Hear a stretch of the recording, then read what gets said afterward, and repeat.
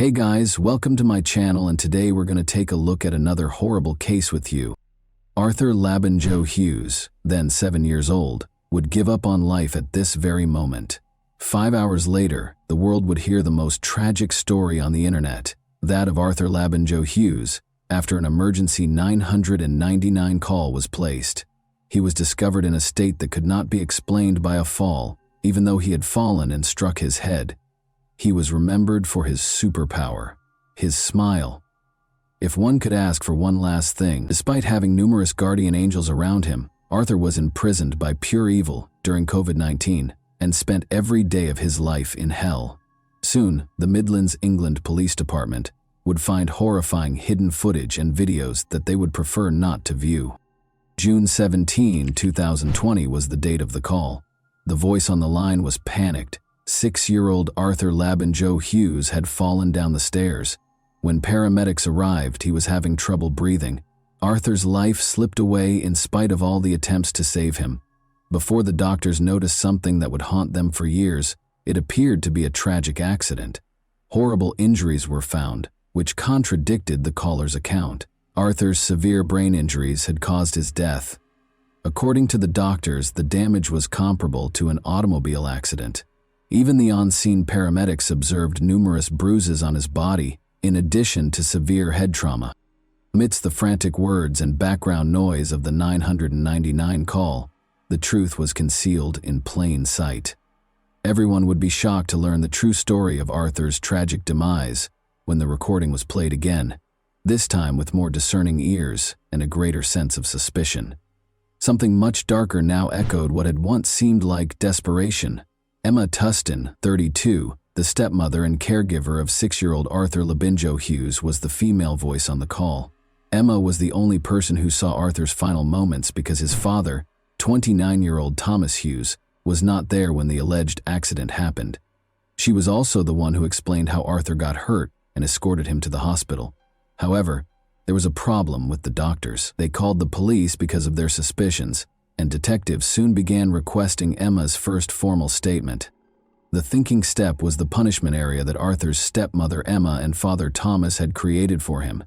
He could stand there and think about what he had done. Because of his actions, Arthur often found himself there, Emma said. However, Arthur was particularly impolite and violent on the night of June 17, 2020, the day he passed away. Emma started crying as she described the mischievous child who had mistreated her. She asserted, like many other stepmothers, that her love was not returned. However, the narrative did not match Emma's story, which remained mostly unchanged from the details in the 999 call. Although more research was necessary, the results would reveal a disturbing truth that would haunt the investigators for the rest of their careers. By 1 a.m., Arthur was placed on life support. After determining that there was nothing more that could be done, life support was turned off the next day. A forensic analysis conducted as the investigation progressed showed that Arthur had more than 130 distinct wounds, from head to toe, in varying stages of recovery. Each and every part of his small body was injured and bruised. Long-term physical stress caused his thymus gland and one kidney to shrink significantly. However, a total detachment of the retina in his right eye and bleeding on the brain were the cause of death. The experts had no idea that this was only the beginning. He had extremely high sodium levels when he was first brought to the hospital. These levels did not change 7 hours later, suggesting that his body was unable to adequately absorb the excess salt he had consumed.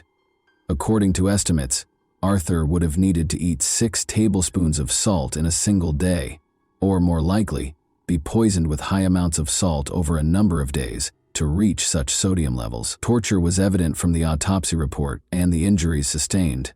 However, that wasn't even the reason this case was the most well-known in Middleton. It was the horrifying findings that had not yet been made during the inquiry that had the public's attention like a wildfire.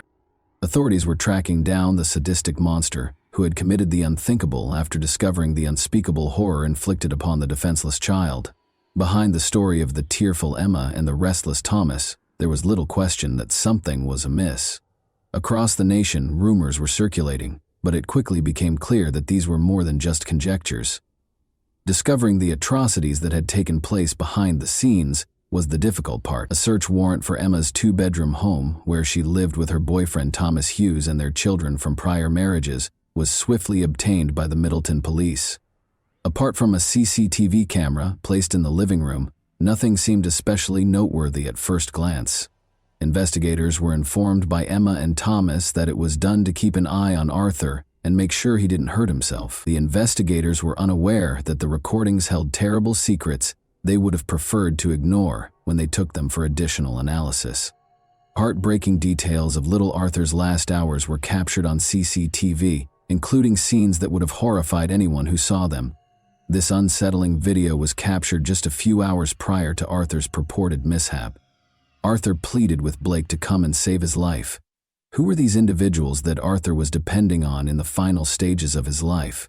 Blake was Thomas Hughes's brother and Arthur's uncle. When Arthur called for his family outside of Emma and Thomas, he was seen to be weak, frail, and hardly standing. Detectives contacted Arthur's grandparents and Uncle Blake during the hours that these recordings were being examined. In addition to being open, the family had a lot to share. The date of Arthur's birth was January 4, 2014. He was among the happiest kids you could ever meet just a year ago. He was a huge supporter of Birmingham City Football Club and loved superheroes. Those who knew him said he was intelligent and vivacious, but as the grandparents dug deeper, it became evident that Arthur was a contented but unlucky child. Thomas and Olivia Labagno-Halcrow, who met while engaging in drug activities, are his parents. Olivia entered a new toxic relationship with Arthur after the parents divorced, but Arthur stayed with her.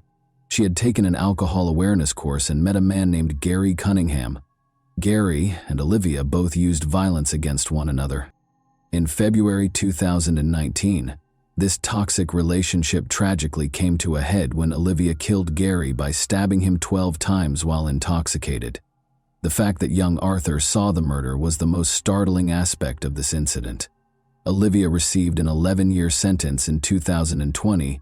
Little Arthur moved in with his father, Thomas, and grandparents, while the mother was serving her sentence. His grandparents and his Uncle Blake were the main sources of the love he had experienced. For Arthur, this was the safest period of his life. The trail of misfortune started with a simple date, but the wave of good times would soon subside. Thomas, his father, went on a date with Emma Tustin, a woman he had met online. Detectives discovered that Emma had a history of unpredictable and attention-seeking behavior as the investigation progressed. When her boyfriend threatened to break up with her in 2013, she leaped from the top of a multi-story parking structure.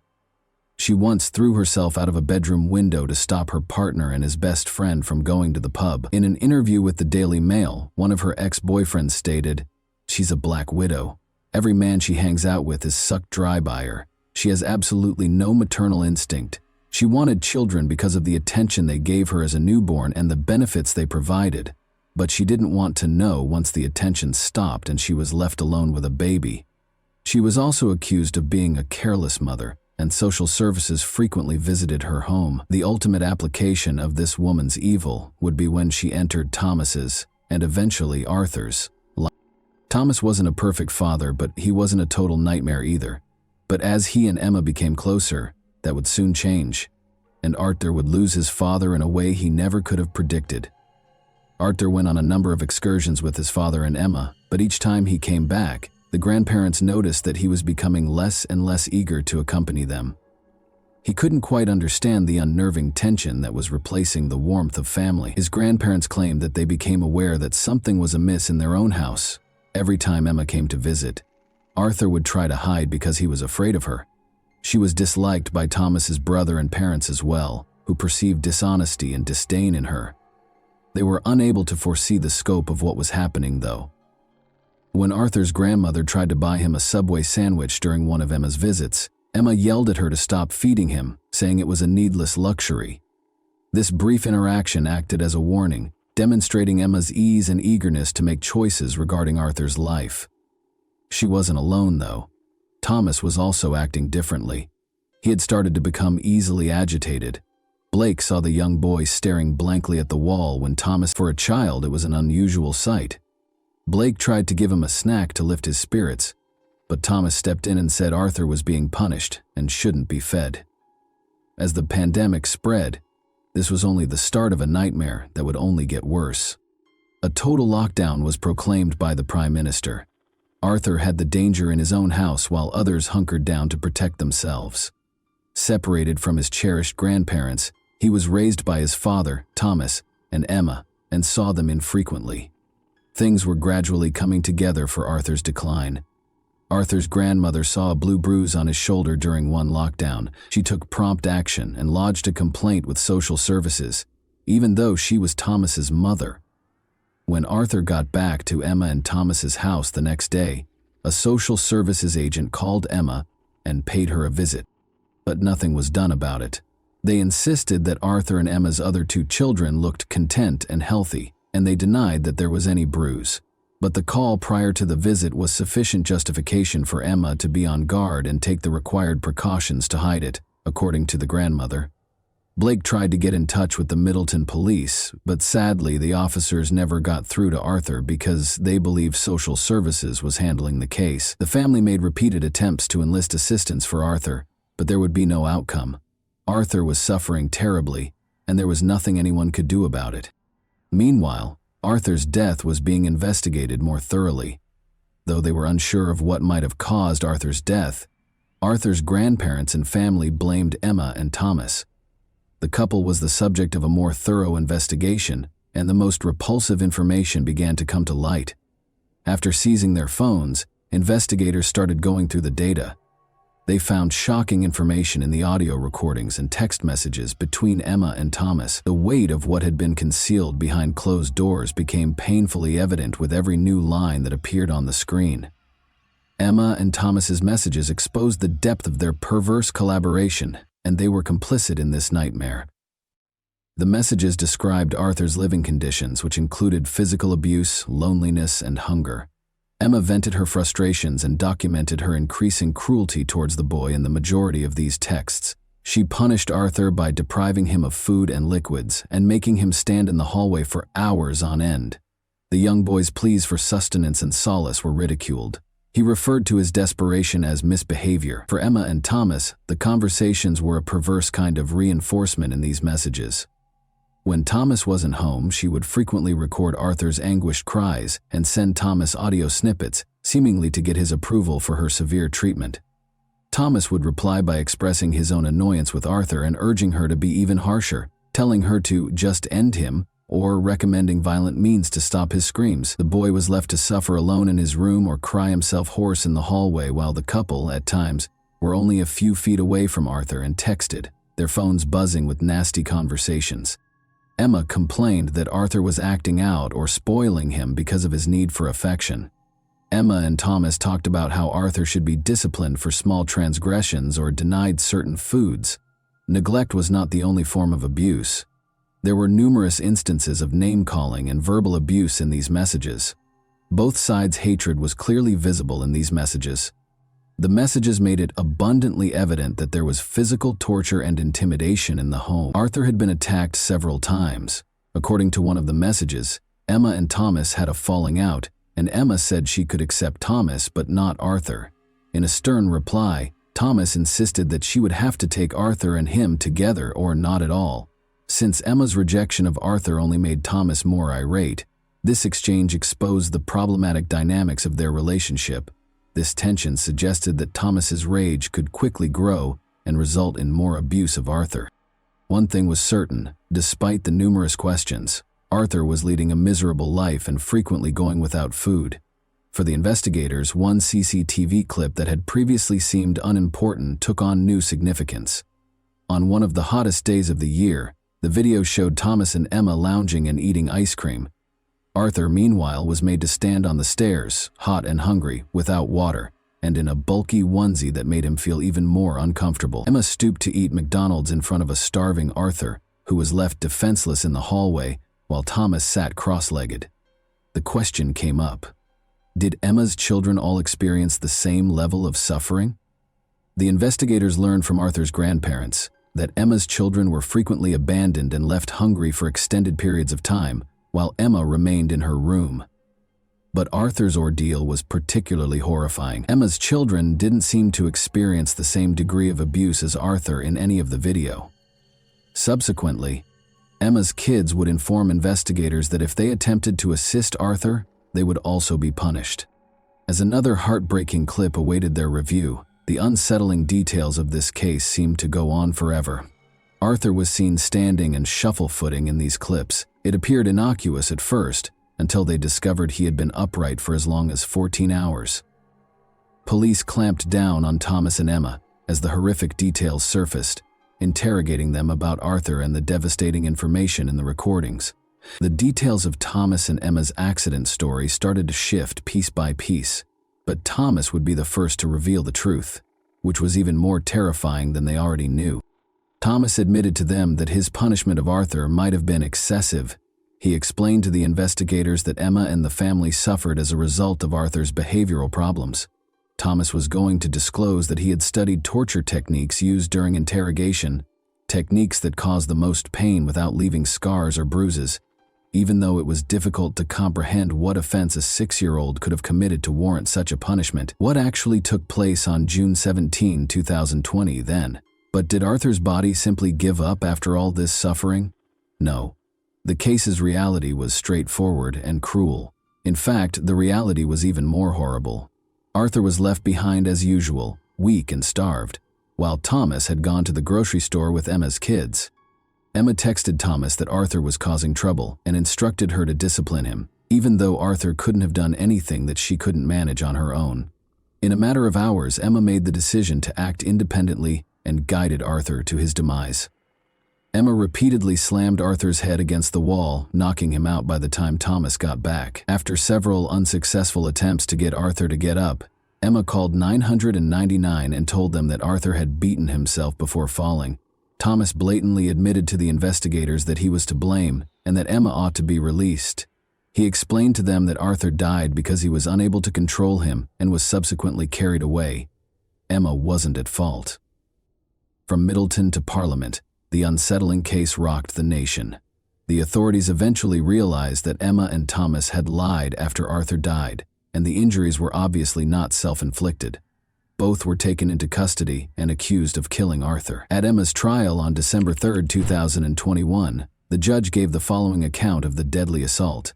You, Tustin, committed the last act of killing. You gave him a shake that caused his head to flex and become hyperextended on his neck while repeatedly striking it against the wall or the floor. Your degree of violence caused his body to be subjected to forces comparable to those involved in a high-speed traffic accident. Emma was found guilty of murder and given a life sentence with a minimum of 29 years in prison because of the severe and devastation of her injuries. Thomas Hughes, who did not witness the deadly assault, was convicted of manslaughter and given a 21-year prison term. It was announced in December 2020 that their sentences would be examined to determine whether they were excessively light, potentially resulting in longer terms for both. Only the two youngest of Emma's 4 children from prior relationships were still living with her when she first met Thomas. Emma had already been reported to social services multiple times by that point because of worries about the welfare of her children. But she had mastered the art of controlling these circumstances. She would use emotional strategies, crying and playing the victim whenever social services came to visit. The authorities would always depart without doing anything more. Although social services had always been mentioned in the story, their non-participation was an unexpected plot twist. How come Arthur's ongoing suffering went unnoticed despite social services getting involved in this case so early? How did social services contribute to Arthur's demise in your opinion? What, in your opinion, ought to have been done to save young Arthur from his cruel destiny? And that wraps up today's chilling story. If you enjoyed this video, don't forget to like and subscribe so you never miss a new upload. Also, let me know in the comments what part of this story shocked you the most. Thank you for watching, and I'll see you in the next video.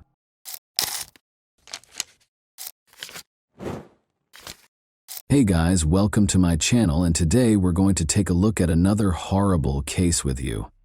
The police didn't know they were entering a house of horrors when they started looking into a murder case on February 16, 1981. There was something really strange about the house.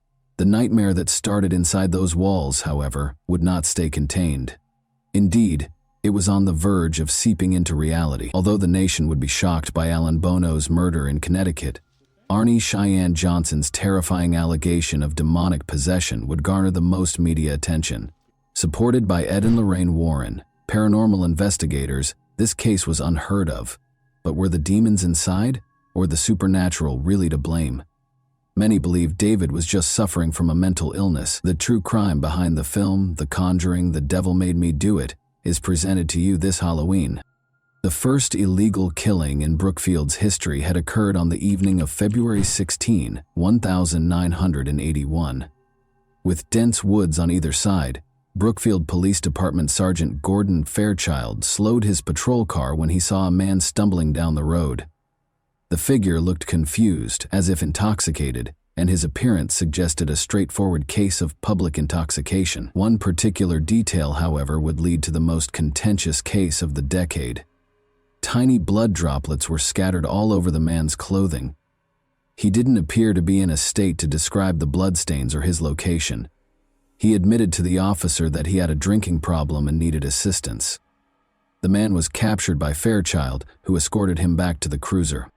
The sergeant didn't know the man, but that night would be the beginning of the most bizarre case he would ever work on, one that would ultimately rock the foundations of the American legal system. A call came in as he was getting the man settled in the car. 2 miles away, a horrific murder had been attempted. According to reports, the suspect had escaped into the woods. Detective Fairchild knew then that the man they were searching for was Arnie Cheyenne Johnson, who was seated next to him. They took him in to question him. Investigating the horrifying murder attempt further, they found that Alan Bono, 40, was lying in a pool of his own blood. A 5-inch knife had stabbed him several times in a gory manner. One of the stab wounds extended from his stomach to the base of his heart, which made the situation worse. The autopsy had completed the case, the fingerprints on the knife had been positively identified, and there were eyewitnesses to the assault. The proof was unquestionable. Investigators were certain that Alan Bono was murdered by Arnie Cheyenne Johnson.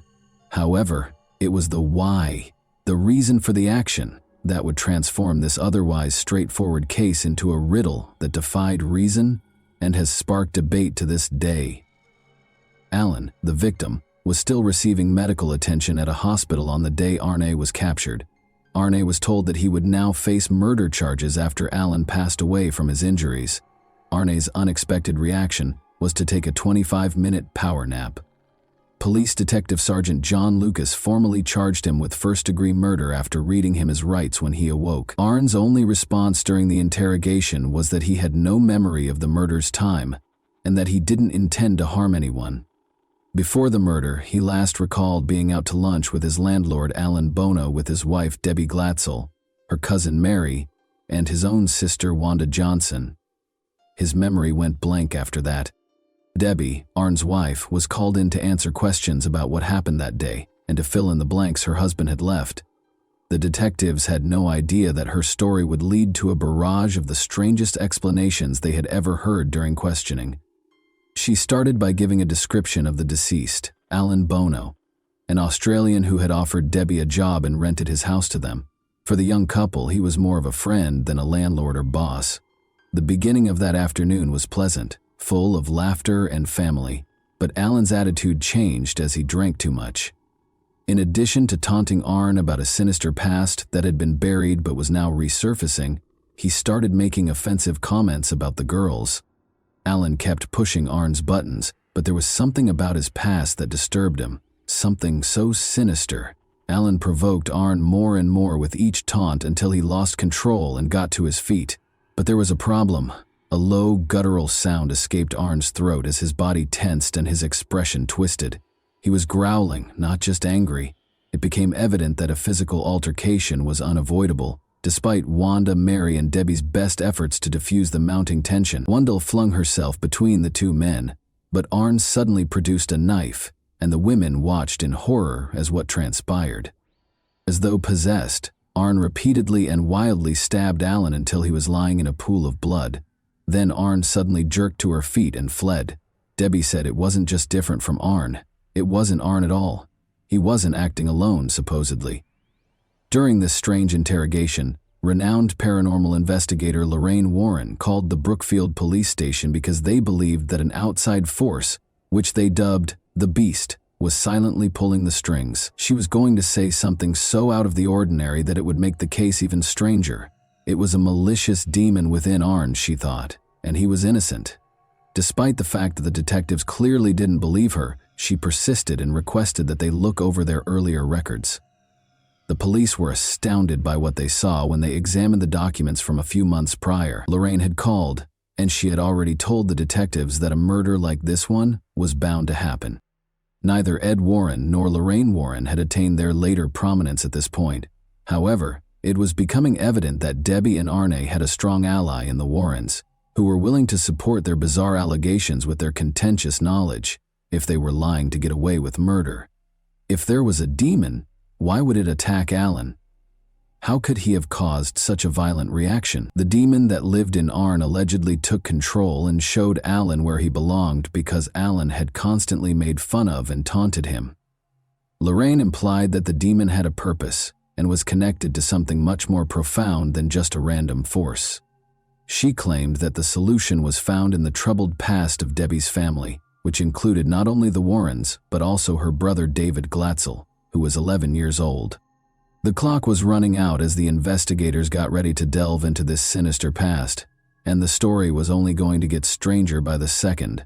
The realities that awaited them were more horrifying than their worst fears.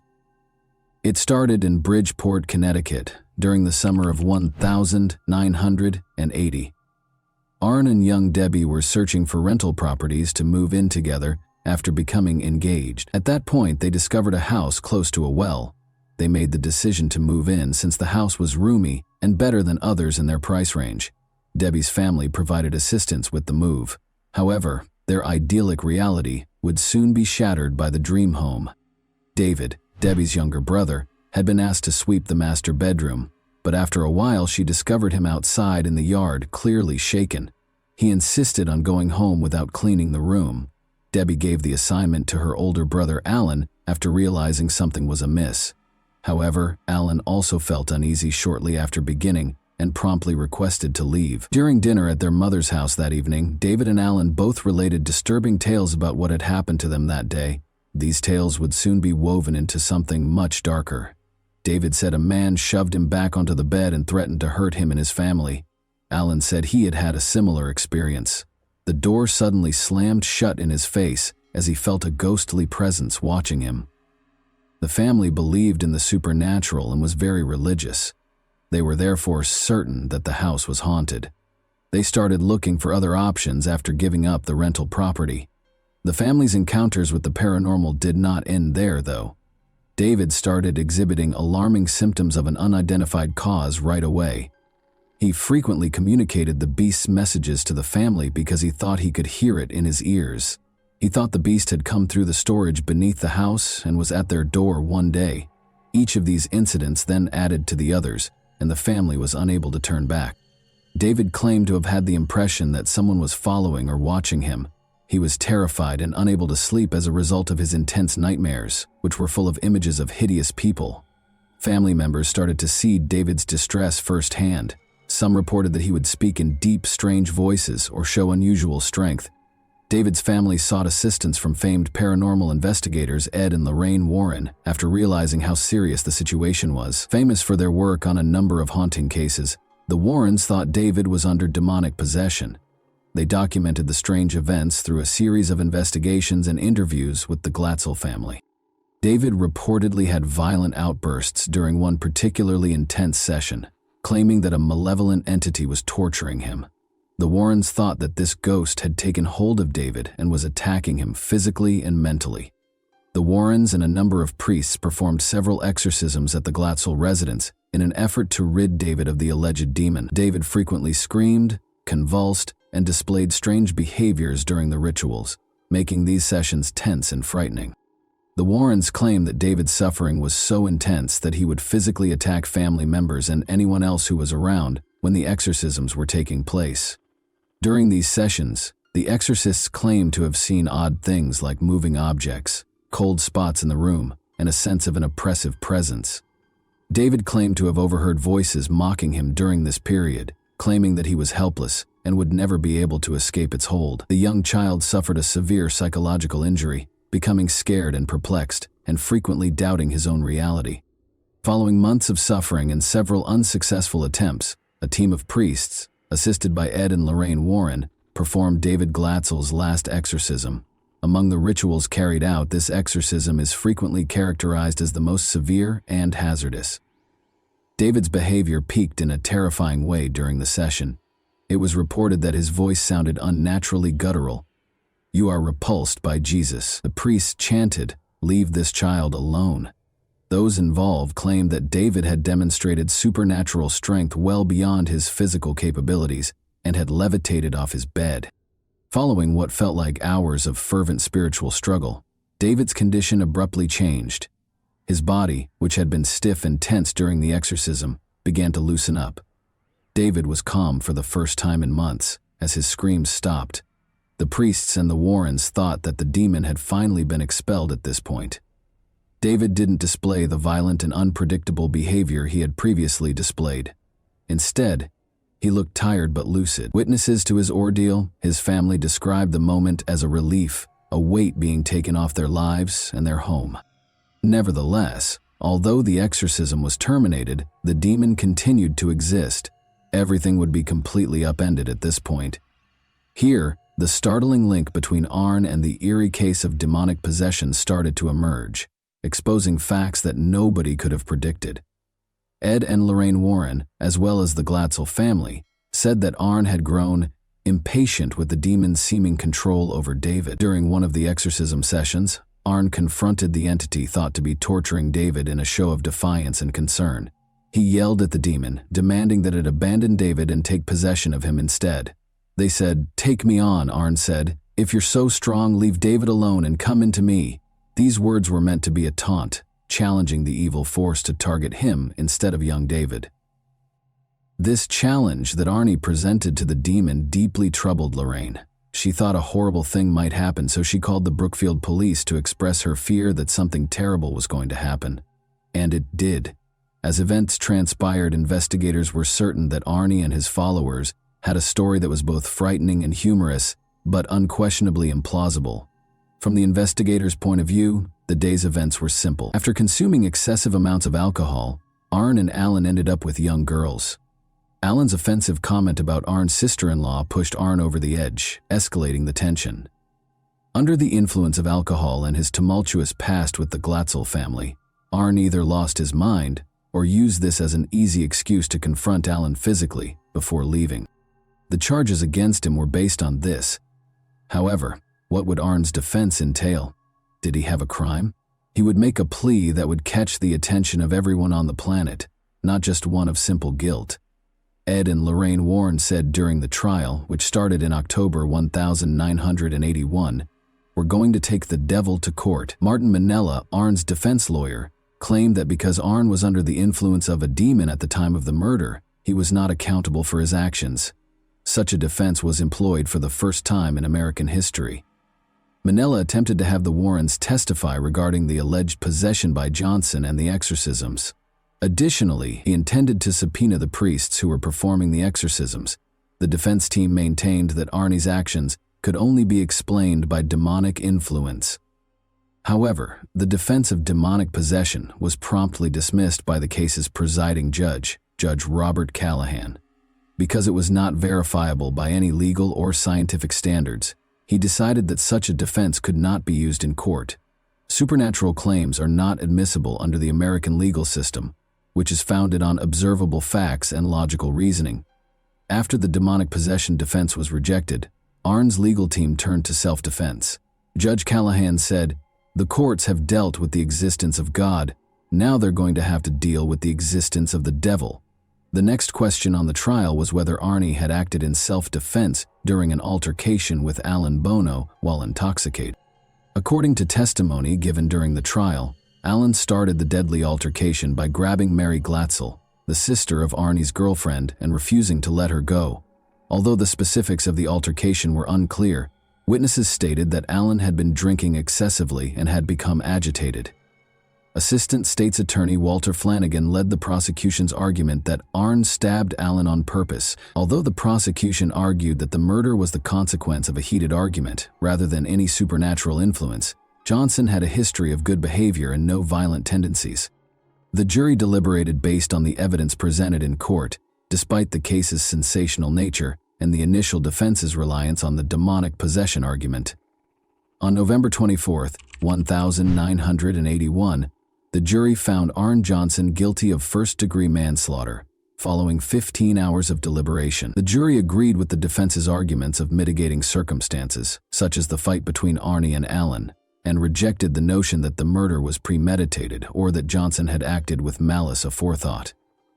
Due to his good behavior, Arne was released from prison in 1986 after serving only 5 of the 10 to 20 years that he had been sentenced to. The case has had a long-lasting impact on popular culture, in addition to the legal field. Its status in paranormal lore has been solidified by Ed and Lorraine Warren's involvement with the case. Standing by their assertions that Arne Johnson had been influenced by a malevolent force and that the devil was the one who forced him to do it, they continued to write books and give interviews. The case further cemented its place in the history of the paranormal in America when it was dramatized in the popular movie The Conjuring: The Devil Made Me Do It in 2021. As a result, the February 16, 1981 case, which was initially thought to be an open and shut case, has been a source of fascination and wonder for many years, and is still one of the most fascinating cases to be remembered on Halloween. Why did the demon, if it was responsible, attach itself to David in spite of multiple exorcisms, but lay dormant in Arne both before and after the murder? Did Arne get away with the most egregious excuse in criminal history? How did Lorraine Warren alert the Brookfield police prior to the actual murder, if it wasn't paranormal? Those who read this terrifying story are still plagued by these questions. And that wraps up today's chilling story. If you enjoyed this video, don't forget to like and subscribe so you never miss a new upload. Also, let me know in the comments, what part of this story shocked you the most? Thank you for watching, and I'll see you in the next video.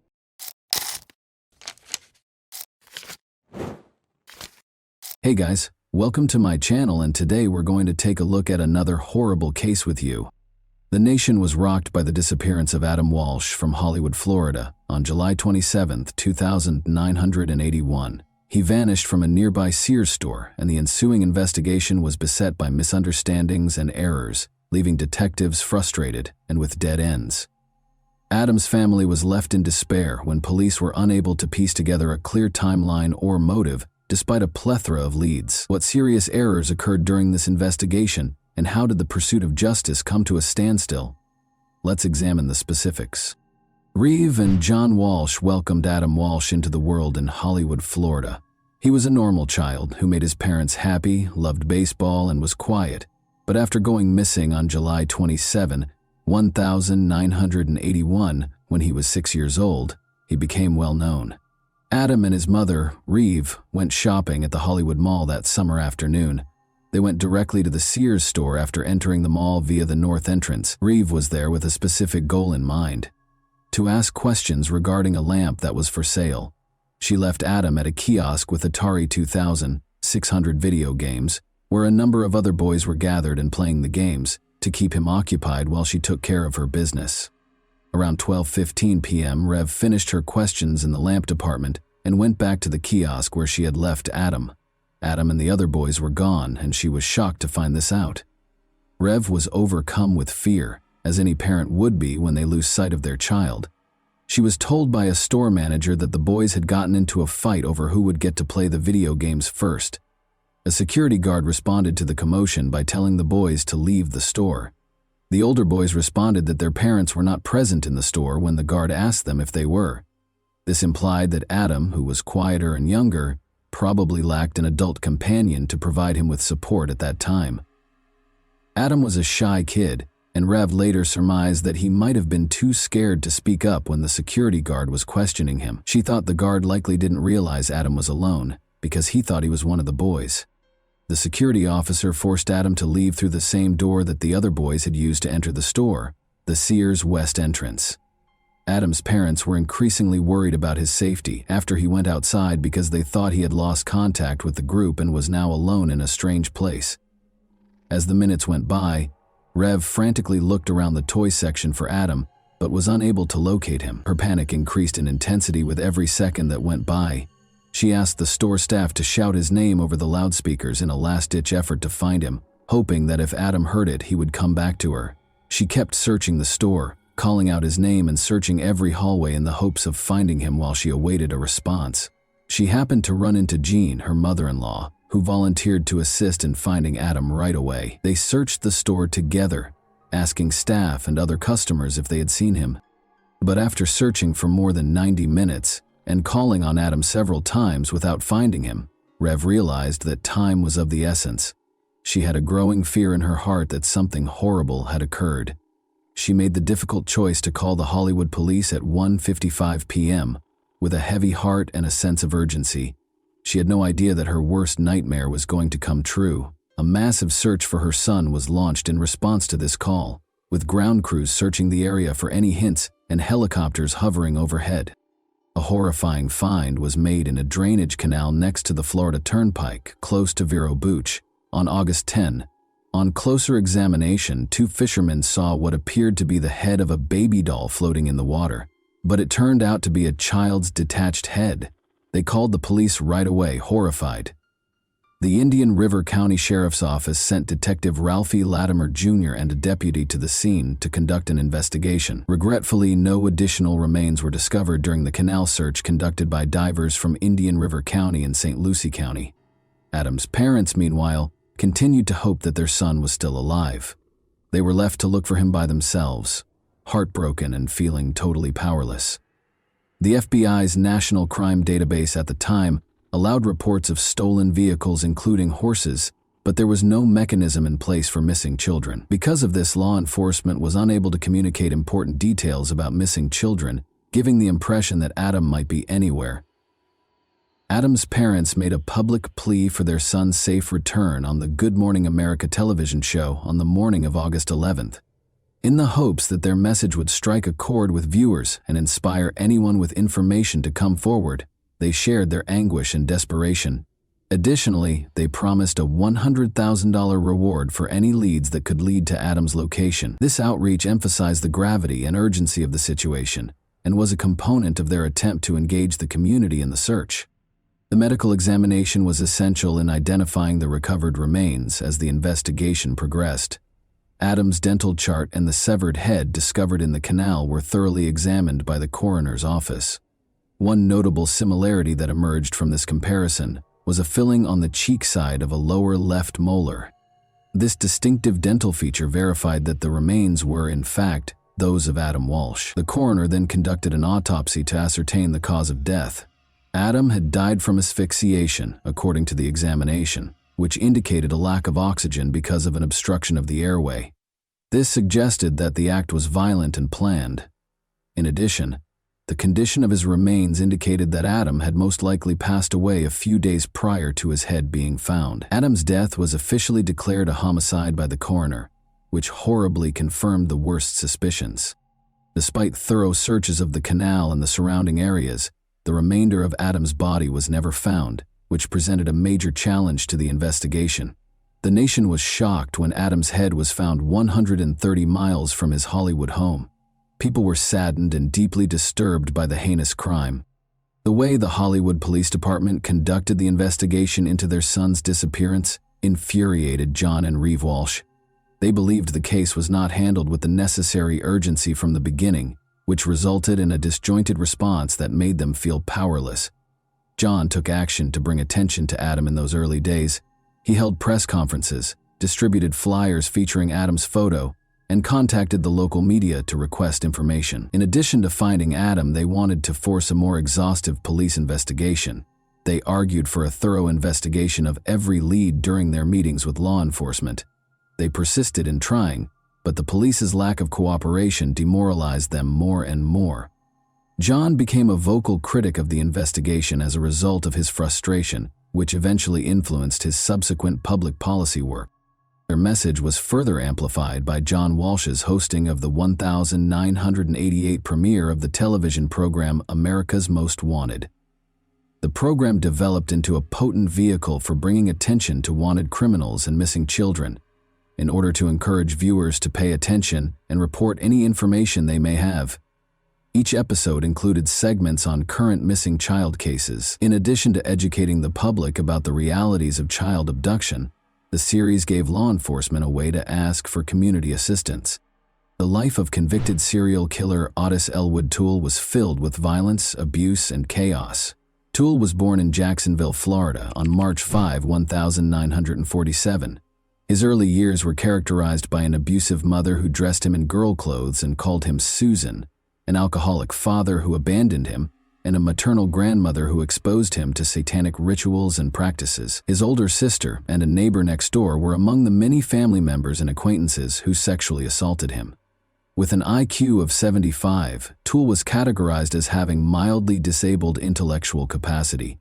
Due to his epilepsy, he frequently had grand mal seizures. Toole visited gay bars and became a prostitute as a teenager. At the age of 14, he allegedly committed his first murder in 1961 after being coerced into having sex by a traveling salesman. In the 9th grade, Toole left school and started living on the streets of the southwestern United States, earning a living through panhandling and prostitution. Toole, then 17 years old, was arrested for loitering in August 1965.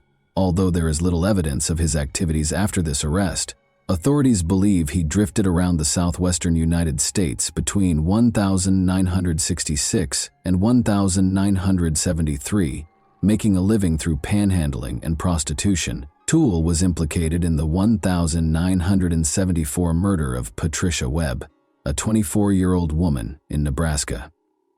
He left Nebraska shortly after and briefly made Boulder, Colorado, his home.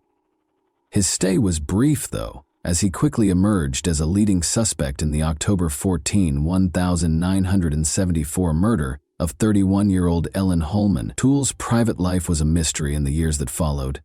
He hitched a ride in the American South and drifted back to Jacksonville in early 1975 D. Toole married a woman 25 years his senior on January 14, 1976, but their marriage didn't last long. When his wife found out he was gay, she left him 3 days later. Later on, Toole disclosed that his marriage was an attempt to conceal his actual sexual orientation. Toole was taken into custody for an unrelated arson incident in April 1983, while George Sonnenberg, 65, was inside his house. He had set it on fire. For the horrifying arson attack, Toole was taken into custody, admitted to the crime, and was sentenced to 20 years in prison. Toole, however, stated at his trial for killing George Sonnenberg that he only signed the confession to be sent back to Jacksonville and did not set the house on fire. He was given a death sentence for first-degree murder, but it was later reduced to life in prison. Toole, who was already serving a prison sentence for 2 unconnected killings, shockingly admitted to killing Adam Walsh on October 21, 1983. John Walsh, Adam's father, was convinced that Toole had committed the crime despite the lack of hard proof. According to Toole, he promised Adam candy and toys to entice him into his white 1971 Cadillac sedan DeVille, which had a noticeable dent on the right bumper. At first, Toole said Adam was quiet and cooperative as they traveled north on Interstate 95 toward Jacksonville, but as time went on, Adam started to get anxious. In a shocking development, Toole said he struck Adam in the face.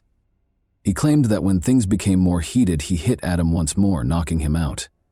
Toole continued north on the Florida Turnpike to an abandoned service road north of the Raid Bar Road overpass in northwest St. Lucie County while Adam was hurt. Toole used his car's seatbelt to strangle Adam to death after realizing he was still alive. He then allegedly used a hatchet to decapitate Adam after dragging his lifeless body out of the car. Toole later stated that he destroyed Adam's remains in an old refrigerator as part of his disposal process.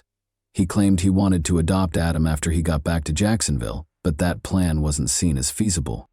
The blood-stained carpet from the car, the hatchet allegedly used in the murder, and eventually the car itself were among the important pieces of evidence that police lost during the course of the investigation.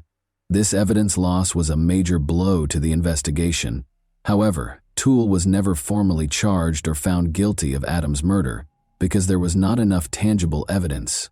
Toole initially admitted to the crime, but later recanted his admission, casting doubt on the case. In addition to depriving Adam's family of the justice they were entitled to, this lack of accountability also raised grave questions regarding the efficiency of the investigation and the handling of evidence in such dire circumstances. There are serious concerns regarding Otis Toole's possible involvement, because multiple witnesses located him in the Hollywood region in the days preceding Adam's disappearance. Toole, who was serving a life sentence for other offenses, passed away in prison in September 1996 at the age of 49 from cirrhosis after a long and difficult life. According to his niece, he confessed to Adam's murder on his deathbed after he passed away. On October 10, 1983, the television movie Adam, which told the tragic tale of Adam Walsh's kidnapping and murder, debuted. When it first aired, it attracted 38 million viewers and significantly increased public awareness of child abduction. In 1983, 1984, and 1985, each broadcast included a hotline for tips along with images and descriptions of missing children. 13 of the 55 children who were highlighted were able to recover successfully as a result of this initiative. The American rapper Bizzy Bone was reunited with his mother after a babysitter recognized his photo during the broadcast, making it a noteworthy case. The Walsh family changed the way society views missing children by using Adam to transform their tragedy into a potent advocacy tool. Additionally, in 1984, the U.S. John and Reeve Walsh, along with other parents of missing children, tirelessly lobbied Congress to pass the Missing Children's Assistance Act. The National Center for Missing and Exploited Children, NCEMEC, an organization devoted to offering resources, support, and advocacy for missing children and their families, was made possible by this important legislation. The act sought to strengthen the response to kidnappings of children and guarantee that law enforcement had the resources and direction required to successfully handle these tragic situations. After John Walsh's book was published, Hollywood Police Chief Rick Stone conducted a thorough review in 1997, which sparked a renewed effort to look into Adam's case. Prior to being named Hollywood's chief of police the year before, Stone had 22 years of law enforcement experience, having worked for the Dallas, Texas, and Wichita, Kansas departments. Stone carefully examined the evidence, even going back to Toole's recorded interrogations by Hollywood detective Mark Smith, even though the crime had taken place 16 years prior. After reviewing, Stone came to the conclusion that Toole had killed Adam with proof beyond a reasonable doubt. Toole and Henry Lee Lucas, his partner, had admitted to or linked themselves to over 200 murders, many of which turned out to be untrue.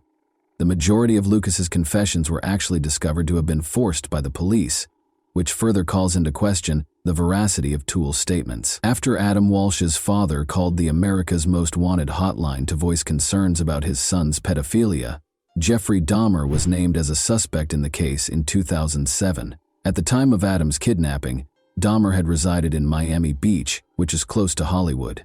Both recognized Dahmer from pictures following his arrest, and witnesses claimed to have seen a suspicious young blonde man at the Hollywood Mall on the day Adam vanished. Furthermore, just before Adam's severed head was found, a truck driver claimed to have seen a man driving a blue van close to a canal.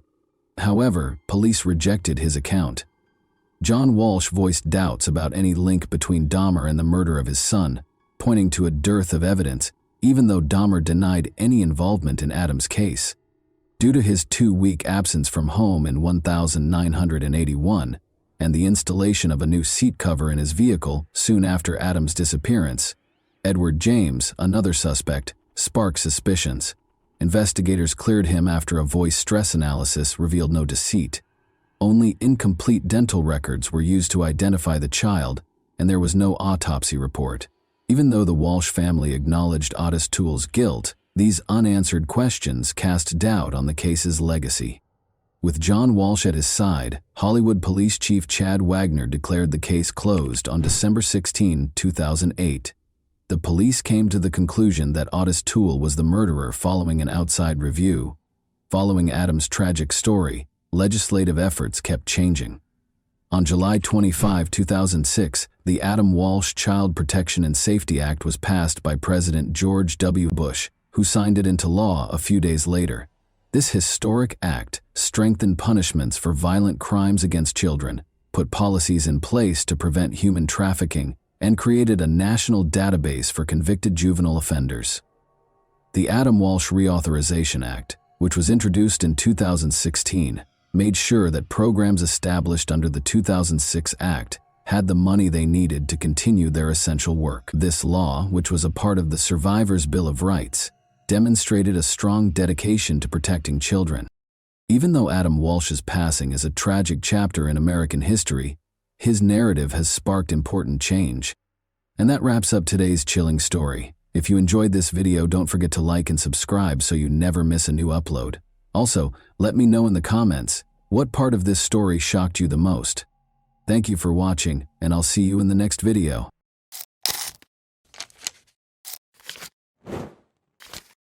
Hey guys, welcome to my channel, and today we're going to take a look at another horrible case with you. It was a very pleasant evening for the Solis family on Friday, April 20, 2012. Their 6-year-old sister, young Isabel, was present at a baseball game between Rebecca and Sergio's 2 sons. The family went home after the game, which lasted until 10 o'clock.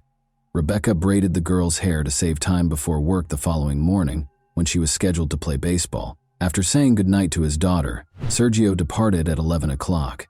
Isabel frequently slept in her brother's room, even though she had her own bedroom. This night, however, she remained by herself. Becky and the boys soon fell asleep, and Sergio dozed off on the couch as he watched a baseball game that he had previously recorded. The man woke up at 5 and walked slowly to the bedroom. When he went to sleep beside his wife, the house was calm and quiet. Rebecca left for work at the medical center 2 hours later. The woman heard nothing and saw nothing out of the ordinary in the house. She left for work without visiting her daughter's room. Isabel wasn't in her bed when Sergio went to get her up for the game at about 8 in the morning. No one answered when he asked his sons if they had seen their sister. He called for Isabel and searched the house with the boys, but she didn't answer. Then, at the age of 14, Sergio Jr. saw that his sister's room had an open window and that the protective screen was on the ground in the yard.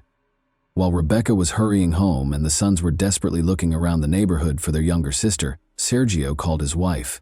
Sergio dialed the emergency number. This was the call that ultimately led to a great deal of controversy and backlash against him. Sergio was remarkably composed throughout the call, despite the fact that people react differently when under stress or panic. In addition to his composure, many found it odd that he announced his daughter's kidnapping right away. The idea of telling his wife to come home even made him laugh.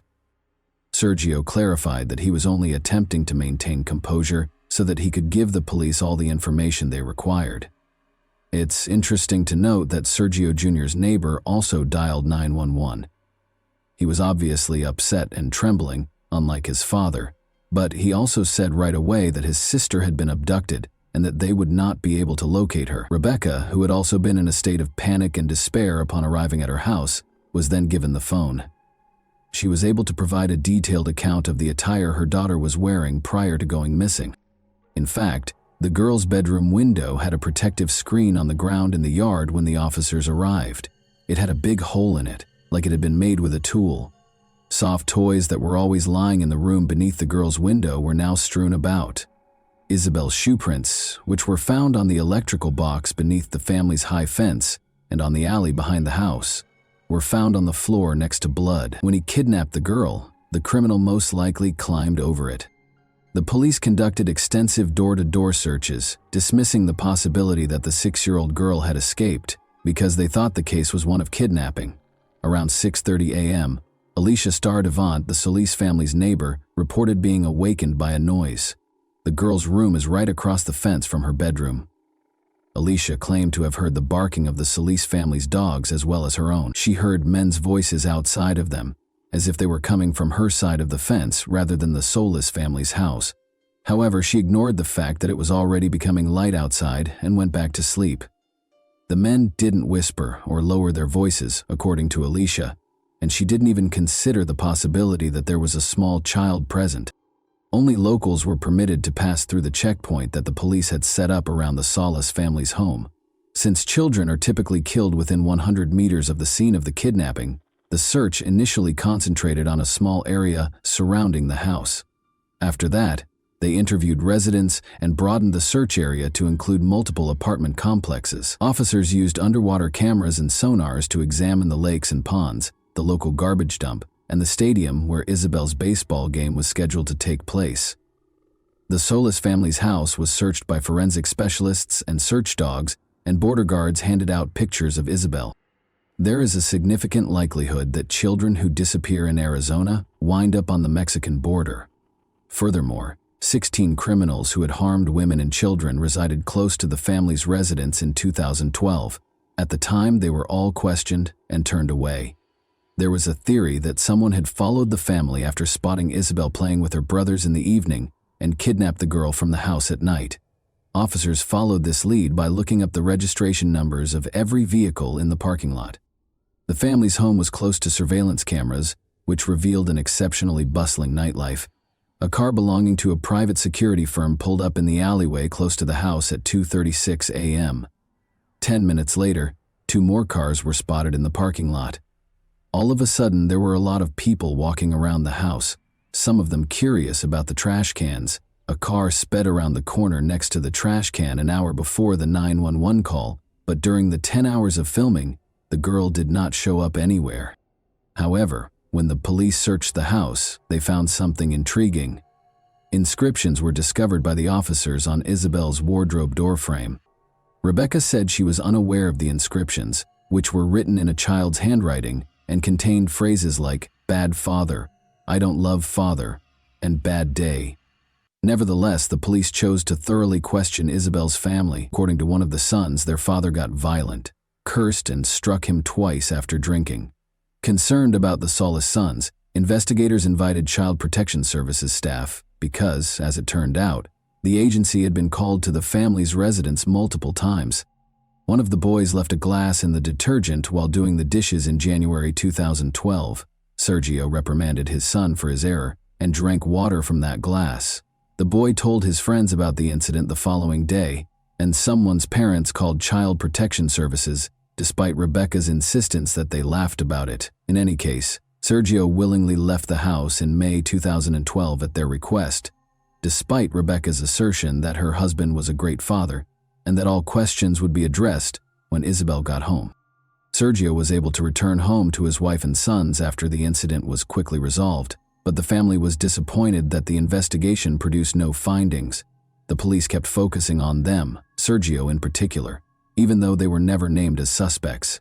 "It feels like the investigation never went beyond this house," the man later said. "That is the reason it is so distressing." They therefore engaged private investigator Jerry Snyder to look into Isabel's kidnapping objectively, and he suspected Rebecca's cousin Justin Master Mourinho.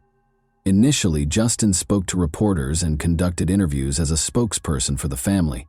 However, 2 weeks after Isabel vanished, he sent his car to Florida, hired the top attorney, and departed without responding to inquiries from the police or media. The private investigator found such behavior odd. Furthermore, Justin still had the key to the house after living there for a long time with the Solis family. According to one version, Justin might owe someone money because he had previously spent the night in Isabel's room. The criminal would come for him, but instead of Justin, they would find Isabel in the room and take her as leverage, or as ransom. Sebastian Hartsfield, a friend of his, is certain that Master Mourinho made the correct decision and would have left as well if he had the money. The problem is that Justin was fed up with the public's and media's invasive attention. Sebastian claimed that he and Justin spent the night of the kidnapping together. He reluctantly acknowledges that he and Justin smoked and drank all evening because it was April 20, National Cannabis Day. Sebastian is certain that his friend is innocent, even though there was a 6-hour lapse while they were sleeping, and he is unsure of Justin's whereabouts. The police chief stated that the investigator the family had hired had no evidence, but the police were certain of Justin's innocence when they finally questioned him. It is noteworthy that Sergio's daughter was abducted for ransom and that he was also suspected of owing money to criminals. Isabel was at the age when family members most frequently kidnap children. Sergio kissed her goodnight at 11 o'clock, the last person to see her after she was abducted from the house where only her family members were present. He failed the polygraph exam. Furthermore, the dog's nighttime barking serves as an indirect indication that a family member was involved. How could an outsider be aware of the girl's room location, the fact that she wouldn't be sleeping in her brother's bedroom, and the fact that her room would be dog-free? Her bedroom was usually where at least one of them slept. How could the kidnapper have known exactly how to get past the street security cameras? However, aside from suspicion, neither Justin nor Sergio were connected to the crime. Isabel was where? Rewind to the morning of July 23, 2012, when 3 distress calls were received by the rescue service. A young girl called to report that she had been kidnapped. "He's coming," she said, mentioning Isabel's name and identifying the district in which she was located. Before the call ended, the officers searched the designated district but were unable to locate anyone. 2 sisters, ages 9 and 11, lived in the apartment complex where they traced the call. The sisters had just chosen to pull a practical joke. Despite the commotion, the calls were promptly released. However, the city had to pay $4,700 in officers' wages for the search in the district the girls had designated because of their joke. The police made multiple attempts to raise awareness of the case after this incident, such as posting a picture of Isabel's potential appearance years later. However, the case remained unresolved for years in spite of all efforts. Who took Isabel hostage? Was she taken by someone the family didn't know who came in through a window? Did Justin think about kidnapping Isabel in order to demand a ransom because he was in debt, but the kidnapping didn't work out? Are there relatives hiding what happened to her? And was one of her brothers complicit? Or is the biological father of Isabel more knowledgeable than he claims to be? Unexpectedly, the case made a breakthrough on February 8, 2017. Melissa called the FBI and said they should talk to her fiancé, Christopher Clements, regarding Isabel's disappearance. They should speak with him because, allegedly, he might know something about the girl's disappearance. But Melissa was unable to elaborate. It was easy to find Christopher because he was incarcerated on robbery charges. Christopher assured the agents that he was aware of Isabel's location, but he insisted on a bargain in return for information on her whereabouts. In Isabel's case, he demanded complete immunity, the dismissal of his charges, and the return of his seized Acura Honda. He reassured them that only he and a member of the Solis family are aware of the girl's fate. He made hints that Sergio was aware of and complicit in his daughter's kidnapping. Christopher informed them that at a nearby pawn shop, Sergio was observed giving Mexican gold coins to a customer. After an alleged altercation, Isabel was taken to collect the money her father owed for the pilfered coins. Regardless of how much the agents probed him, Christopher stayed away from specifics and spoke in general terms.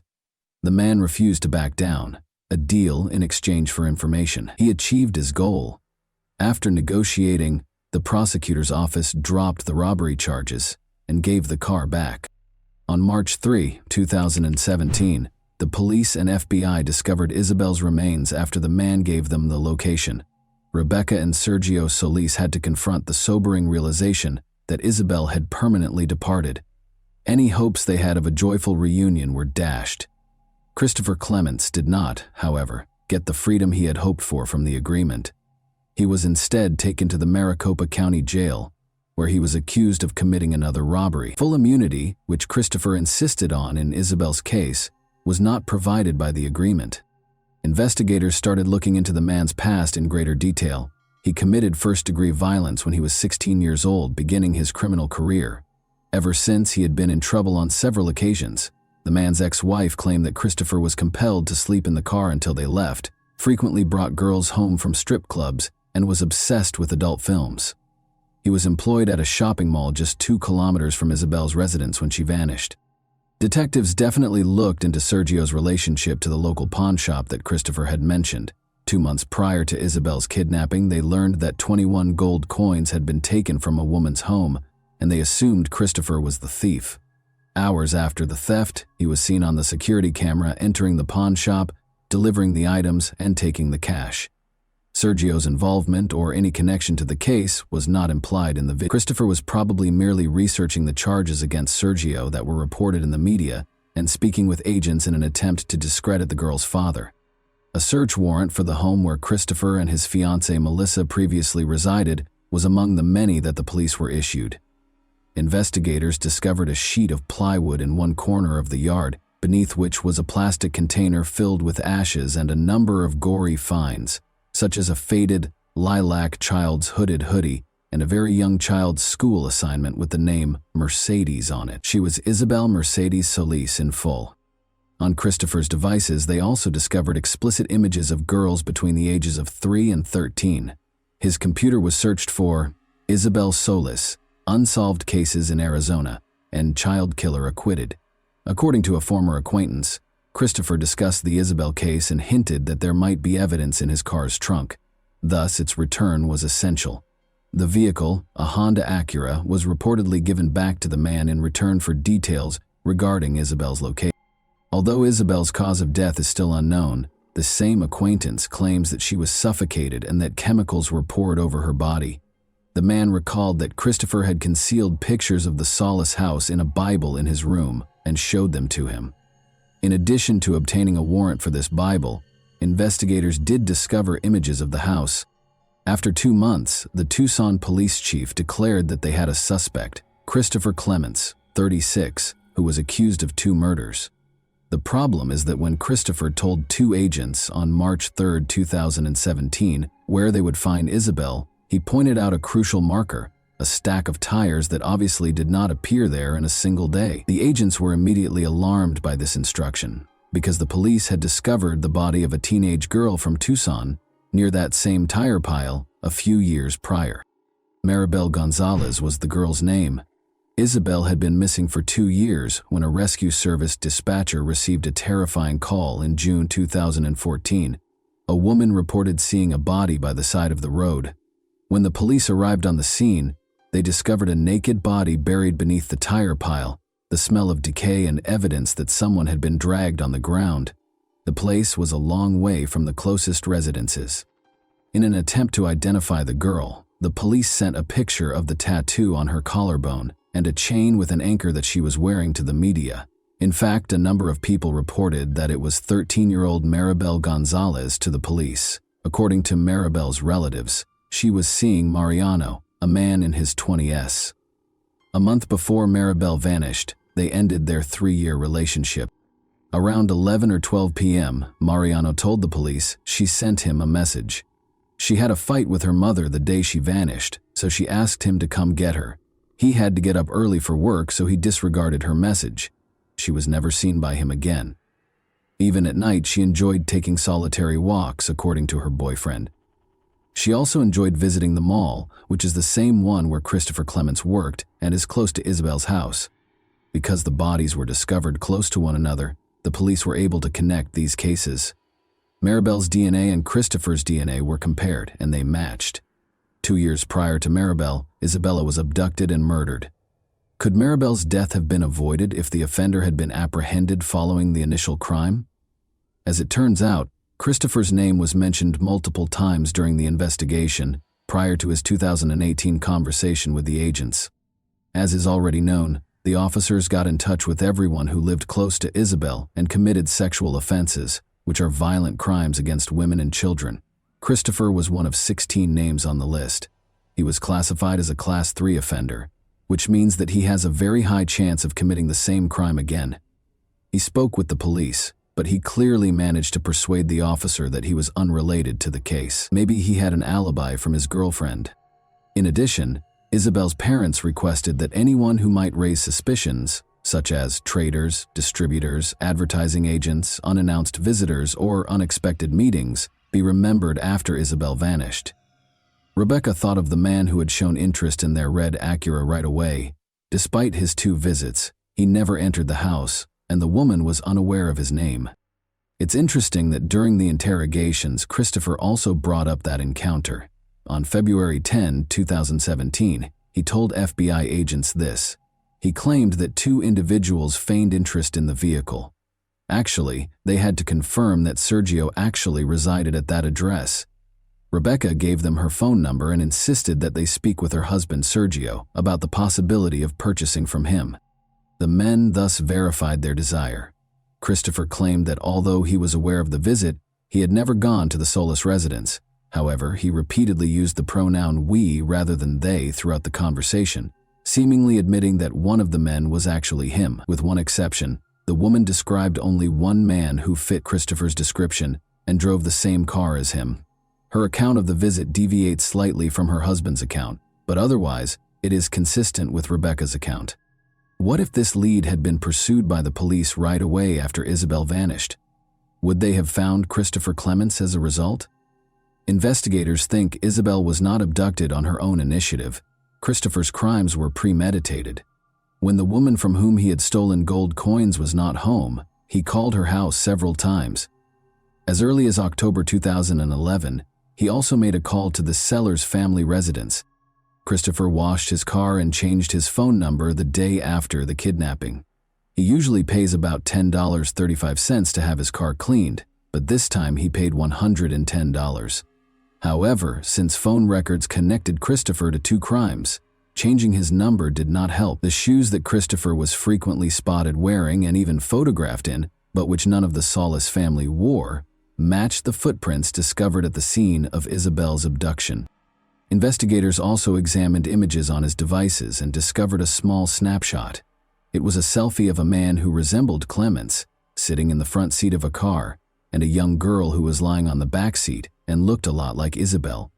Rebecca and Sergio saw the picture. The woman acknowledged that the girl looked like Isabel, but the poor quality of the picture prevented her from being certain. When Melissa, his fiancée, saw the picture, she started to shake, despite Christopher's claims that the child in it was his son. The child did not seem like her own. The 1.5-year-old boy with the fair hair did not look like the child in the picture. Rather, it resembled a girl with dark hair who had her hair braided, a style that Isabel's mother had adopted shortly before the abduction. The defense contended that Christopher was not carrying his phone when he made those calls. The footprints were first identified as work boots, and the blood in Isabel's bedroom most likely existed prior to the kidnapping.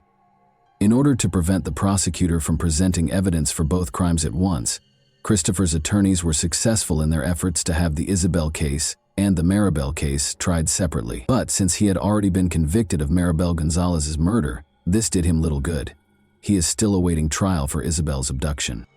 And that wraps up today's chilling story. If you enjoyed this video, don't forget to like and subscribe so you never miss a new upload. Also, let me know in the comments what part of this story shocked you the most. Thank you for watching, and I'll see you in the next video.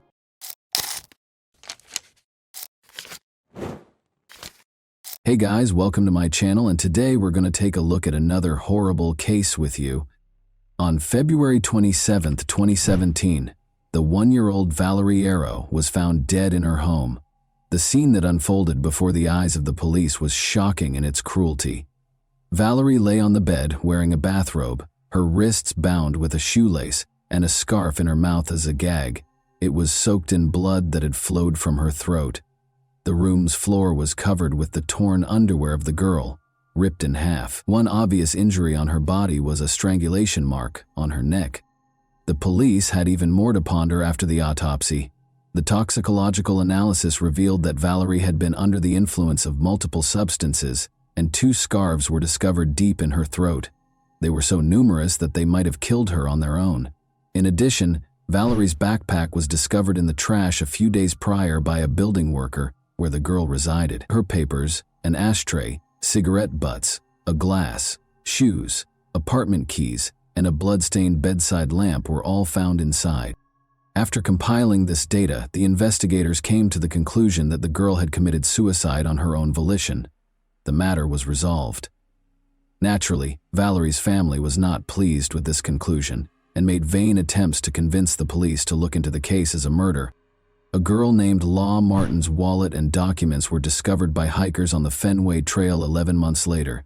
The same day, they found the dead body of a 19-year-old girl in Bon Roppers Roquette in a canal about 20 kilometers away. She had taken off her socks and was completely nude. Law, who had been absent for 2 days, was there. According to the autopsy, the girl was strangled to death, but before she passed away, she had been sexually assaulted both vaginally and anally, using what appeared to be a baseball bat. The forensic specialist also discovered a torn spleen, which suggests a very powerful abdominal blow, like a kick.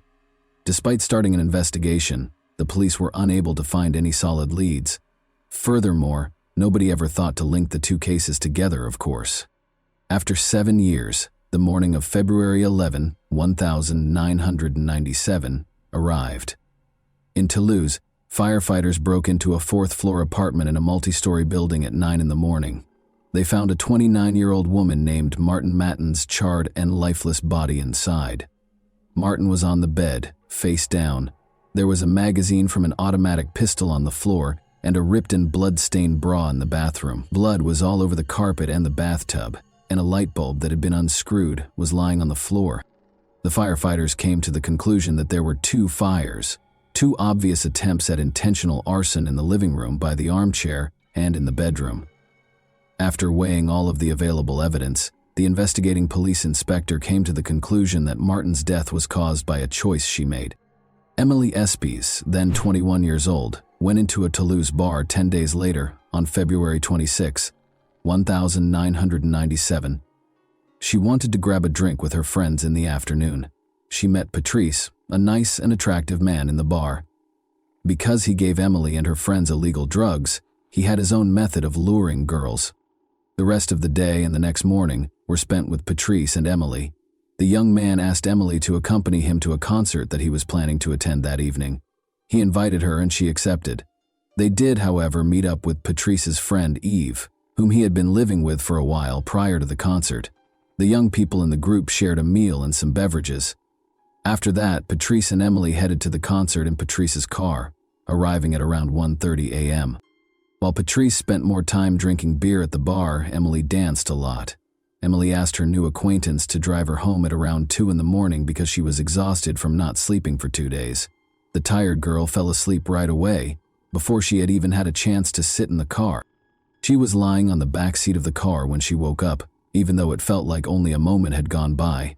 Emily opened her eyes and was shocked to see that she was being choked by Patrice, a buffer with protruding eyes. He was no longer the nice guy she'd spent the entire day with. How someone could spend a whole day with such a nice guy and then, in just 1 minute, transform into a monster who was now strangling her was beyond Emily's comprehension. Emily made an effort to resist. She tried to rip Patrice's hair, screamed and scratched him. Emily passed out after he repeatedly hit her face and told her to stop talking. She woke up without her underwear a few minutes later. She must have been violated by his attempt. Given the likelihood of her death, Emily made the decision to either pretend to be dead or speak to him. In an attempt to defuse the situation and maintain her composure, she decided to speak with Patrice. She reiterated that she understood everything, that excessive drinking causes such things, that everything was okay, and that she would keep it a secret. Patrice asked her to please him after stopping the car. Emily declined. He then accompanied her to the back seat, proceeded to undress her, and again violated her. Emily tried to maintain her composure. She kept conversing with him, downplaying the damage he had done to her. Patrice suddenly started crying and expressed regret for his actions. "You have 10 years of my life in your hands," he told Emily. He must have been sincere, because Emily didn't think he was such a great actor. She felt hope once more. Emily soothed her tormentor and attacker. Her only concern was to survive this nightmare, so she spoke softly to him. She asked him to drive her home after she was able to calm Patrice down. When he refused, they went to Patrice's friend Eve's place. Patrice stopped touching Emily as they lay down to sleep in the same bed. A sense of expectation developed. Despite going through hell, Emily is still alive. Even though the assailant was only a few centimeters away from her, she felt a little safer because she knew Eve was in the adjacent room. For several hours, the girl was able to sleep until she heard his girlfriend Eve awaken. They were in the kitchen when Emily got up. When Eve and his girlfriend Nora noticed Emily's facial bruises, they were appalled. She told them that a guy at the concert had attacked her. His face was hidden by a hood so she couldn't see it. Emily lied, primarily to protect herself but also to protect Patrice. She had been severely shaken and was still in shock after all. She might not have been completely conscious of what was going on, as though her soul had separated from her body. This is a typical defense mechanism used by traumatized individuals. Since Eve knew that his ex-girlfriend had thrown him out following a heated argument and didn't fully trust him, she discreetly pulled her aside and inquired as to whether Patrice had anything to do with it, even though she was staying with him. Nora is adamant that it was a guy from the concert and that Patrice had nothing to do with it. Patrice went to the kitchen as well after waking up. Emily was right when he said, yes, it was a guy in a hood. Unfortunately, there was no chance of catching him. Anyway, Emily was taken to the hospital by Nora. The girl's neck had evidence of strangulation, according to the doctors. She also had a number of facial injuries. She would need to stay in the hospital for a few days while being monitored by doctors. Emily felt at last more secure in the hospital. She made the decision to come clean and admit that Patrice had actually attacked her. But he had already vanished because he thought Emily might confess everything. Now that one of Patrice's victims was alive, the police began looking for him. He would spend 3 months evading capture. Patrice, now known as Frank, met Marie Norman at a country festival on June 14, $1,997. Murray lived in a chalet in a small town below Foix and was 35 years old.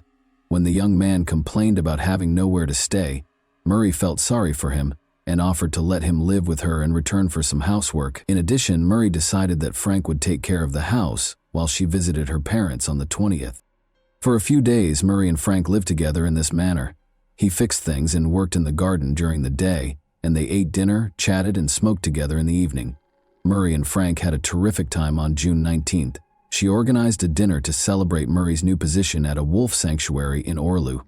They smoked cannabis and drank a lot, clearly in a positive mood. Frank, that is Patrice, tried to plant a kiss on Murray. To avoid an unpleasant situation, she went into the bedroom, but it was obvious that she wasn't prepared for it. But then the man hit her against the wall, grabbed her by the head, and followed her into the room. Despite feeling lightheaded, Murray was able to escape his hold. Patrice then grabbed a chair and struck his victim, who had collapsed on the bed and was no longer conscious. He repeatedly attacked her viciously. He began choking her with his bare hands after this brought her back to consciousness. However, Murray was still breathing when he let go of her throat. Patrice then gagged her and tied her wrists and ankles. He then carried Murray's body to the first floor and started cleaning up to get rid of any remaining blood. To hide the bloodstains, he applied blue paint to the blue carpet. The top layer of blood-stained wooden furniture was removed with an angled grinder. The murderer washed his own clothes in the washing machine and set fire to sheets and clothing in the garden. He then buried Murray in her own garden after digging a hole in the garden and covering the victim's body with a blanket. He stole some valuable items that could be sold, such as the angle grinder, and 5,000 francs in cash the next evening before departing the chalet. He left the following note on the table to try to dispel suspicion. Murray, I don't know where you are. I finished my work and am leaving. Patrice was traveling to Spain in Murray's vehicle on June 20, 1997. In addition, it was his 29th birthday. Patrice arrived in the southern Spanish city of Alicante a few days later. He met Isabelle and Valerie, 2 French girls there. The young people soon became friends and spent days together, going for walks, eating meals, and tanning on the beach. The girls' holiday came to an end, and it was time for them to head back to Paris. They exchanged phone numbers and agreed to get together again in the future, if only they were aware. Patrice proceeded with his travels, stopping in Belgium and Germany before reaching Paris on September 1, 1997. He called Isabelle and Valerie, of course, and they decided to go out to dinner that same evening. Patrice told the girls that his car and all of his money had been stolen, but they were still glad to see their new friend again. He was very good at making himself look like a victim. Before leaving, he asked one of the girls if he could spend 2 days with them. Valerie was unable to take him because she was going on a business trip the following day, but Isabelle let him sleep on her sofa as long as it didn't last longer than 4 days. A loud explosion woke up the residents of the apartment building where Isabelle Chouchari, then 31 years old, lived on September 4, 1997. As it happened, the girl's apartment had been the scene of a fire before the explosion. Her body was discovered on the bed, partially burned. The fire started close to the restroom after the kitchen's gas burners were turned on. Isabelle's death was clearly not a coincidence. 3 glasses, a bottle of pink wine, and champagne were on the table, and the front door was left open. The killer's extreme cruelty was demonstrated by the wounds on the victim's body. Blood was dripping from her mouth, nose, and anus, and there was blood in the toilet. Isabelle's body, however, showed no signs of semen. Rather, a carrot that was stained with blood was discovered close to the mattress. It would be confirmed by the autopsy that the girl was tortured by the perpetrator. In addition, she had been badly beaten. Her face was primarily struck, but other parts of her body were also hit. The cause of death was asphyxia.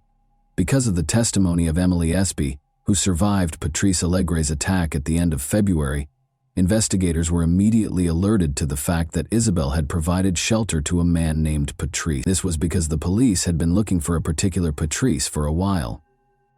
Then, Mireille Norman's relatives, who were expecting her as a guest, started to worry after she vanished. But her body wasn't discovered until 3 weeks later, when it was bound and buried in the garden. However, even though he gave a false name, many witnesses had seen his face and recognized him from the investigators' photos.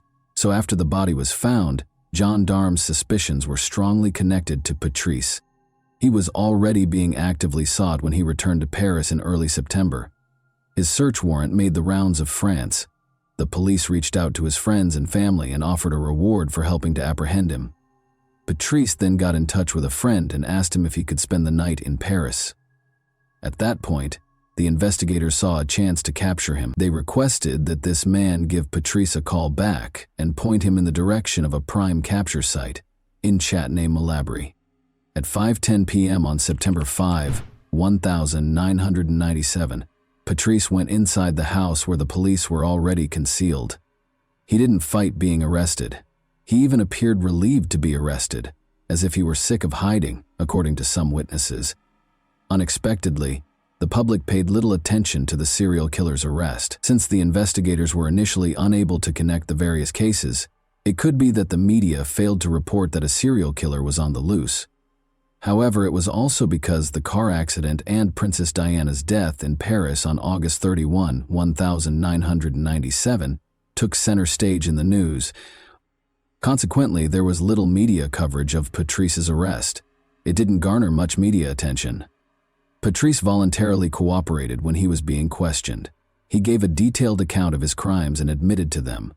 He described them in the present tense as though reliving them, but with a totally detached expression, which made it terrifying. Patrice was taken into custody in connection with the assault on Emily Espy and the killings of Isabelle Chichari and Mireille Norman. But he used a different name when Patrice mentioned Mireille Norman, the girl who let him stay in her chalet in return for helping out in the garden. The investigators wondered why he had given her the name Martine. They gradually came to understand that he was mistakenly thinking she was another of his victims. Investigators offered Patrice champagne, oysters, foie gras, and more outdoor walks in exchange for disclosing information about his other victims, because they knew he had a penchant for luxuries. In fact, Patrice later admitted to the murders of Valérie Thériault, Martine Mathias, and Laure Martine, only after the pieces of the puzzle began to fit together as evidence that the detectives were already aware of. As is already well known, investigators came to the conclusion that Valérie Thériault and Martin Mathias had committed suicide, but as it happened, Patrice knew each of the women personally. He was co-workers with Valérie Thériault, who was a waiter at the same Toulouse cafe. She recognized Laure Martine, who lived with him in the same area of Toulouse, and got into his car.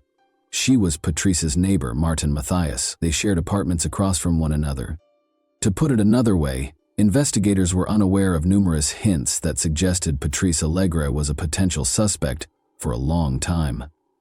For a serial killer, that was unusual. Even if they were only acquainted for a few days, as was the case with Emily, Patrice knew each of his victims by name. However, his approach was always the same. We hang out, spend time together, make friends, and then the attack happens. Investigators and later psychiatrists observed that Patrice found it much more difficult to explain the murders when they discussed them, even though he readily confessed to the killings and helped the investigation during interrogations. Every time, he described the incident as follows. He attempted to kiss the victim, but she refused, so he got angry and strangled her. The man claimed that he did everything by himself, but in certain instances he assaulted the victims with objects. This suggests that his account of the killings and assaults is not accurate. Does he have a bad memory of what happened, or is it a lie? It's difficult to say, but it calls into question his confession anyhow. Let's take Martin Mathias's case as an example. Patrice remembers that in early February 1000, 997, he met her at McDonald's. After he asked to sit at her table, they struck up a conversation and discovered that boxing was a common interest. Patrice had previously trained under French boxing champion Martin Mathias. Patrice claims that Martin invited him to join her for a drink a few days later and agreed to meet with him again, and this meeting was when everything went wrong. This version isn't entirely supported by the autopsy, though. Despite not drinking, toxicological analysis showed that she had alcohol and chloroform in her system. Additionally, the intimate area of her body bore the scars of an electric shock. As you may remember, the electrical wiring in the apartment was altered, and a light bulb was unscrewed. This raises the possibility that Patrice stalked the girl because he lived across the street, even though the girl did not invite him to her home. Then, because Martin Mathias was stronger than him in normal conditions, he rendered her incapable of moving. It is crucial to recognize that there are differences between the killer's account and the available evidence, even though there are no facts that can be used to prove this. Furthermore, this suggests that he is not making an effort to be totally truthful with the inquiry. He also talked excitedly and in detail about his early years. On June 20, Patrice was born in Toulouse. At the age of 17, his mother, Michelle, a hairdresser, became pregnant with him. Roland, his father, was a police officer and 4 years her senior. He was always an unwanted child, and Patrice knew it. The second son, a desired child, was born to Michelle and Roland 7 years later. One could not say that Patrice had a happy childhood. His father would physically abuse his mother, and his parents would frequently quarrel. When Patrice attempted to step in, he was beaten instead. Being a police officer, Roland neglected his son and was frequently away from home. In contrast, Patrice's mother didn't seem to care much for him.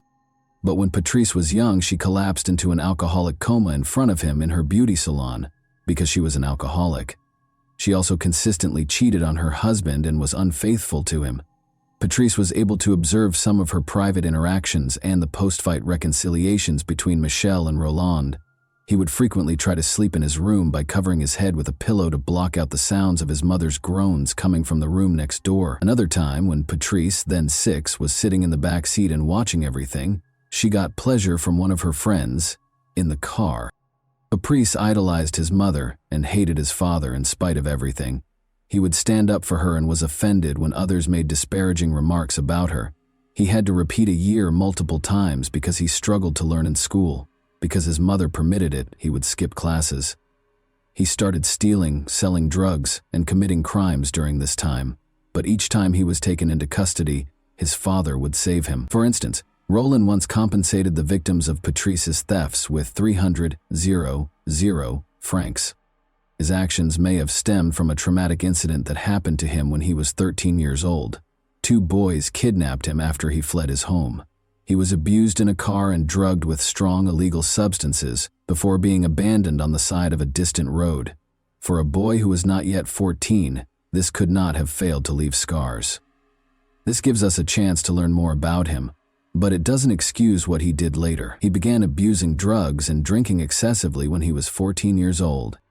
The issue was that under the influence of drugs, Patrice, who was characterized as charming when sober, underwent a radical transformation.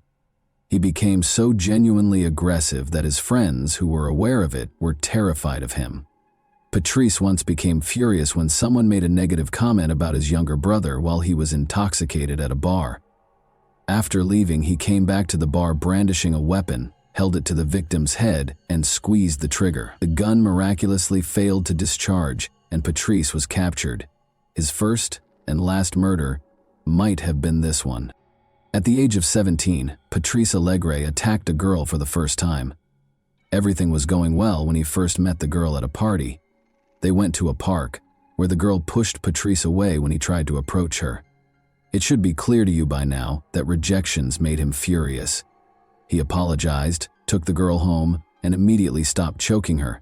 But his strategy was already starting to take shape. It's interesting that Patrice never had issues with girls. Rather, the issue was that he had 2 sides. He was charming as long as the girl agreed, but if she didn't, he had to coerce her into giving him what he wanted.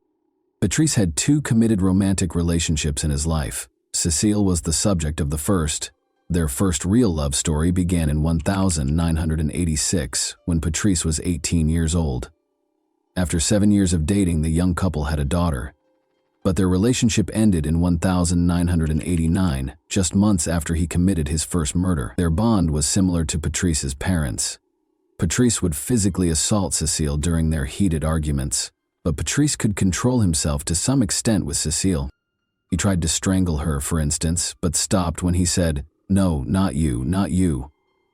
Cecile ended up in the hospital in 1994 with a broken jaw. After she lodged a complaint, Patrice was placed under arrest for a number of weeks. Cecile ultimately made the decision to end her relationship with Patrice in 1995. He met Sylvie the following year, and the two would live together until February 1997, when Sylvie also left Patrice because of his violent behavior. At that exact moment, Patrice attacked Émilie after moving into his friend Yves' home. On February 11, 2002, Patrice's trial got underway in Toulouse. He was charged with 5 murders, 1 attempted murder, and 6 violent crimes. Numerous errors made by the police during Valérie Thériault and Martin Mathias's investigation, which led them to conclude it was a suicide, were brought up during the trial. Given that his father was one of them, there were even rumors that the police were shielding Patrice. It was only a conspiracy theory, though. Psychiatrists examined Patrice's case, which was uncommon for criminal cases in France. His divergent views on his father and mother were among the most intriguing features. He vilified his father while exalting his mother. He even told his mother that they ought to murder his father when he was 13 years old. In spite of this, Patrice's father, Roland Allegre, showed up in court, took the witness stand, and looked his son in the eyes while declaring his love for him, in spite of everything he had done. He compared his crimes to those of his father, and Patrice's response was, "Well, I don't love you, I hate you. I should have killed you, as I told Mom, then I wouldn't have caused so much harm."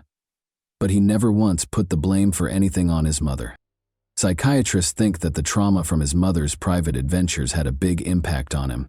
As a child, he was terrified by his mother's groans, but as an adult, he developed into a powerful man who tormented women by stifling their groans. The very essence of these women. It's interesting to note that he never attacked while his victims were unconscious. Émilie, who was fortunate enough to wake up and speak to him, was the first victim to calm him down and persuade him not to kill her. Émilie regained her human face when she woke up, but it seemed as though he could render girls unconscious and do whatever he wanted with them. He himself stated, "I have a memory lapse. I remember choking her, then she came to and I apologized. It brought me to my senses. I'm ashamed of what I did. I don't know what to say." It's also intriguing why, despite the apparent attraction between the young people, girls abruptly turned him down. The psychologist believes that he unintentionally caused the women to reject him. As is typical of killers who have personally experienced violence as children, he desired control over the victim. It was his strange method of taking charge of the circumstance again. Given that he violated each and every one of his victims, it would appear that the motive is simple to determine. It's not that easy, though. He acknowledged that he did not enjoy the attacks, despite the fact that this explanation seems the most obvious. For someone who occasionally has normal relationships and at other times commits horrible murders, he is more than just a sexual maniac, according to a U.S. psychiatrist who examined him. It was far more important to have control over the situation. Essentially, rather than humiliation leading to violence, violence led to humiliation. He was never able to explain why he killed. He spoke enthusiastically with psychiatrists during the trial, hoping they would answer this question for him.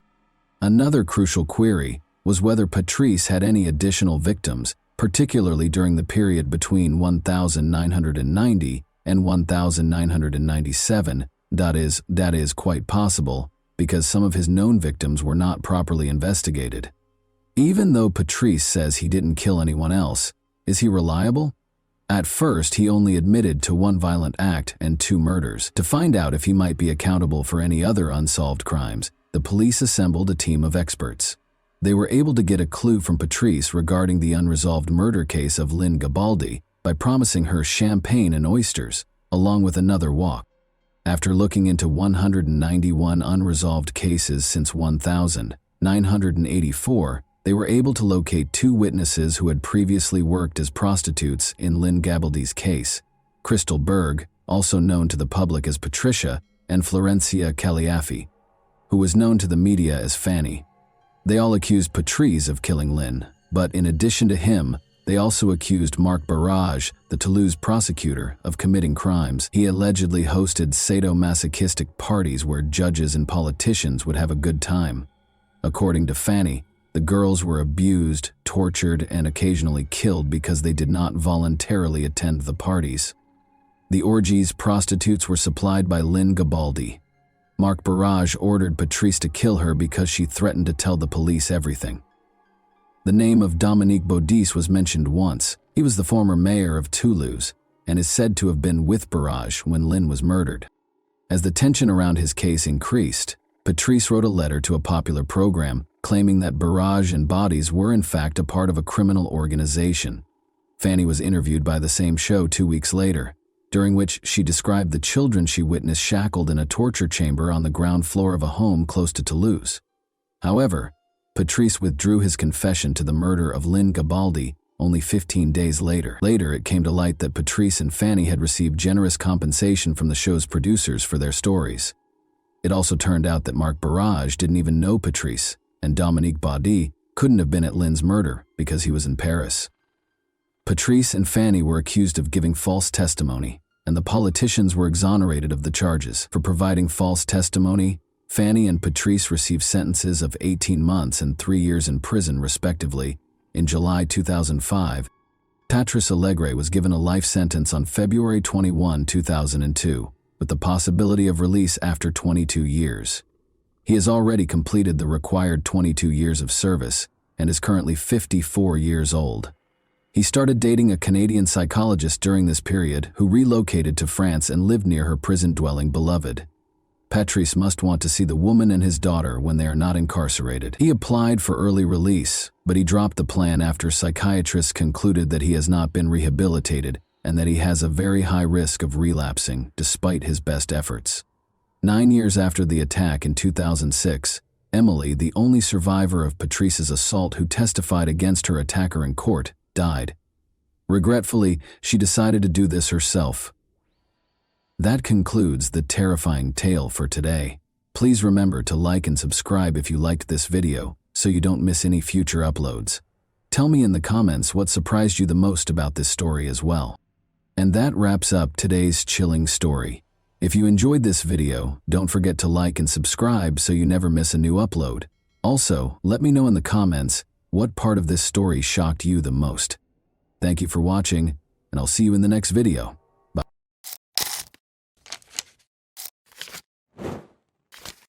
Hey guys, welcome to my channel, and today we're going to take a look at another horrible case with you.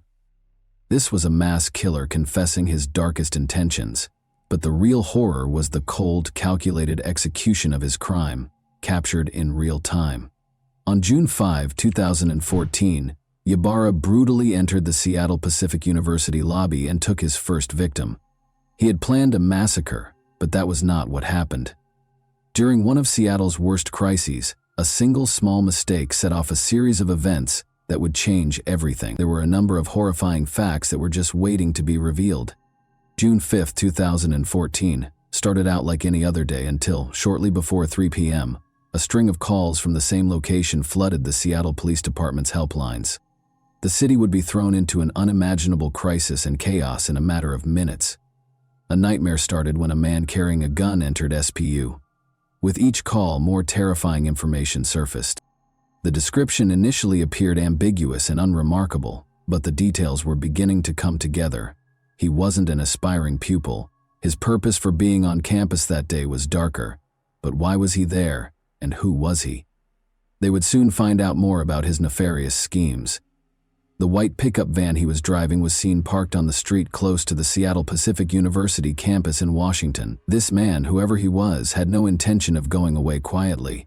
And just as police closed in, something far worse was about to happen. Paul Lee, a 22-year-old random student, was struck by the first bullet. The question was no longer who he was. The van belonged to 26-year-old Aaron Ybarra. Now the only question was, how far would he go? A massacre was in the making, and the police seemed like they might be too late to stop it. Officers moved in, sirens heightening the tension across the campus, but no one knew what they were truly walking into or how the standoff would unfold. Even before the police arrived, the action had already taken place, captured on camera as it all played out in real time. The man, whose identity was now confirmed to be Aaron Ibarra, could be seen walking into the hallway calmly, as if he belonged there. The CCTV captured everything, every step, every glance, but no one knew what was coming next. There, sitting innocently at the desk, was 22-year-old Tristan Ruth, unaware his life was about to hang in the balance. The man leaned in close and threatened him. "Don't move, or there will be consequences." But it wasn't just Tristan in the building, unaware of the danger. Sarah Williams, 22, had just reached the bottom when Ibarra turned and shot without thinking. Sarah was shot at close range in the chest. Tristan saw his opportunity then, and he took desperate action. The gunman would not be as fortunate, though, as his next move would be the demise of his entire scheme. Aaron's statements were obviously more than just threats. He was shooting people, and he had a clear plan that was only a few seconds away from causing total mayhem. However, he then committed a critical error. A security guard caught the gunman as he stopped to reload his weapon. A 22-year-old student and security guard named John Mice came up behind the shooter. Everything suddenly changed in a split second. He wrestled the shooter to the ground, wrenched the gun out of his hands, and pepper-sprayed his eyes. Aaron, the shooter, was on the ground with his eyes burning, and Sarah, the injured girl, took the opportunity to step aside.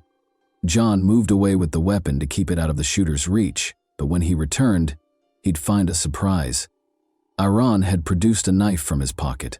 Next, John would engage in a physical altercation with the pepper-sprayed Aaron to remove the weapon from his grip. He was going to have unexpected help. Suddenly, a second hero, Justin Sarah, kicked the weapon out of Aaron's reach, ensuring it would do no harm. What was seconds away from becoming a massacre was stopped in its tracks, thanks to their courage. But the tragedy was nowhere near an end, and what came next was going to expose the harsh reality that changed everything. By 3:29 p.m., paramedics and officers from the Seattle Police Department flooded the campus. Officers immediately apprehended Aaron after finding John Mice and Justin Sarah holding him down on the hall floor. One team of police officers took Aaron into custody, while the second took hold of his van. Paramedics treated several students for shock, while Paul Lee, Sarah Williams, and John Mice were all transported to Harborview Medical Center in Seattle. Paul was pronounced dead on arrival at the hospital. Sarah was taken to surgery right away because her condition was critical. Despite Thomas's critical condition, medical personnel managed to stabilize him, and he was admitted to the hospital. After receiving treatment for the cuts he sustained during his fight with Aaron, John was allowed to go. However, this was not the end of the story. They thought the worst was over when the police showed up to remove the gun. They were unaware that the shooter was hiding something much darker than anyone could have predicted. After being brought to the homicide and assault unit of the Seattle Police Department, Aaron was informed of his Miranda rights. Detectives Dana Duffy and James Cooper then brought him in for an interview. What secrets was he concealing, and what was his true motivation? The truth was finally going to be revealed in the interrogation room, where the answers were hidden. Aaron was still recuperating from the pepper spray, so detectives Cooper and Duffy took a while to begin the interview. They started by inquiring about his private life. Janice and Ambrose Ibarra welcomed Aaron into the world in July 1988. He grew up in Seattle's Mount Lake Terrace neighborhood with his younger brother Joel and older sister Brandy.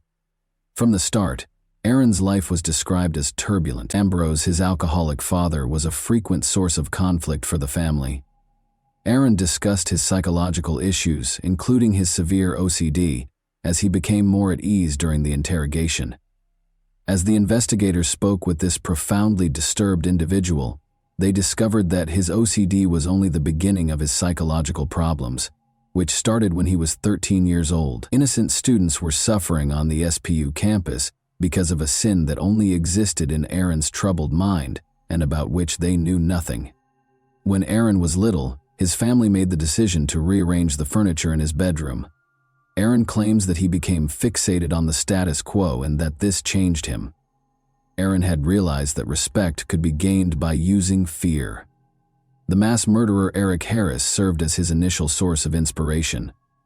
But there was another reason why he preferred using guns to cause harm. Aaron loved firearms just as much as his father and brother did, and he even spent 8 years working at a Mountlake Terrace gun range. He was a competitive shooter who was said to be extremely proficient with a firearm. Aaron was characterized as pleasant, shy, and humorous by some of the people who had met him at work. People were unaware, however, that the quiet young man was harboring demons. The theft of Aaron's firearms was the last straw. The compulsive Aaron couldn't get over it and was convinced that he detested everyone. According to Aaron's delusions, the evil side was ready to take control. Perhaps the fatal outcomes could have been avoided if he had received therapy sooner, but that was not to be. Aaron had only begun therapy as a result of pressure from those close to him to get help. After quitting therapy, he brought his unsettling mission to SPU within a month.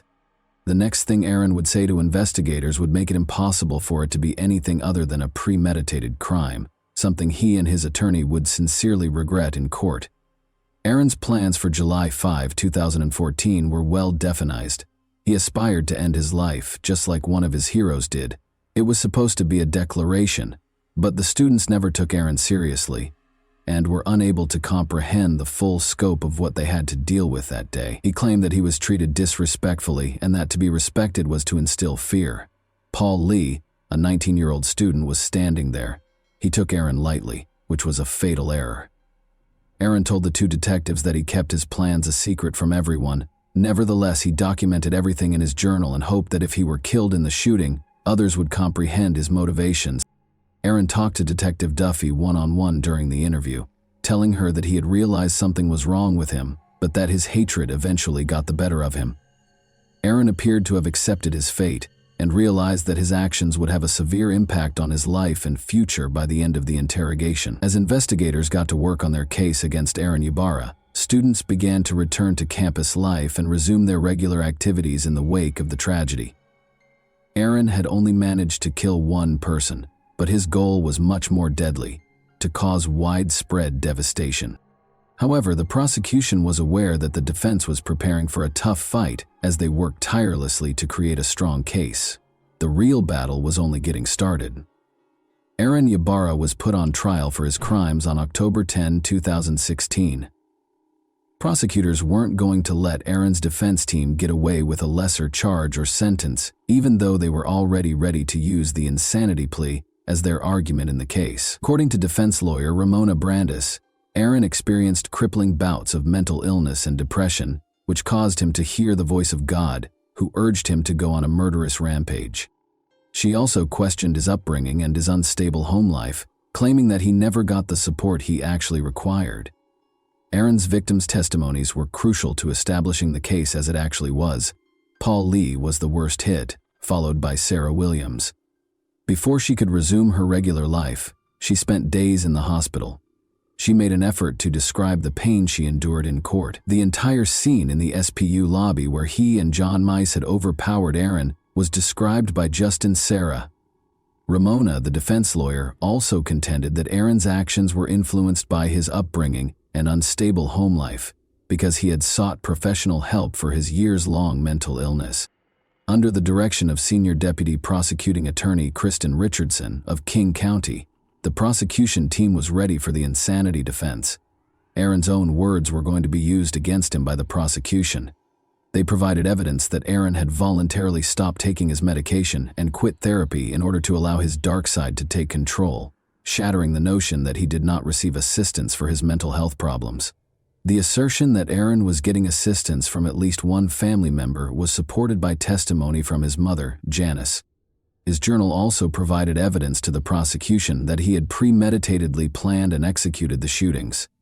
Additionally, the recorded interrogation by detectives Cooper and Duffy was made available to the jurors, demonstrating Aaron's complete awareness of his actions and the repercussions.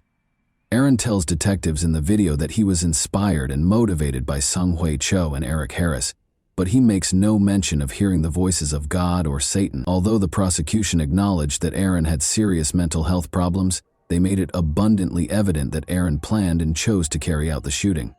Now that the sentence was just a few seconds away, everyone was wondering if the jury would feel the same way. Following weeks of testimony and arguments from the prosecution and defense, The jury returned a guilty verdict on November 16, 2016. Aaron was convicted of 1 count of assault, 3 counts of attempted first-degree murder, and premeditated first-degree murder. Judge Jim Rogers sentenced Aaron Ybarra to 112 years in prison on February 17, 2017, for the shooting at Seattle Pacific University. Aaron spoke to the courtroom full of SPU employees, students, family members, and surviving victims during his sentencing. Aaron was the center of attention, but nobody was emotionally ready for what he said next. He apologized for the horrible crime he had committed. In addition, he expressed regret for killing Paul Lee, whom he hoped was still alive. Speaking to the survivor of the attack, Sarah Williams, he told her that she did not deserve the events of that day. Aaron expressed his desire to go back and change everything, but he acknowledged that it was too late. He will be housed at the King County Adult Detention Center for the duration of his sentence. John Mize was awarded the Congressional Medal of Honor in 2015 for his valiant efforts to apprehend the SPU shooter. Since the 2014 shooting, Aaron Ybarra's family has stayed out of the spotlight. The public and social media spheres still contain scant if any information about his family members and their lives. Paul Lee's legacy endures in the lives of his family and friends. Soon after Paul's memorial service in June 2014, the Lee family established the Paul Lee Foundation. The goal of the foundation was to carry on Paul's work of supporting those who experienced mental health problems and depression.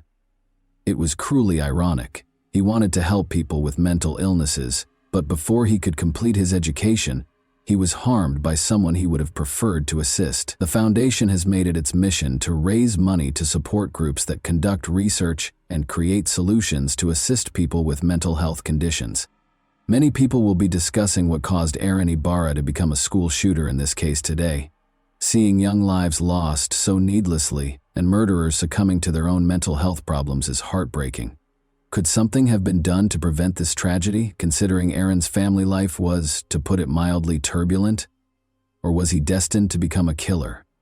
Before he committed suicide, he was troubled, mistrustful of people, and desperate to be remembered. However, he chose to target the helpless students instead of exacting revenge on the innocent or facing down actual villains. And that wraps up today's chilling story. If you enjoyed this video, don't forget to like and subscribe so you never miss a new upload. Also, let me know in the comments what part of this story shocked you the most. Thank you for watching, and I'll see you in the next video.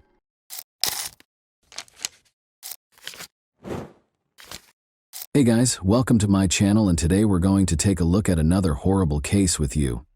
Aurora, then 26 years old, and Mark, then 32, decided to take their honeymoon to the stunning island of Corsica in the late spring of 1995. The girl had chosen this location for their first vacation together after Aurora and Mark got married 2 months prior. The young wife was eager to see Corsica's villages, mountains, and beautiful scenery. They made a stop in the quaint little town of Calvi that day. Here, a restaurant with a view of the bay hosted a candlelit dinner for the newlyweds in the harbor. Following dinner, Aurora and Mark made their way to the Notre Dame de la Serra Chapel, a well-liked tourist destination where lovers go to watch the sunset. The perfect location for a romantic day's end. Around 10:30 in the evening, they got into their car and drove back to the hotel. Right at the end of the railing, some animals abruptly leaped onto the road in front of the car, putting the young couple on a very dangerous road that descended sharply. The car plunged off the cliff as Mark swiftly turned the wheel. Aurora remained calm in spite of the dire circumstances. Before the car fell, she jumped out and opened the door. Mark was less fortunate. He and the car fell 140 meters. Aurora was alive, but she was in shock. In the middle of the night, in complete darkness, she bravely decided to go down barefoot to assist her husband. After locating Mark inside the vehicle, Aurora dragged him out. She washed his face and pulled him by the legs toward the sea. The girl then ascended the cliff once more in order to signal for assistance and stop a passing vehicle. Calvi firefighters showed up on the scene. Her husband was down there with a head injury and unconscious, and Aurora was screaming and sobbing in hysteria. In order to save him, she pleaded with the rescuers to descend as soon as possible. The firefighters immediately made their way to the cliff's base in an attempt to locate Mark, but their search was severely hampered by the night's darkness and the uneven ground. Just finding the car, which was empty, took them 30 minutes. But they saw that the man had a serious head injury and there was a lot of blood. When divers signaled that they had found something at 6 a.m., the weary firefighters were about to give up after hours of unrelenting searching. Mark's body was 3 meters deep in the water, floating next to the car. Unfortunately, it was too late for the newlyweds when they managed to bring his body to the surface. After compiling a report on yet another regrettable incident along that particular stretch of road, the police closed the case. The body of Mark was taken back to his home country of Belgium. The young widow was in complete despair. She spent several days in a specialized clinic after being unable to handle the grief on her own. As Mark's family hurried to comfort her, she proclaimed that she didn't want to see anyone and cut herself off from the outside world. Mark's family didn't press because they understood her mental state. She had lost her husband on their honeymoon when she was 26 years old. However, her actions captivated Mark's family more and more in the days that followed. Slowly, suspicion replaced concern. His parents strongly objected to Aurora's insistence that her husband be cremated. She left the farewell ceremony earlier than anticipated on the day of the funeral, shocking the family even more. The relationship between her and Mark's family has grown more complex ever since. When she got back to the family home, she changed the locks and refused to let her mother-in-law in, who had come to pick up some of her son's sentimental but cheap possessions. Aurora listed the house for sale in the weeks that followed. In addition to the EUR 25000 she received from the sale of the house, there was more. After her husband passed away, it was discovered that she had gotten 7 insurance payouts. Aurora was given EWAT 75000 in total. The Van Burr couple, who were shocked by their daughter-in-law's actions, took legal action and complained about the suspicious death. As a result, the coroner demanded that Mark's death circumstances be looked into. Investigators started by researching the couple's lives in order to comprehend what truly transpired that night. Mark Vander, 31, was employed at a reputable financial firm in Brussels in April 1994, about a year prior to the incident. Everything in his life seemed to be going well, or nearly so, and he had a great job, devoted parents, and amiable co-workers. But he had yet to find a woman he wanted to live a lifetime with. Mark wanted to start a family because he was old enough. In Brussels, Mark and Aurora met at a bar. Aurora was selling ironing boards door to door at the time, which wasn't a very lucrative job. There was immediate chemistry between Mark and Aurora.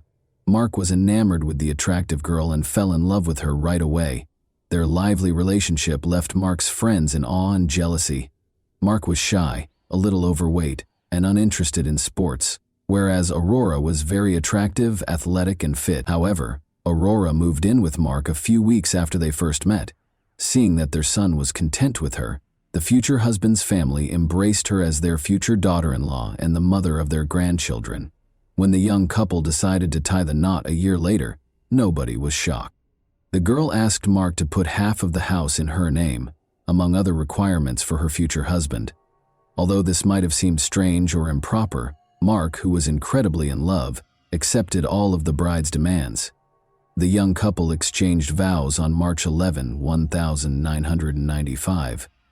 Only the bride's twin sister was present from her side of the family, but the entire husband's family was present at the wedding. The husband's family gradually realized that their daughter-in-law avoided discussing her family and evasively responded to all inquiries about her background, education, and relatives. She acted as though she was from a wealthier family than theirs. More than a year after Mark's passing, on September 5, 1996, Aurora received an invitation to be questioned at the police station. She reaffirmed her earlier claims that she and Mark had gone to a chapel after dining at a portside restaurant. A wild animal unexpectedly leapt in front of their car on the way back. An unfortunate accident happened when Mark turned the steering wheel. Aurora opened the door and leaped out just before the car plunged off the cliff. No more information could be gleaned from her by the police.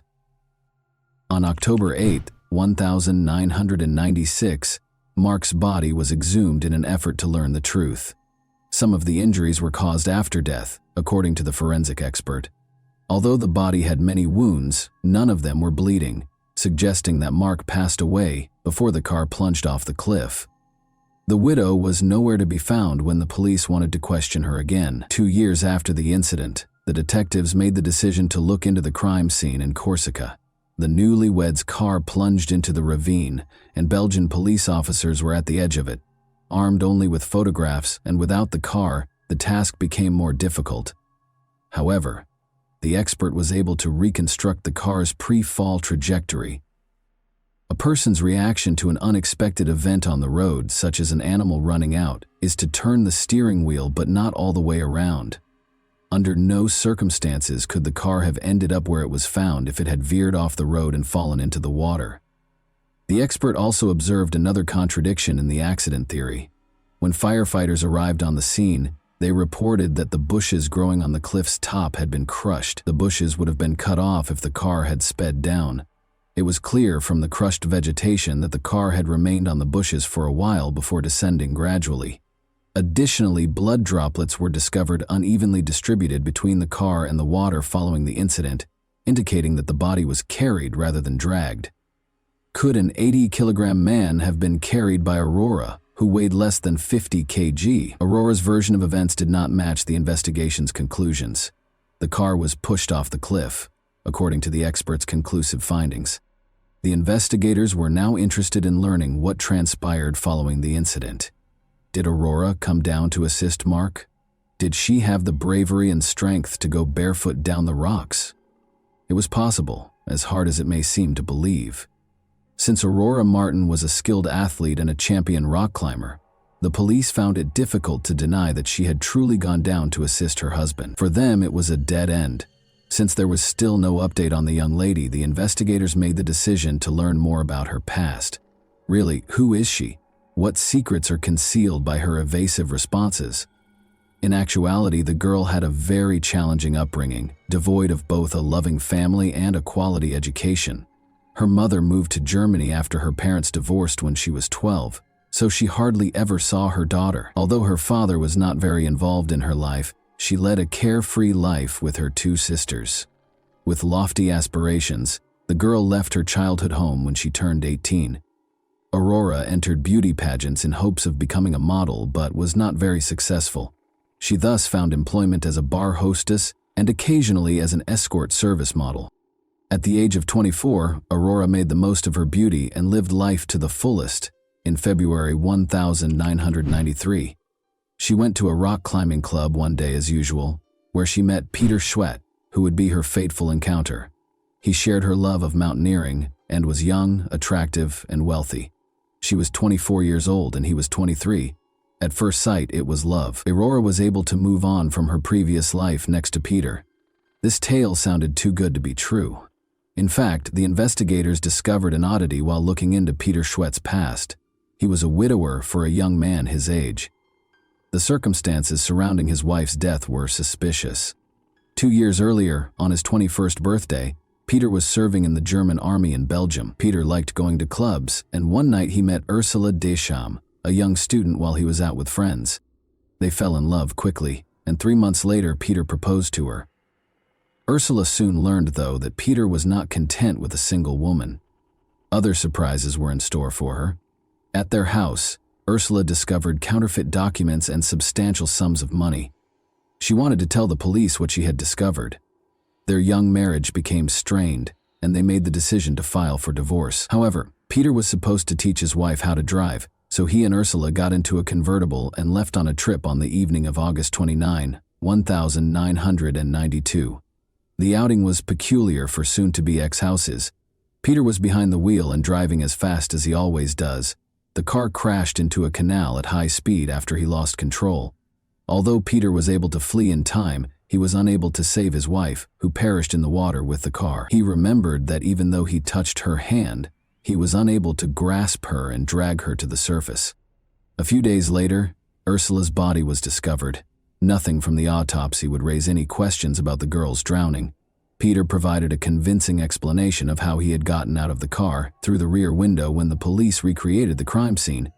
However, Ursula's family never thought it was a sad accident. First of all, Peter had never lowered the top of a convertible before. Second, Ursula could swim very well. An expert who later examined the case claimed that Ursula had time to get out of the car because drowning takes 3 minutes or so as the water fills the car. The Belgian police, however, handled it as a regrettable mishap brought on by the driver's carelessness. The case was closed after the young widower received a sentence of 3 months in prison. Investigators couldn't help but notice coincidences between two scenarios, two crime scenes, and two cases. In both instances, a traffic accident occurred. The car ended up in the water after the driver lost control. While the other spouse's body was not discovered in the vehicle, one of the spouses was able to flee in time. Since Aurora and Peter were now the primary suspects in the murder of Mark Vander, detectives had an immediate need to locate them. Although investigators suspected Peter of Ursula's murder as well, it was possible to drop the possibility of charging him with the same crime again because Peter had already served 3 months in connection with that case. In the meantime, the police discovered the likely cause of Ursula's death and the reason Peter became so rich following the death of his wife. He was able to leave the army and woo the stunning Aurora after receiving an insurance payout of $1,500. After a year of romance, the young couple broke up in early 1994 for unspecified reasons. The girl registered with a marriage agency during this period. According to her, the perfect man would be well off, have a flat of his own, be amiable, and not be overweight. Her relationship with Mark Van Burr began in April 1994. The girl insured Mark in August 1994, 4 months after they first met. It's interesting to note that the documents had Aurora's signature rather than Mark's, indicating that he was obviously ignorant of this. She signed the paperwork on his behalf, claiming that his hand was hurt. Before long, a regrettable incident happened. After selling the house and getting the insurance money, Aurora vanished. She wasn't hidden for very long, though. Investigators discovered her trace in Luxembourg 2 months after Mark was murdered. She opened a bank account and deposited EWAR 275000 into it. She and someone named Peter Schwett were the only ones with access to the account. Had they gotten back together and relocated to Miami, Florida? Before, an article in a major French newspaper referred to them as diabolical lovers and detailed the police suspicions against them. The couple had been living a lavish lifestyle for nearly 2 years, complete with fancy apartments, cars, and a yacht. Peter and Aurora grew extremely wary. They only used telephone booths to make calls and altered their appearance. Before Peter was taken into custody in a supermarket parking lot, they were able to remain hidden for a while. He offered the police the roughly $50,000 he was carrying in exchange for their release, but they turned him down. Aurora was taken into custody by the police in the apartment where the lovers were hiding 2 days later. Aurora and Peter made every effort to evade extradition. Nevertheless, they were sent back to Belgium on December 3, 1998. Aurora declined to provide any testimony right away. In contrast, Peter talked a lot, but not much of it was accurate. The police had no hard evidence against them because they obviously did not want to cooperate with the investigation. An anonymous phone call altered the case's trajectory. Over the phone, a woman disclosed that she had information regarding Mark's murder. The woman was later identified by the police as Fabienne Lefevre. Aurora's stepmother, Fabienne, had recently split from the girl's father and made the decision to either get even or atone for her transgressions. According to Fabienne, she hurried to the hospital to console her stepdaughter following the tragedy in Corsica, but the girl who met her was entirely different, not even in mourning. Fabienne claims that Aurora told her everything. It was all Peter's doing, she said, and he handled everything. Peter and 3 accomplices, his German friends, pulled over Aurora and Mark as they were on the road. They used baseball bats to beat Mark. Fabienne claims that because Mark pleaded with the men to spare his wife and let her go, he was unaware of the betrayer until the very end. They loaded Mark's body into the car and pushed it off a cliff after the beating was finished. However, because it didn't fit Peter's personality, the police were unable to track down the accomplices or provide evidence of their existence. Furthermore, there were numerous questions regarding Fabienne's veracity. First, there was tension between Fabienne and Aurora. Second, why did she make an anonymous call? And why did she call the police sooner? She was afraid, the woman said. However, the police sought additional evidence because they were certain that Fabienne's words alone could not be used to build a strong case. Police in Germany discovered that one of Peter's brothers had postcards from Corsica and pictures of the car that crashed off the cliff. The interesting thing about these souvenir photos is that they were taken 6 months prior to Mark's murder. Was it deliberate planning or just a coincidence? 4 years had gone by since the murder, but the specifics of the crime were still unknown. The police made the decision to recreate the airport crime scene on June 16, 1999. The vehicle was being driven by the driver at a maximum speed of 35 kilometers per hour. As if attempting to leap out, Aurora was supposed to open the car door wide. Even when the car slowed down considerably, she didn't do it. In an attempt to find an explanation for her failure, she lost her temper, started crying, and had hysterical outbursts. Peter stepped in and tried to protect Aurora. Since, in theory, he was not present at the crime scene in Corsica, it is unclear why he was involved in the reconstruction at all. Following this experiment, the researchers were certain that Mark Van Burr was murdered rather than killed in an accident. The trial started. A revised version of events was put forth by the defendant's attorneys, who claimed that Mark had a heart attack shortly before he fell from a height. Put another way, since he passed away just seconds before the collision, all of his subsequent injuries were post-mortem. This hypothesis had the potential to disprove the prosecution's entire theory. Such a version did not match the autopsy results, but even the forensic expert thought it was a smart move. Another crucial detail that the forensic expert disclosed during the trial was that Mark had not eaten anything for several hours prior to the crime. He was starving.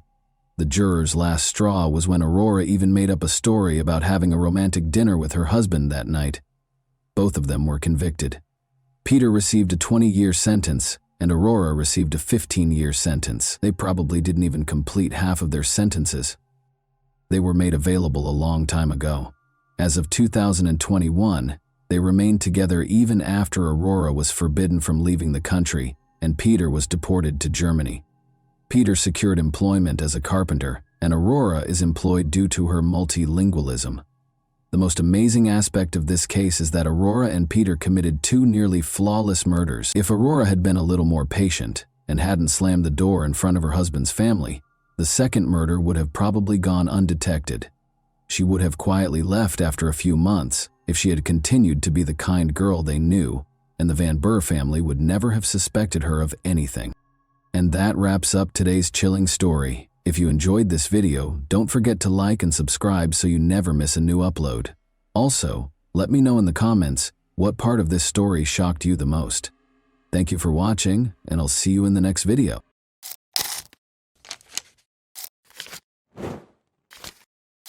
Hey guys, welcome to my channel, and today we're going to take a look at another horrible case with you. She was a virtuoso in her art and a master of tricks, never leaving any traces behind. Her lack of humanity was the only thing that made her successful. Nobody could have predicted that a quiet but intelligent girl would grow up to be one of the world's most skilled criminals, behind a long string of schemes that funded her transformation from a regular girl into a dangerous individual living in luxury. The vicious con artist, who had a taste for killing, was the epitome of evil and was always one step ahead of the police. Until they finally got a chance to confront her in person. Steve and Jane McGowan, who lived in Florida, received a letter from their sister Beverly, who was 34, on Thursday, July 19, 1990. She wrote that she was leaving them and starting a quest to discover who she was in this world. Beverly went on to say that she planned to leave right away, so she was selling her apartment and resigning from her job. The brother and sister were shocked by what they read in the letter. Beverly had put in a lot of effort and was happy with her new home and job. She worked 2 jobs to pay off the mortgage and had just bought the apartment of her dreams. When Jane rushed to the police station to report her sister's disappearance, the letter claimed that Beverly had left on her own initiative, so there was little the authorities could do. Steve and Jane went to Beverly's apartment in Pompano Beach to try to find answers to their questions after discovering notepad sheets at her house with the letter written in her handwriting. They saw right away that Beverly's red Volkswagen Fox was not parked where it usually was. Even though Beverly wasn't in the apartment, it didn't seem like she had moved out permanently. Clothes hung in the closet, a nightshirt rested on the unmade bed, and dirty dishes were in the sink. But there were also indications that Beverly had no plans to come back. Her 2 cats were nowhere to be seen, the answering machine was gone, and the phone was disconnected. After searching through drawers, Steve and Jane found that Beverly's address book, birth certificate, and passport were also gone. In addition to her part-time job at a nonprofit, Beverly worked in a bank's loan department. Steve called the bank to ask if her coworkers could provide more information. They told him that Beverly had taken a sick day, claiming to be ill, the day before he got the farewell letter. Given Beverly's reputation as a trustworthy and accountable worker, this was out of the ordinary. She asked them to sell the mortgaged property and get rid of her personal belongings that were still in the apartment during the phone call, adding that she no longer wanted to live there. In order to confirm her request, Beverly was asked to send a telegram, which she did. Steve and Jane had to accept that their sister had actually left without telling anyone why, despite the peculiar circumstances. Nevertheless, Steve closed Beverly's credit cards and persuaded the police to report her missing. Closing the cards would upset her travel schedule and make her angry enough to call the family, he thought. While Steve and Jane were checking out their sister's apartment that same evening, a fisherman and his young niece went fishing to find bait for their next trip. They reached a broad irrigation canal in a secluded part of St. Lucie County, 160 kilometers north of Pompano Beach. When the fisherman saw what looked like a bag of trash, he left his niece in the car and started to walk along the canal. He rushed back to the car and called the police as he got closer and recognized what it was. When deputies from the St. Lucie County Sheriff's Office got to the spot the fisherman had pointed, they found a woman's body. It was clear that in addition to killing her, the killer did everything in his power to hide her identity. But he missed something. A tiny tattoo of a yellow rose was concealed under the woman's jeans on her right ankle. The media was given the tattoo's description in the hopes that locals would recognize it. Around 10 p.m., Steve McGowan had already arrived home when the phone rang. It was his sister's missing friend. She had recently learned of the discovery in the St. Lucie Canal and Beverly's corresponding tattoo.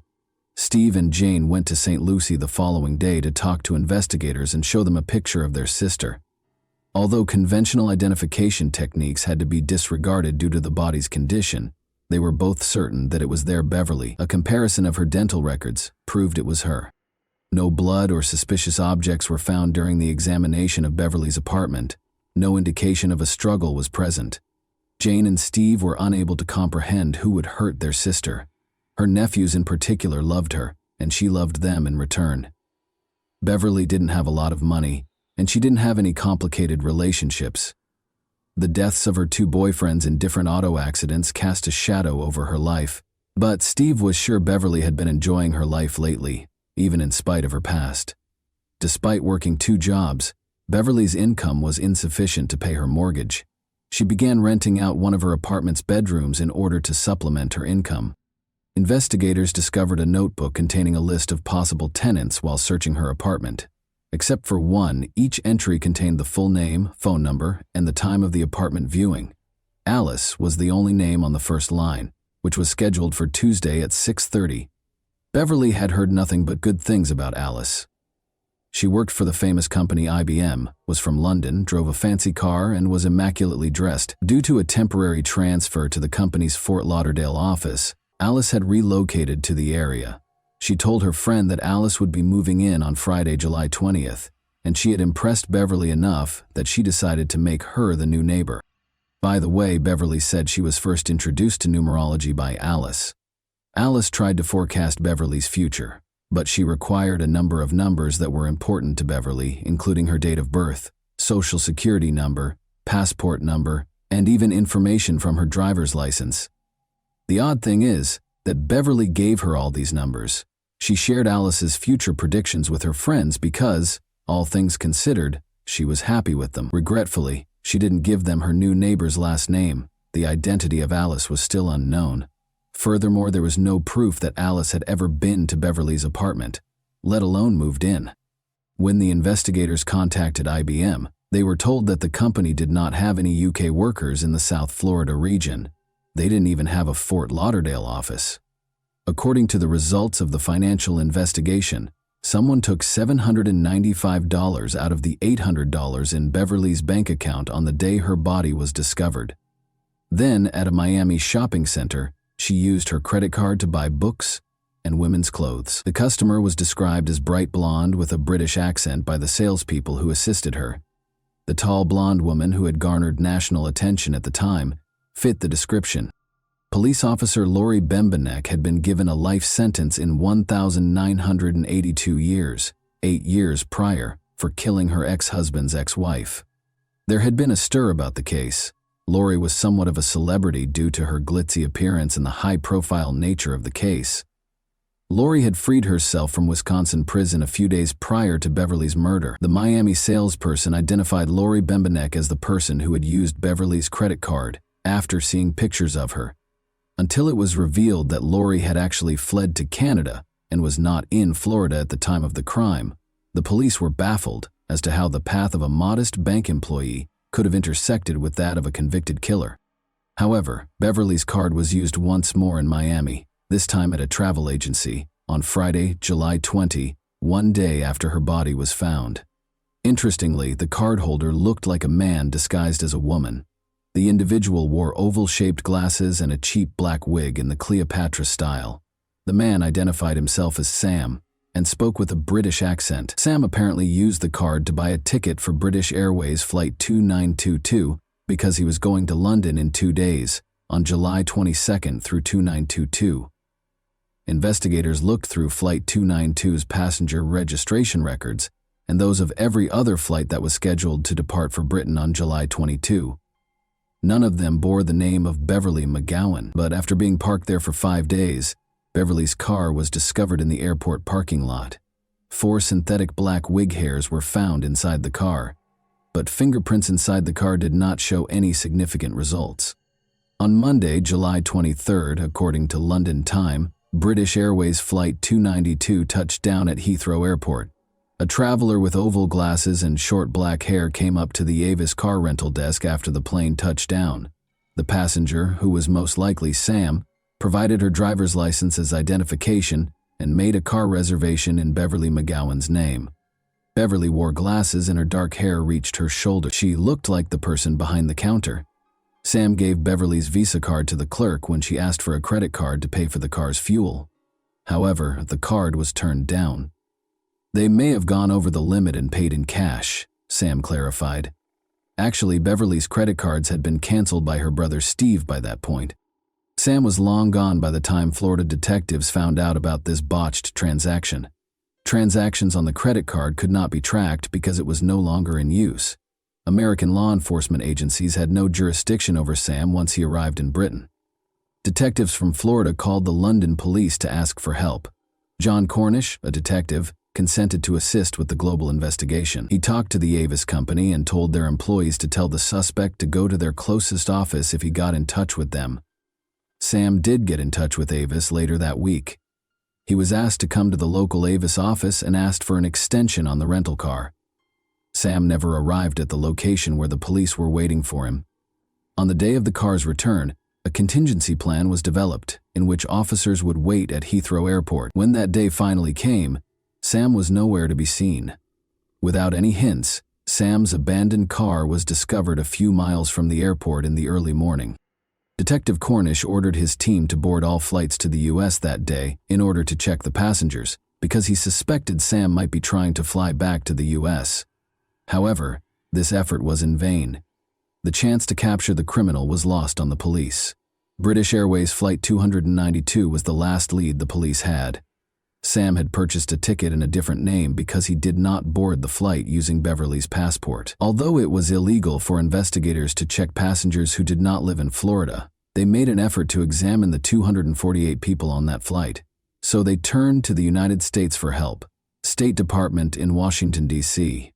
The process could take years because each passenger's name had to be compared with passport information, and there was no single database that contained all of this data.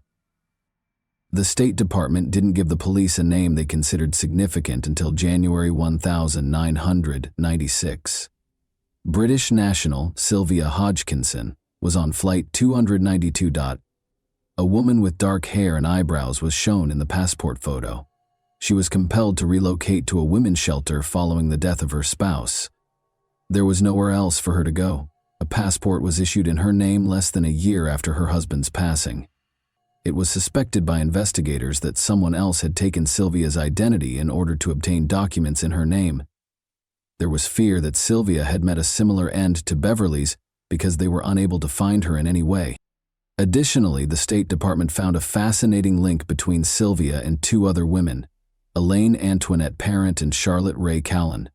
An incident that happened a year after Beverly's murder revealed that all three identities were unintentionally connected.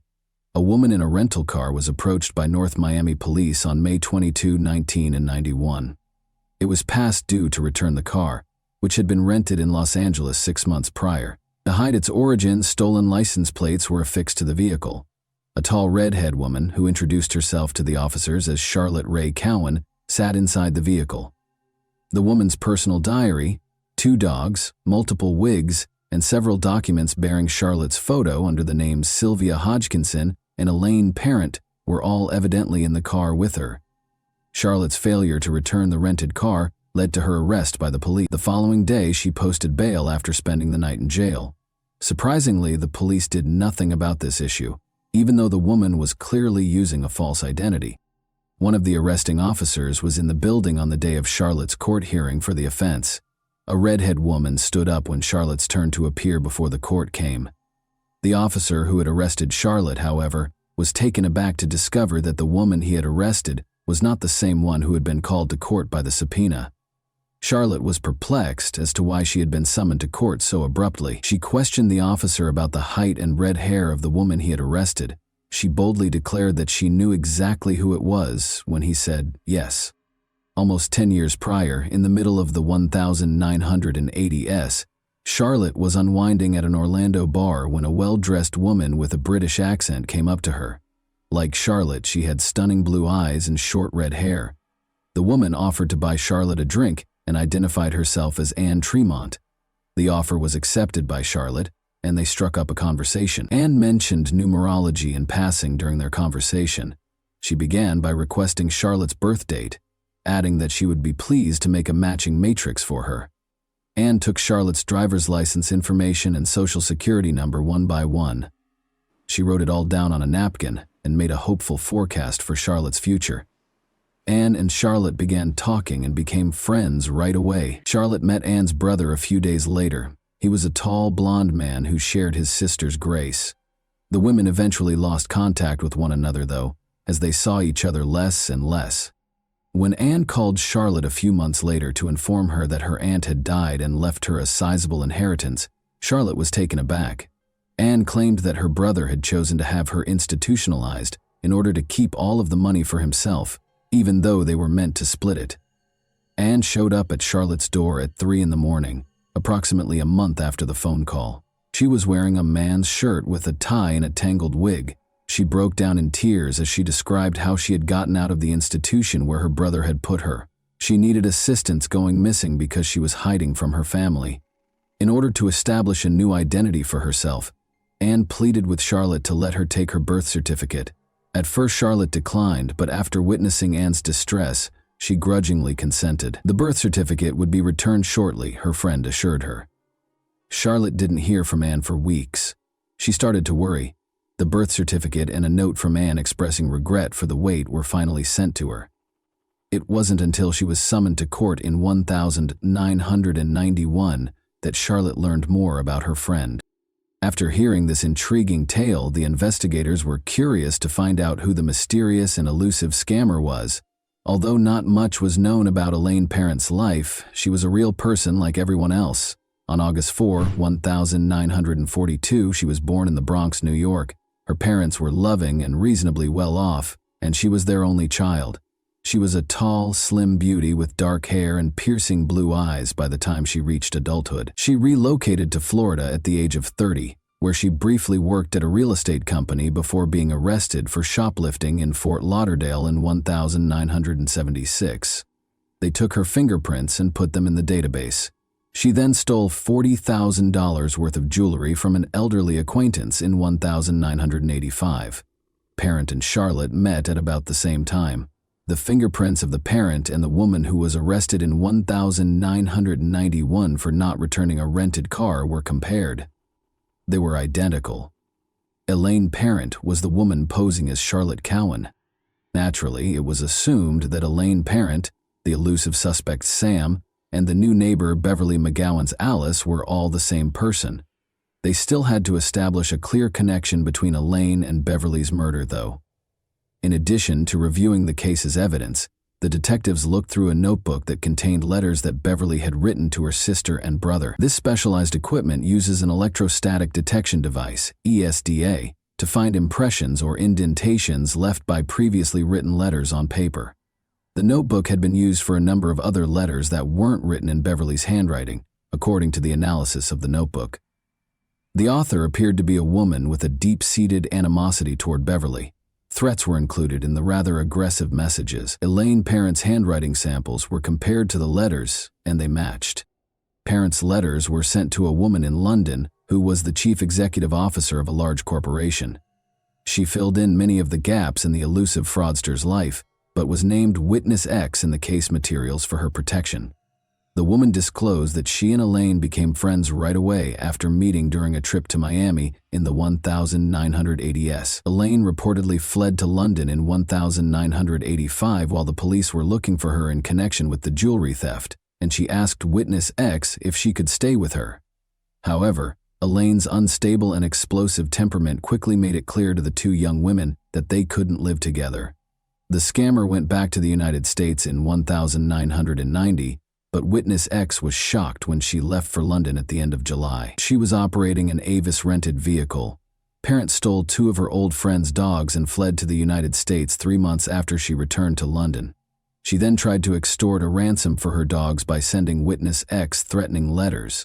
Clearly, these were the same dogs that were discovered in her possession when she was arrested in Miami in 1991.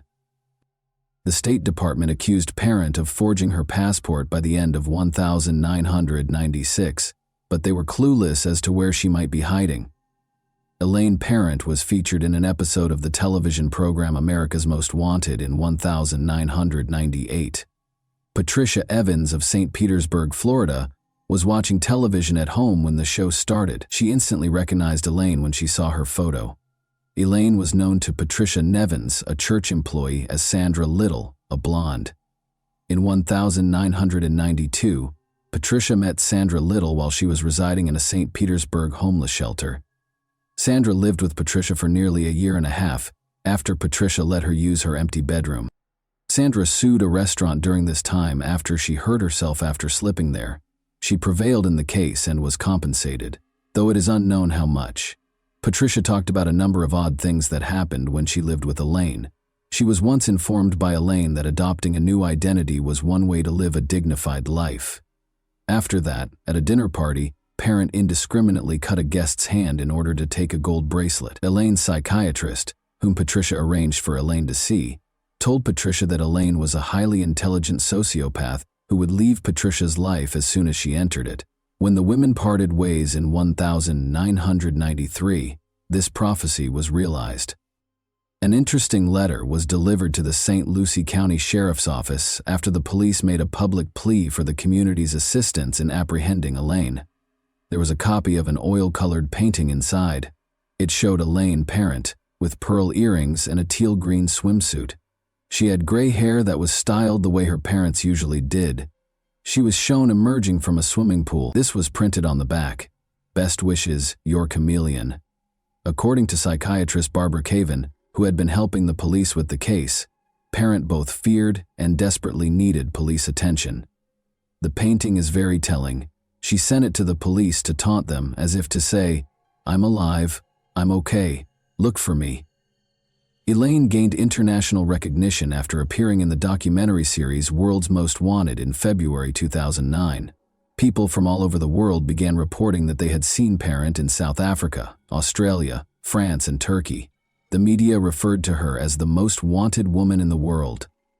Elaine Parent was featured in another episode of America's Most Wanted in April 2002 and Happy, and 16,000 minors in Russia. After the show, many calls were received from the wealthy Panama City, Florida neighborhood, identifying a woman there as Elaine. The address was visited by 3 police officers. When they reached a small one-story home, they knocked on the door. The door was answered by a brunette middle-aged woman wearing a beige silk pajama set. The officers gave an explanation for their visit to her. Presenting her military ID with her photo on it, the woman identified herself as Darlene Thompson. The officers had seen a picture of Elaine Parent, but she didn't look like her. She was asked to accompany the officers to the station for formalities, even though they knew the neighbors had erred. Darlene consented and asked the officers to hold off while she changed. As the officers waited outside the bedroom, one of them looked over Darlene's identification card and, as a former military man, he saw right away a vital missing stamp that verified the document's legitimacy. She replied that she was getting dressed when the officer knocked on the bedroom door to ask about this. She never emerged, despite the officers waiting for her to do so. When the officers hurried into the bedroom after hearing a gunshot, they discovered Darlene dead. The identity of Darlene and Elaine Parent was formally verified by subsequent fingerprint analysis. Elaine lived in a house that turned out to belong to another woman. She had rented a room to Elaine since August 2001. She is a nice woman who loves to cook, according to the homeowner. Elaine's Florida driver's license, which had her photo on it but the name of the woman she was staying with, was discovered during the house search. She had jotted down details about a man from the nearby town of Lynn Haven, including his credit cards and social security number, in a notebook. Elaine's closet was stocked with men's and women's clothes, as well as wigs. They also found a book on theatrical makeup and another on learning French. Elaine's laptop, which some of her acquaintances claimed she frequently used for work, was never located. When she was arrested more than a decade ago, she had her diary with her because Charlotte Cowan was also missing. The police discovered a flyer featuring a picture of Elaine and the name Antonia Racerman, which is another fascinating aspect of the portrait. It looked as though Elaine had made the flyer herself, and the local police chief later conjectured that she had done it to intimidate someone. The flyer said that she was wanted by the FBI for the murder of a government official at a hotel in Washington, D.C. Many questions remained after Elaine's death. According to the police, she used up to 20 different identities in countries such as the United States, the United Kingdom, Turkey, Israel, France, and South Africa. Although no other victims have been located, some believe she may have committed more murders. There are differing views on whether she worked alone or with an accomplice. Investigator Norma Pfeiffer told the media 3 years before she died, "The brutality of the McGowan murder makes me think that someone capable of this has either done it before or will do it again. She couldn't have run Beverly alone, according to some. And let's not forget about the handsome blonde man she passed off as her brother." According to psychologist Barbara Kerwin, Elaine is a virtuoso in her field, who can read people's souls and identify their weak points with ease. The reason behind her crimes is still entirely unknown, though. Why, given her high IQ, would someone like Elaine decide to commit crimes rather than excel in any other field, especially since her crimes brought her more fame than fortune?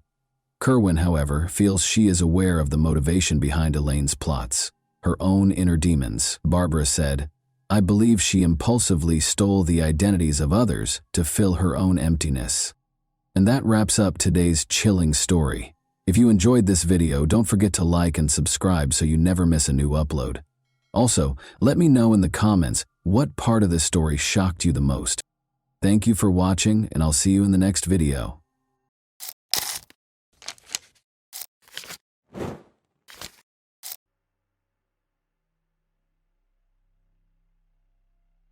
One of the most terrifying scenes ever filmed is before you. Actual video of a serial killer on the loose.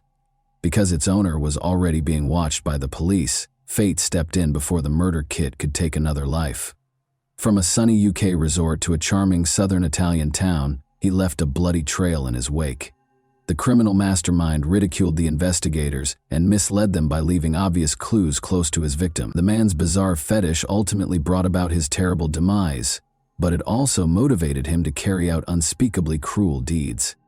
Far from their busy hometown of Potenza, Italy, the Claps family was getting ready for a relaxing Sunday retreat at a small cottage in Tito on September 12, 1993. Luciano, their 20-year-old son, was with their parents, Antonio and Filomena.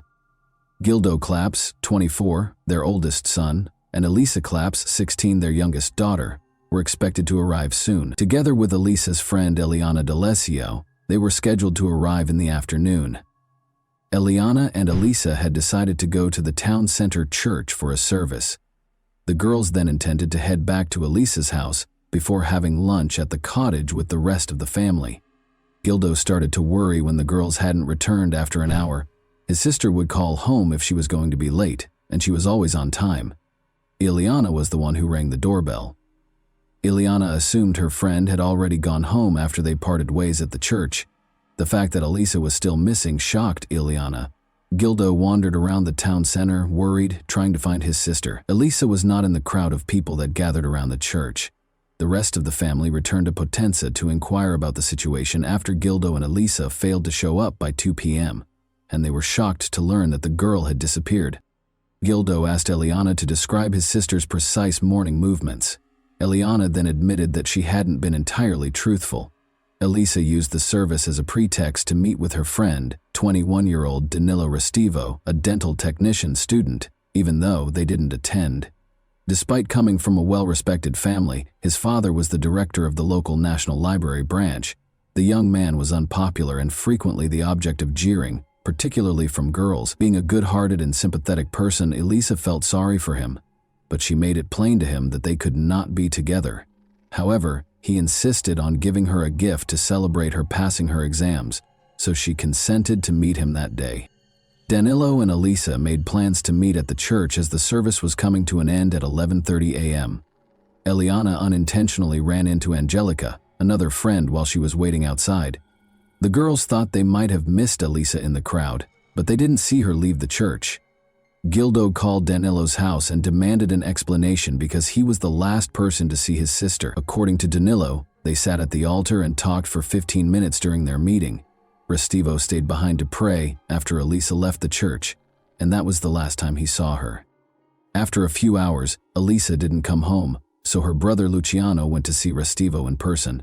Danilo's responses showed signs of nervousness and evasiveness.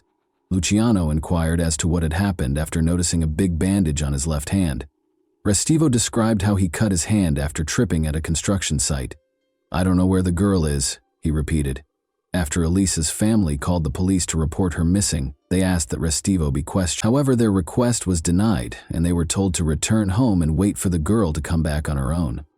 Gildo went back to the church because he had run out of options, but the door was locked. He made arrangements to enter and conducted another search of the building. He saw another locked door behind the altar, leading to the church's upper floor. When Gildo requested that door be opened as well, he was told that the priest, Father Domenico Sabbia, who had gone to a spa resort for a few days, was the only one with a key.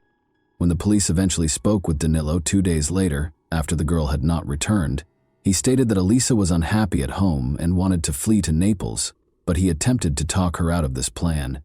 According to his version, he remained in the church while she left after their brief conversation. He said he asked her for advice about Paula, another girl he wanted to date, but he didn't mention the gift for Elisa. He returned home after the talk via a construction site where he had been with Paula just days before, where he had cut his hand after falling from an unfinished escalator. Investigators questioned whether Danilo was telling the truth. First of all, his statements were surprisingly accurate. Second, Elisa's desire to flee her devoted family was not supported by any evidence. Lastly, it was unclear how he fell head first from the escalator that was still under construction, only cutting his hand and avoiding breaking his glasses.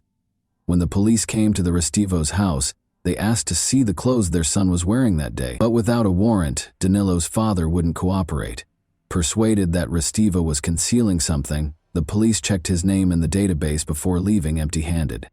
When he attacked other boys while playing with them at the age of 14, it turned out that he had already run afoul of the law. And it wasn't just that. 3 female students who lived close to his home accused him of stalking a few months ago. By calling girls at home and describing their attire, or playing them spooky music from the horror film Profondo Rosso, he obviously enjoyed making them feel afraid. Additionally, investigators learned that Danielo had a very peculiar habit. He enjoyed chopping off random people's hair while they were on public transit. Despite hearing about these incidents, the police were unable to establish Restivo. Meanwhile, word of Elisa Clapp's disappearance spread swiftly across the nation, and pranksters kept calling the family to say they had the girl and she was okay.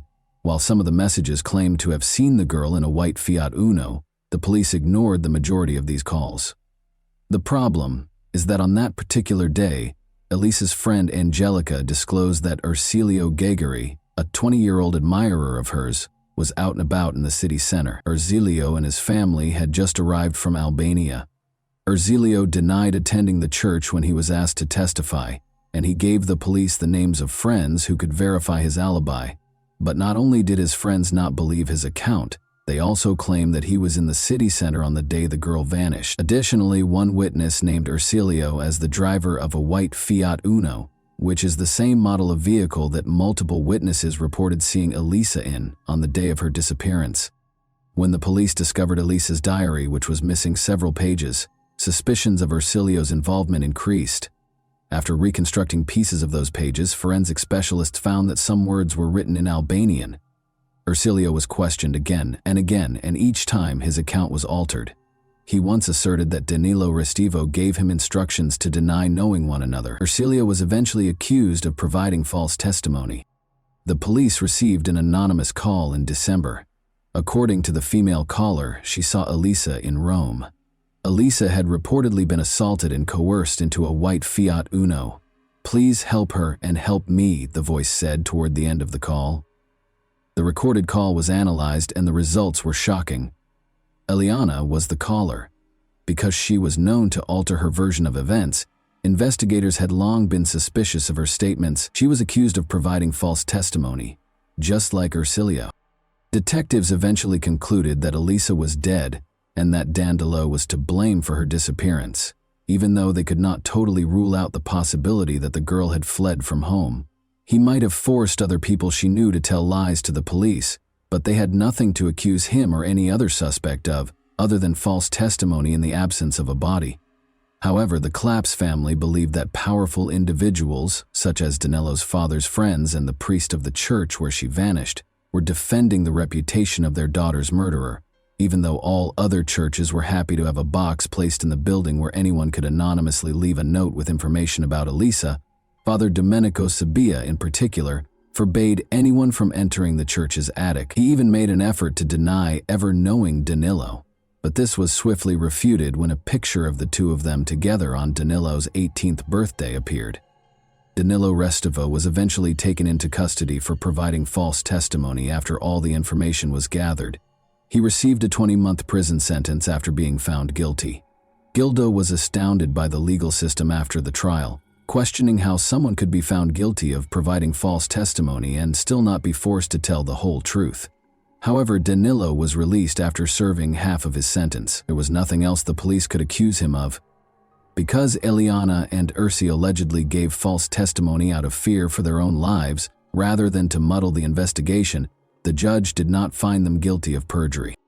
Numerous rumors surfaced on the second anniversary of Elisa's disappearance in Potenza, including claims that she was being sold by human traffickers, was in the hands of the Sicilian mafia, or had a covert relationship with a priest.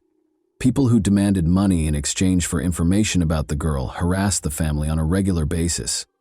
Elisa's family actively promoted public interest in the case in spite of the challenges. They developed a website to offer updates on the investigation as the internet started to gain popularity.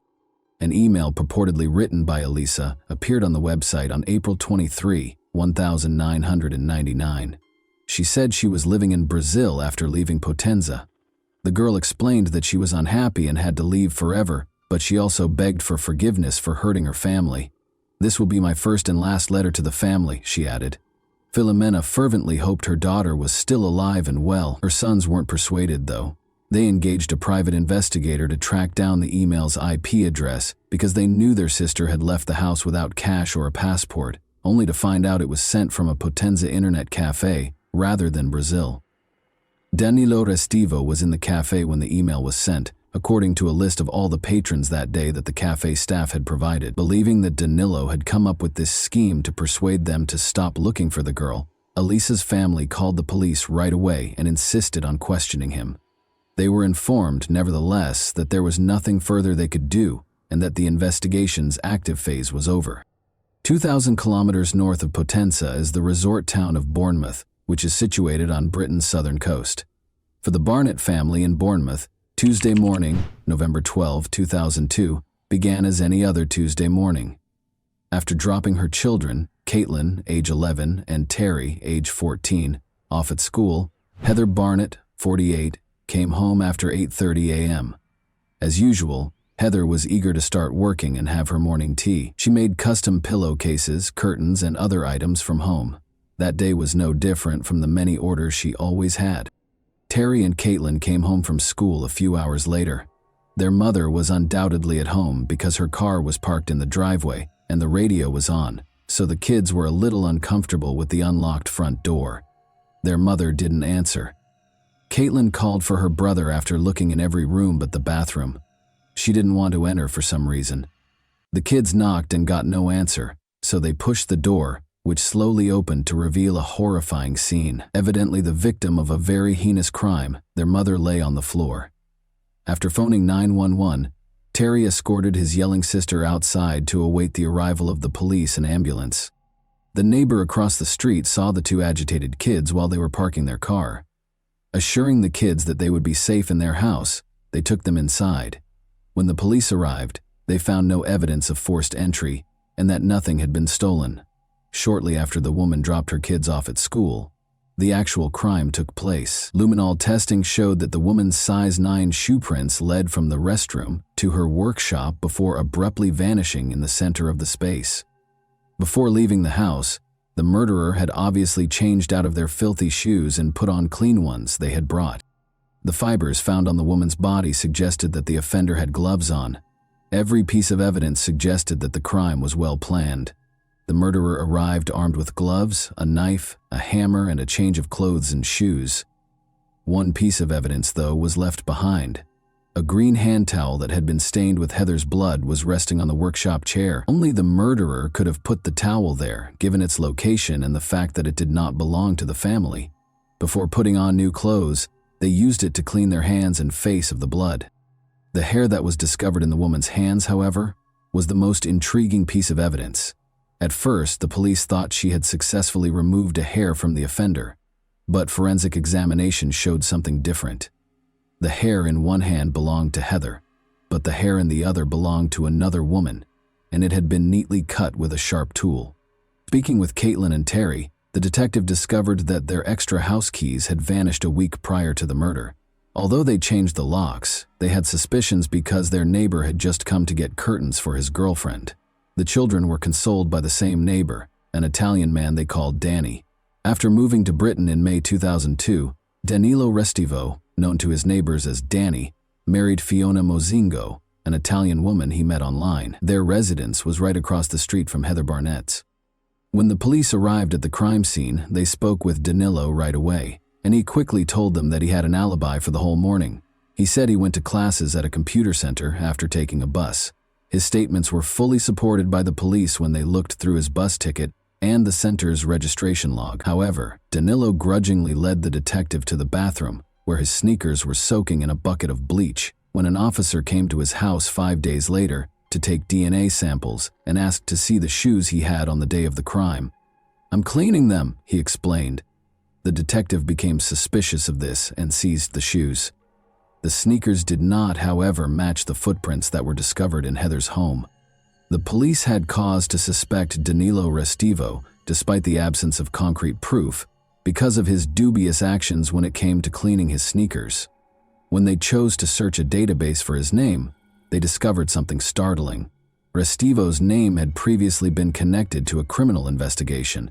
He might have been connected to the disappearance of Elisa Claps, a young Italian girl more than 10 years ago. His alibi for that case was also re-examined by investigators, who discovered that it was not as credible as first believed. He registered at a time that was rather awkwardly changed from 10:28 to 9:28 in the computer center's logbook.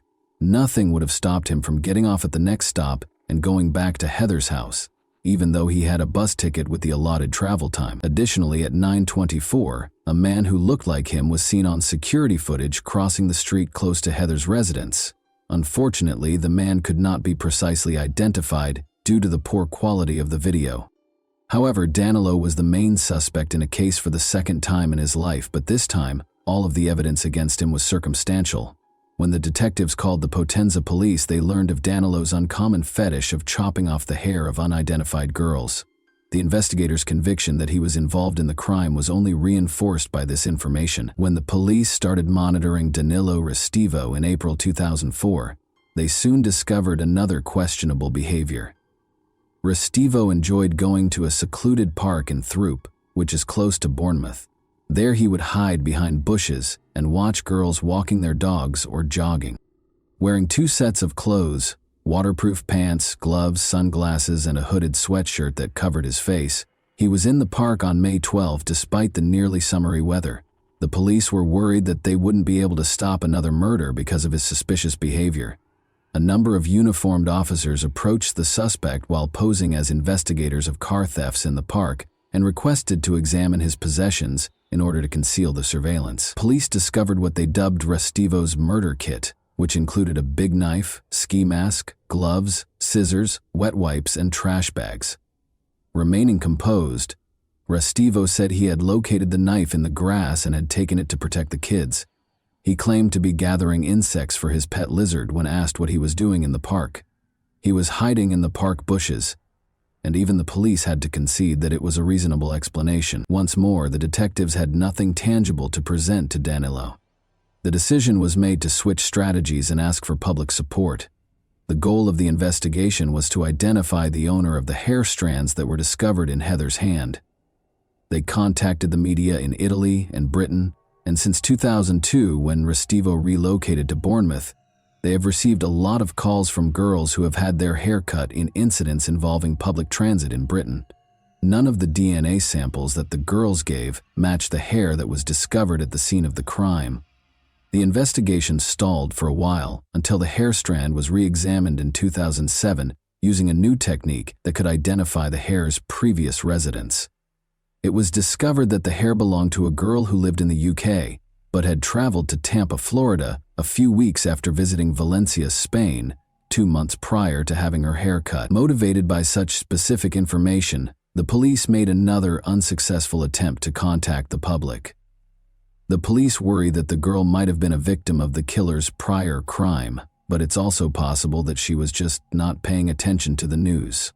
In spite of this early setback, science ultimately contributed to the case. Since technology had greatly improved by 2009, forensic specialists re-examined the green towel from Heather's home in the hopes of finding something new. This time, the specialists were able to distinguish Heather's blood from someone else's perspiration and skin fragments. An expert said that there was only a 1 in 5,7,000 chance that it was someone else's DNA, even though it couldn't be said with absolute certainty that it was Danilo Restivo's. Blood traces were discovered on the insoles of Restivo's sneakers when they were inspected that year using more advanced methods. This meant that when Restivo put on the shoes, his socks had blood on them. It supported the detective's hypothesis that the offender had brought an extra pair of shoes. Unfortunately, DNA analysis was completely impossible due to the bleach used, thus preventing Danilo and Heather's deaths from being directly linked. Restivo changed his clothes, put on gloves, and used bleach to get rid of bloodstains because he was aware of the evidence he might leave behind. Knowing what might link him to the crime scene, he made every effort to prevent it. He had a plan, was ready, and followed it. Thankfully, Restivo would eventually be charged with Heather's murder, but not before a terrible discovery was made in Italy. Something unexpected occurred in Potenza on March 17, 2010. The local church where Elisa had vanished years before was being repaired by workers. The attic door was no longer locked, and the priest had died 2 years earlier. 2 workers went upstairs, one using a flashlight to light his path while looking for roof damage. At that moment, he caught sight of something concealed behind construction debris in the room's corner. He was horrified to discover that he was staring at a mummified corpse. The girl's watch, glasses, and shoes were discovered on her body and were used to identify her.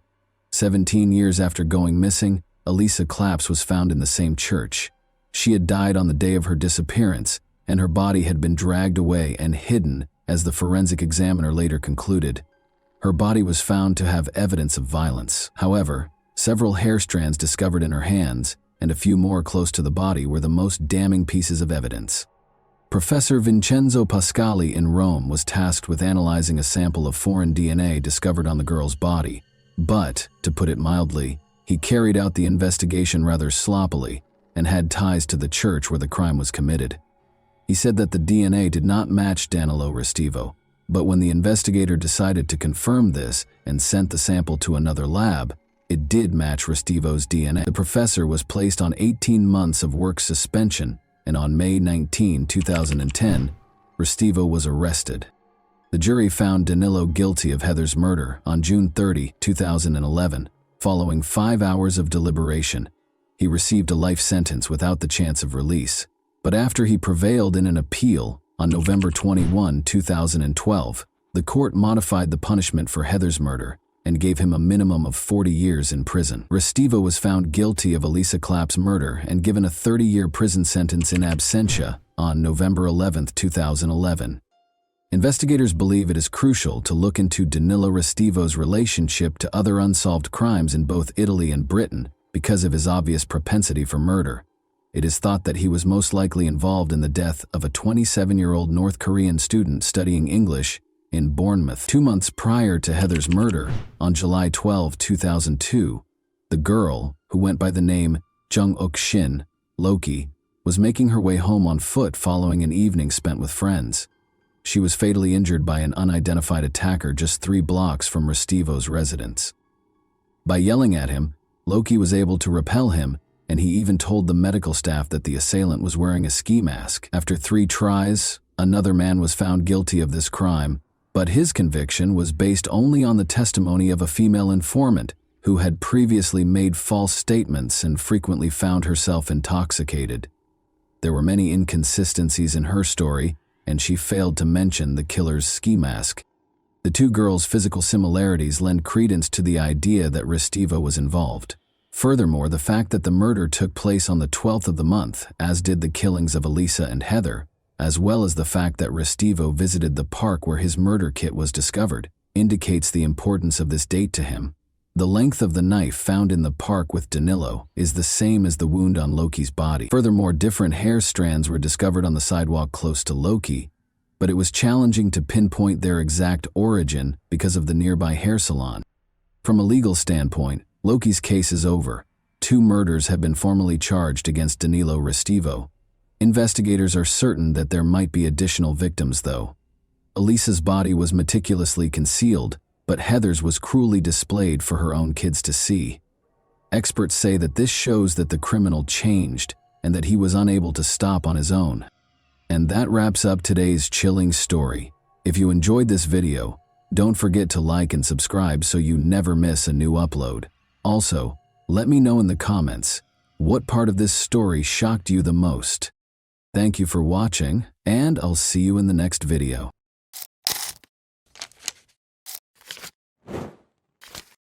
Hey guys, welcome to my channel, and today we're going to take a look at another horrible case with you. When 9-year-old Charlotte Senna abruptly vanished in the middle of the crowded park in Greenfield, New York, a fun and laid-back day in the park turned into every parent's worst nightmare. Charlotte appeared to disappear into thin air, but dozens of people immediately began looking for her. In a matter of seconds, the nation's attention was drawn to the Charlotte disappearance case, a terrifying story of a kidnapping, endless searches, and an amazing turn of events that left everyone in shock when the kidnapper gave a crucial clue to solving the case. Possibly more than one, this thriller is full of unexpected twists and events that unfold before our eyes. Charlotte Senna, a 9-year-old 4th grader, lives in Greenfield, Saratoga County with her 2 sisters ages 4 and 10 and her parents, David and Trish. Her mother is a food inspector for the Stewart Shops chain, and her father, David, is a pipeline mechanic. Charlotte's parents are a typical working family, and they never would have thought that their daughter would be the object of a repeat criminal who wants to use her to help him out financially. Evidently, though, nobody is immune to the nightmare that has become reality. Charlotte was having a picnic with her family and friends on Saturday, September 30th, 2023, at Morrow Lake State Park, which is only a 15-minute drive from their house. The 6,250-acre park is named for Morrow Lake and is located 70 kilometers north of Albany, New York. It is a well-liked recreational destination with boating and fishing opportunities, a sandy beach, 158 picnic areas, walking trails, and amazing dense forested areas. Its easy access to other resort towns draws tourists from all over the state. David and Tricia Senna, Charlotte's parents, made the decision to unwind with a sizable gathering here. Charlotte and her friends went cycling around lunchtime. She was about to head back to the camping area after a few rounds when she promised her friends that she would complete one more lap alone before joining the others. The time was around 6:15 p.m. back then.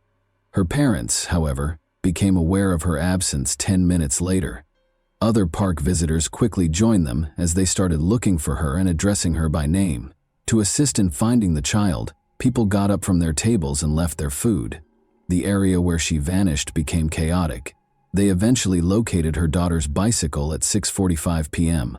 That was the beginning of every parent's worst nightmare. The parents had already called the police at 6:47 p.m. They were appalled that they had already lost 30 minutes and were positive that Charlotte had been kidnapped. How were the girl's parents made aware of her abduction? They got a clue from her bicycle.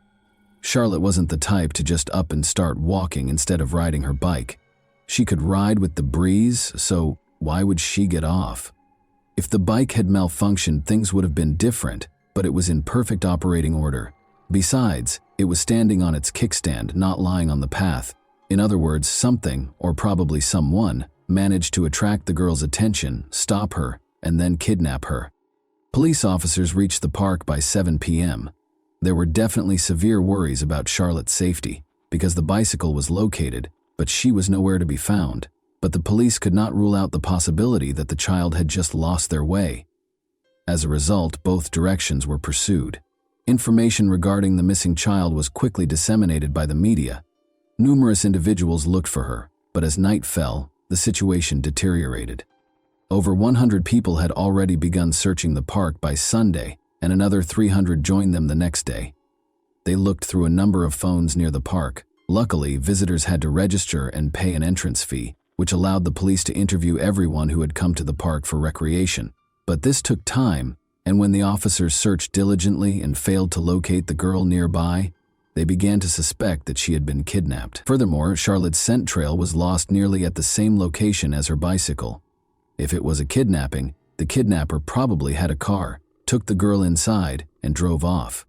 As a result, the stakes were much higher. The likelihood of finding the kid alive drastically decreased just 3 hours after the kidnapping. This is due to the fact that most of the time a criminal views the victim as an object to satiate their personal desires rather than as a child. The victim becomes a witness, evidence of their crime that must be removed. Once they have accomplished their objective, of course, this discussion is about a situation in which the abductor is an unrelated individual who targets the victim, not about a parent kidnapping a child because of a custody dispute. The police put an officer at Charlotte's family's home immediately after she vanished. As David and Tricia Senna, Charlotte's parents, were still looking for their daughter in the park on October 1st, very early in the morning, even before dawn, a car pulled up close to their home. At 4:20 a.m., the policeman observed an unidentified man placing something in the family's mailbox. The man hurriedly got into the car and drove away as the officer started to approach him. Despite noting the car's model, the officer was unable to apprehend him. The police were shocked to discover a ransom note in the mailbox. For Charlotte, the man demanded $50,000. He allegedly made her write the note by force. For failing to stop the stranger, the officer was criticized. It was a chance to save the child and apprehend the kidnapper. Although he witnessed the man leaving the letter, the officer was unable to determine what the man had left in the mailbox. Many people send the parents cards, flowers, and letters of support after learning about a child's disappearance. But this note proved to be very important in saving Charlotte's life. The kidnapper must have arrived so early because he thought no one would be home and no one would notice him. However, he left a crucial hint. The case made an unexpected breakthrough at 2:30 p.m. on Monday, October 2. A fingerprint was discovered on the note by forensic specialists. They found a match after running the fingerprint through the database. Craig Ross, who was previously charged with driving under the influence in Saratoga Springs in 1999, owned it. Craig was among the people in the park when Charlotte was kidnapped, and his phone ping matched theirs. Additionally, a car registered to Craig was tracked by the police back to his mother's house in Bolton Spa, New York. Craig lived behind his mother's house in a tiny motorhome. DNA frequently plays a big part in cases like this, but in this instance, the letter contained an old fingerprint that was found to match a prior drunk driving case. Given the fingerprint, DNA would undoubtedly be present on the note, but fingerprint comparison is 1,000 times quicker. 2:30 p.m. was when the match was found. The FBI and police had already encircled Craig's home by 6:30 p.m. When a child's life was on the line, they didn't need a warrant. Craig's neighbors said they never expected to see something like that, and that the suspect's capture was more akin to a crime thriller. Approximately 6 p.m., about 200 meters from their home on Monday, Charlene and her 11-year-old daughter Bella spotted a number of police officers. Around 6 p.m., a neighbor of Craig's reported that she saw 2 cars stop on her lawn and went outside to eject the rude drivers. Then, out of the cars came police officers fully armed and wearing bulletproof vests. At least 15 police and apprehension team vehicles gathered close to Craig's residence. Armed with weapons and flash grenades, at least 30 officers in full uniform poured out of them and went into action right away. The neighbors at the time found it incomprehensible that their neighbor was detaining the missing girl against her will, but when they saw a convoy of police and FBI cars close to their homes, an ambulance and a helicopter hovering overhead, all of their doubts were dispelled. When the suspect was apprehended, the neighbors were afraid he would rush them and kidnap them and their kids. However, the officers took prompt action and prevented the situation from getting out of hand. Craig was taken into custody after 20 members of the apprehension team barged into the house. During the arrest, he resisted and was slightly hurt. The man was only wearing his underwear when they caught him. It was difficult to find the girl. She was also covered and concealed in the man's bedroom in a tiny closet. Charlotte realized right away that the officers were there to save her. When she realized that everything would be all right, and that she would soon be seeing her parents and sisters, it was an extremely emotional moment. The girl was wearing a sweatshirt that was too big on her, which is interesting. One can only be thankful that Craig's motivation was financial, given that he was wearing his underwear and the girl was wearing a sweatshirt. Even though he had complete control over her, he could have done anything he wanted with the girl, and the rescue effort would not have ended as happily. The authorities notified Charlotte's parents that their daughter had been saved, was alive and unharmed at 6:32 p.m. According to Craig's neighbor, she saw Charlotte's face and exclaimed, "It's her! She's there!" as she watched Charlotte being loaded into the ambulance. The woman acknowledged that until her mother showed up and reassured her daughter that Charlotte was safe, she longed to embrace and hold her. Over the course of these few days, the girl became like family to everyone who had been worried about her. Everyone, including the police officers, prayed for her and hoped she would return home safely. As everyone saw the successful operation to free kidnapped Charlotte, they all exhaled, celebrated, gave each other pats on the back, and congratulated one another. The police officers' discovery of the potential kidnapper was a startling moment. Their 2 objectives when they stormed the house were to capture the kidnapper and save Charlotte's life.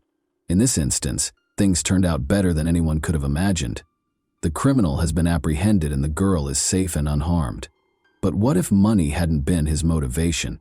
It would have been too late by the time they recognized him. The mere thought of it is terrifying. Charlotte was taken to the hospital right away, and following a medical examination, her family was allowed to return home. Charlotte is in excellent health, aside from the evident shock following the kidnapping. She will still have to respond to inquiries regarding the kidnapping and her experiences during her captivity, so it's not quite over for her. To prevent Charlotte from experiencing more trauma, investigators will enlist experts who are trained in communicating with young victims. A significant development in the 3-day search for the girl was revealed to the media at a press conference on October 2. Craig, 47, faced first-degree kidnapping charges on October 3, the very next day.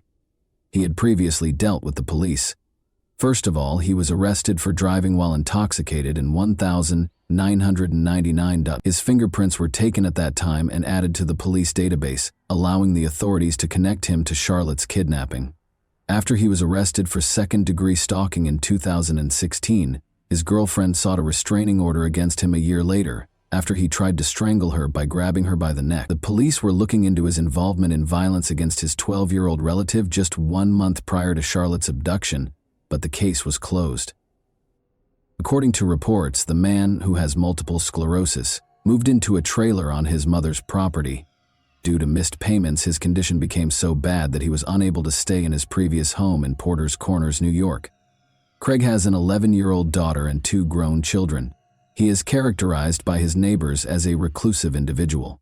They did, however, occasionally catch him working in his home's yard and interacting with his daughter, who is 11 years old and lives with him most days of the week. In reference to the man's older children, Craig's son said he doesn't want to get involved with his father, doesn't want to hear anything about him, and finds his behavior disgusting. Craig is currently detained without the possibility of bail on a first-degree kidnapping charge. He will be represented in court by a free attorney who has been given to him. Although the motive for the kidnapping is not officially stated, based on the ransom note, it is reasonable to assume that money was a major factor, even though the police are not very forthcoming with information. Craig's former girlfriend, Amanda Priest, had a lot to say. According to her, Craig hated his job and was constantly looking for people he could trust to help him. Amanda is certain that money was the driving force, but it's interesting to note that Craig appeared to have targeted Charlotte in particular, rather than just any child. The problem stems from an incident in which Patrick Senna, Charlotte's grandfather, sued Greenfield after a sledding accident in 1998. The $2 million settlement he received was well known among Saratoga's citizens. Given this knowledge, Craig may have been monitoring the family to learn more about their residence, regular locations, and other details. This is exactly why Craig kidnapped the man's granddaughter and demanded a ransom, Amanda claims, in an attempt to obtain funds to help him out financially. Amanda also mentioned that Craig had covered his trailer's windows with tarps not long ago. She is certain that everything was carefully planned as a result. He kept an eye on the family, observed them, was aware of Charlotte's routine, probably followed them from their house to the park, and waited for a chance to see the girl by herself. Investigators are looking into whether the suspect in Charlotte Senna's case is connected to any other crimes, such as the kidnapping and killing of 18-year-old Jennifer Hammond and 19-year-old Christina White. As is customary, investigators are looking into his involvement in any significant incidents in the area, even though there is currently no evidence connecting him to these cases, since their disappearances in 2003 and 2005 respectively, from Milton, the same town where Craig spent decades. The cases of Jennifer and Christina, whom investigators believe to be connected, have remained unsolved. On November 2, 2003, Jennifer went missing according to her boss. No one saw her after co-workers dropped her off at the Creek and Pines trailer park, where she was supposed to sell magazines. Later, all of the girl's possessions were discovered in an Albany hotel room where she was lodging with co-workers. After Christina's family last saw her in the evening on June 30, 2005, 2 years later her disappearance came to light. 5 kilometers from her home, witnesses reported to investigators that they saw her strolling down a road. In March 2006, hunters discovered Christina's remains, which were essentially just a skeleton, 16 kilometers from her last known location in the D-Town forest in Greenfield. According to the autopsy, Christina's chest and abdomen were fatally struck by the murderer. In October 2009, Jennifer's remains were discovered a few kilometers away. Although the cause of her death is unknown, investigators concluded that considering the location of their kidnapping and the location of their bodies, the girls were most likely murdered by the same individual. According to criminal profiler John Kelly, who was familiar with the area and probably liked red-hamed girls, Craig Ross presumably abducted Charlotte, but we know that the best predictor of present or future behavior is past behavior. Therefore, it's always important to find out if a person has committed abductions in the past. There may be a connection because Craig's path from the park to his house apparently goes through wooded areas connected to these 2 unsolved murders. He was keeping an eye on the family and may have believed he could kidnap them again because he had done it successfully in the past. However, he could demand ransom and simultaneously improve his financial situation rather than committing murder. In any event, the inquiry is still ongoing to determine whether he is connected to any other crimes.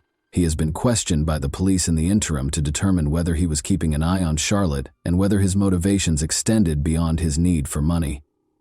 The Senna family thanked everyone who put in so much effort to bring their daughter home. Naturally, they expressed their relief at Charlotte's return home and recognize how lucky they are that things turned out this way. They are aware that not all kidnapped children make it back home safely. And that wraps up today's chilling story. If you enjoyed this video, don't forget to like and subscribe so you never miss a new upload. Also, let me know in the comments, what part of this story shocked you the most? Thank you for watching, and I'll see you in the next video.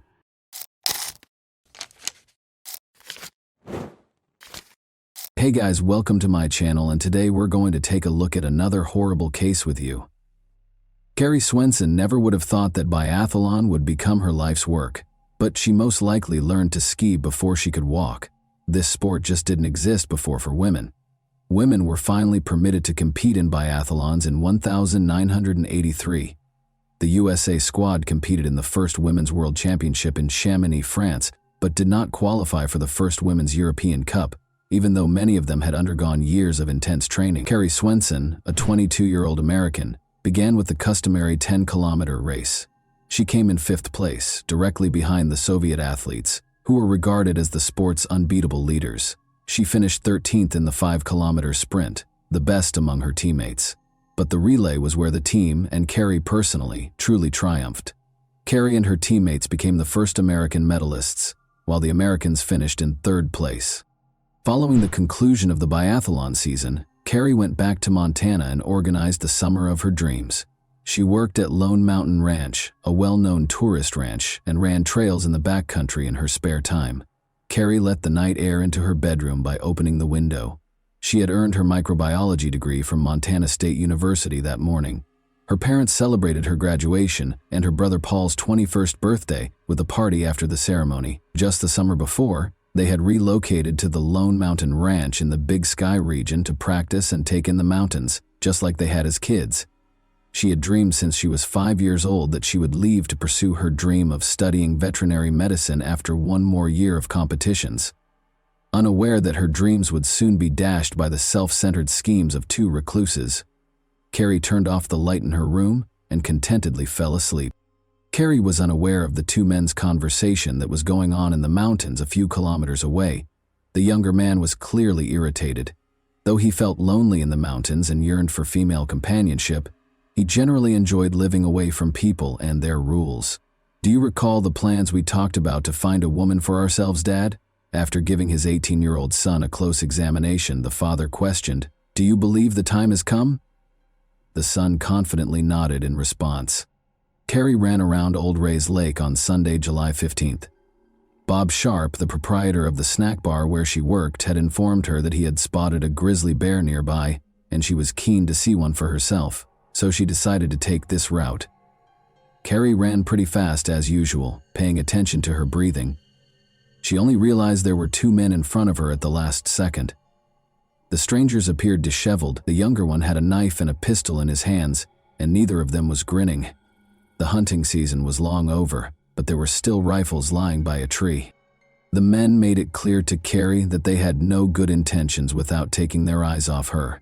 Regretfully, she saw them too late to turn around and flee. An adrenaline rush brought on by fear caused Carrie to run even faster, attempting to get past the strangers as fast as she could. But her plan didn't work. On the trail, the older man leapt directly in front of her and took hold of her wrist. He took hold of her other hand before she could respond. Unable to escape their hold, Carrie chose to keep her composure and use her cunning. She was scared by the wild expression in the older man's eyes. Remain composed. Avoid upsetting them, she thought. She pleaded, "Please, let me go." "No, we don't often see attractive girls like you. We would like to speak with you. What is your name?" He held Carrie even closer as he asked. He started questioning her about who she lived with, whether she was married, and other things. Carrie tried to scream, but the man quickly silenced her after realizing she wouldn't be easily freed. After letting go of her left hand, the stranger hit her in the face and tied her up with a rope. The men promised to hold her for 4 or 5 days before releasing her if she didn't enjoy living in the mountains. But she could tell by their smirks that they were more likely to exploit her weakness and end up killing her. She kept telling herself, "It's just a nightmare," hoping to wake up at any second. However, she knew it wasn't a dream because of the throbbing pain in her face and wrist. Carrie attempted to reason with them by stating that her friends and family would find her. The older man retaliated by threatening to shoot anyone who attempted to save her. In order to avoid being seen, the men rushed on, hoping to get deeper into the forest and away from the lake. All Carrie could do was let them pull her along on the rope. In order to make sure she wouldn't run in the wrong direction when she had the opportunity to flee, She covertly memorized the area while feigning submissiveness. As though kidnapping girls were a daily occurrence for the men, they strolled alongside each other, engaging in casual conversation. They talked about how they felt about the mountains, laws, and society. The elderly man voiced his displeasure with the way the area had developed, especially the fact that farmers were permitted to graze their animals on his property. He assured the younger man that he could acquire all life's necessities without going back to school or abiding by social norms. Carrie came to the conclusion that her captors were probably mentally ill as a result of these discussions. Carrie requested water and said she needed to rest in an effort to slow their pace. They decided to take a rest. As they got closer to a swamp, Carrie was horrified to see the older man start drinking from it. She attempted to alert him to the harmful bacteria found in the swamp, but he dismissed her worries, claiming to have never heard of it before. She also took a few sips, reluctantly. She observed that when she pretended not to be afraid of the kidnappers, they acted less violently. Carefully, Carrie began asking them how long they had been residing there without being aware of the risks associated with drinking water from the nearby swamp. They responded that although they had lived in the mountains for 12 years, they were still relatively new to the area. Carrie felt even more uneasy when the younger man smirked and added that they were in dire need of female companionship. Then they went on their journey. In an attempt to leave hints for her loved ones who would be looking for her, Carrie tried to step on soft ground and break twigs. Sadly, the older man saw her attempts and stopped them. Carrie, however, obstinately continued to make marks, and the older man continued to erase them because she had nothing to lose. They went on in this manner, and Carrie noticed that no one had yet begun searching for her when she looked at her watch. Only 4 o'clock in the afternoon had arrived. Alan Goldstein, Carrie's friend and co-worker who instructed visitors in shooting at the ranch, started to question why her run was taking so long. He was worried that she might not have been able to return home by herself because she might have run into a bear or twisted her ankle. Carrie was being led farther and farther from the ranch by the strangers in the meantime. They asked her whether she could walk 60 kilometers in a day. After talking about how far they needed to go, she declined to respond. It was impossible for her to tell her captors that she could run 50 kilometers in hilly terrain while training. They might go more slowly if they believed she was weaker than she actually was. Now she was certain they would not allow her to survive. Not today. Not in 4 or 5 days. They wouldn't give up their valuable independence for her. Carrie kept studying the men quietly. They were remarkably similar to one another in addition to having a similar philosophy. Her suspicion that they were father and son grew. Carrie was aware that people would soon begin searching for her, but nothing had scared her more than the idea of her parents or friends becoming the victims of her captors. Making an escape was one way to avoid this. She changed her strategy after pleading fail. "Change your tactics when you're losing," her tennis coach would often say. "When you have the chance to alter your approach, why keep playing a losing game?" Before deciding to take a night's rest at around 5 o'clock, the men chained her to a tree, drastically reducing her chances of escaping. Carrie was the centerpiece of the feast that the black flies and mosquitoes were enjoying. She was tired, thirsty, hungry, and afraid for her life. Now chained close to the tree, she saw a number of rocks, one of which might be used to break a chain link. It was time to try the new tactic. At night, Carrie made the decision to become intolerable. "Hey, standing by the tree is getting old to me," she insisted. "Leave the chain loose so I can sit down." Despite their confused expressions, the men let her sit. She tried to reach for the rock in private, her eyes closed as though she were sleeping. Sadly, the younger man saw her attempt and took away every rock within her reach. She kept acting rude and demanding feminine products at around 8 p.m. because she was freezing and the mosquitoes were driving her crazy. The older man began discussing how they had many of his ex-wife's belongings in the underground cave where they lived after the younger man, whom the older one called Dan, gave her a shirt and socks. He continued by saying that those caves were very comfortable and that they would never be discovered there. In the distance, Carrie heard a voice. Regretfully, her captors also heard it. A plane appeared in the sky at the same time. Carrie was unaware that the plane was looking for her, but the men were startled and put out the campfire right away. It is obvious that they were surprised that someone would look for the hostage so quickly. The plane circled the forest for about an hour before taking off. Carrie waited anxiously for the night to come and to see what they would do to her. But as they sat quietly by the smoldering fire, they left her alone. When night fell, they lay in one sleeping bag and gave her the other. Carrie's coworkers became increasingly concerned as the sun started to set. They began looking for her 2 hours after she was expected to arrive at work. Carrie's friends and family split up into 4 groups and were each given a specific area to search. In order to get assistance flying over the forest, Carrie's father, Rob Swenson, contacted a friend who was a pilot. He was filled with fear when Bob Sharp told him that Carrie might run into a grizzly bear on that trail. For several hours, the teams combed the areas where Carrie was likely to run while calling her name. However, they had to halt the search as night fell. When their father got back from the airstrip, Carrie's brother Paul discovered him at the ranch. His father appeared pale and anxiously restless. Paul went to his room and asked his father to notify him as soon as there was any update on Carrie because he needed some alone time. After a hasty shower, he collapsed on his bed. Then he caught sight of Carrie. Like a captive animal, she was chained to a log. Nearby, the men sat around the campfire. His sister was in tears. Paul hoped it was only a bad dream when he woke up from this terrible nightmare, not knowing what it might mean. They would resume their search as dawn broke, and they would undoubtedly locate her in the morning.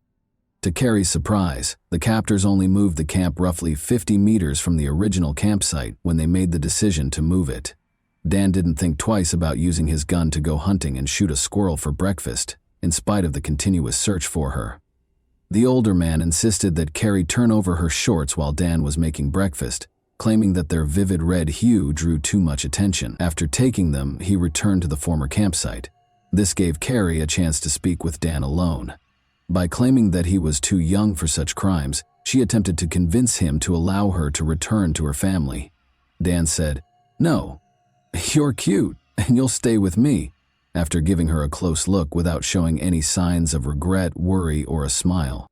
Carrie received her shorts, which were smeared with soot from the earlier campfire, from the second kidnapper when he returned. Carrie began putting on the shorts in her sleeping bag while fighting back tears. She was nearly finished when she noticed someone flat on the ground and heard rustling in the bushes to her right. Dan sprang to his feet and pulled his gun from its holster. Carrie yelled, "Remain back! Keep your distance! They will shoot because they are armed!" "Stop talking!" The older man grabbed his rifle and gave an order. "Get out! They will murder you!" Carrie yelled once more. Abruptly, a loud noise reverberated and she was flung back. She smelled the gunpowder and felt the searing pain pierce her chest. "I didn't mean to shoot her," Dan said again, startled. "I didn't mean to." Amazingly, Carrie believed she had been shot right before rescue arrived. No attempt was made by the kidnappers to assist her, but someone else appeared from the bushes to the left. It was Jim Schwalbe, another ranch worker. Evidently, he was unaware that the kidnappers were criminals and thought they were a rescue team attempting to assist Carrie, possibly hitting her by accident while frightening off a bear. Jim dropped his backpack on the floor and hurried over to Carrie. Only then did he realize the truth when he noticed the chain around her waist beneath the sleeping bag. While he was still being threatened with the rifle, he insisted that the older man take Carrie's chain off of him. Dan dropped his gun to the floor and removed the chain's key. Jim then told Alan Goldstein, one of the kidnappers, to flee for assistance. However, it seems that Alan had already discovered their true nature. The kidnappers were surrounded by 200 people, so he yelled that he was armed and told them to surrender. Carrie let out a painful scream as Dan yanked the chain violently. The older man pointed the rifle at Alan as Jim turned to face them. "No!" Carrie let out a gasp. Everyone heard something fall in the grass and heard a shot. The kidnapper had already vanished from view when Jim hurried to the fallen friend. Jim was already too far away when the older man reloaded the rifle and pointed it in his direction.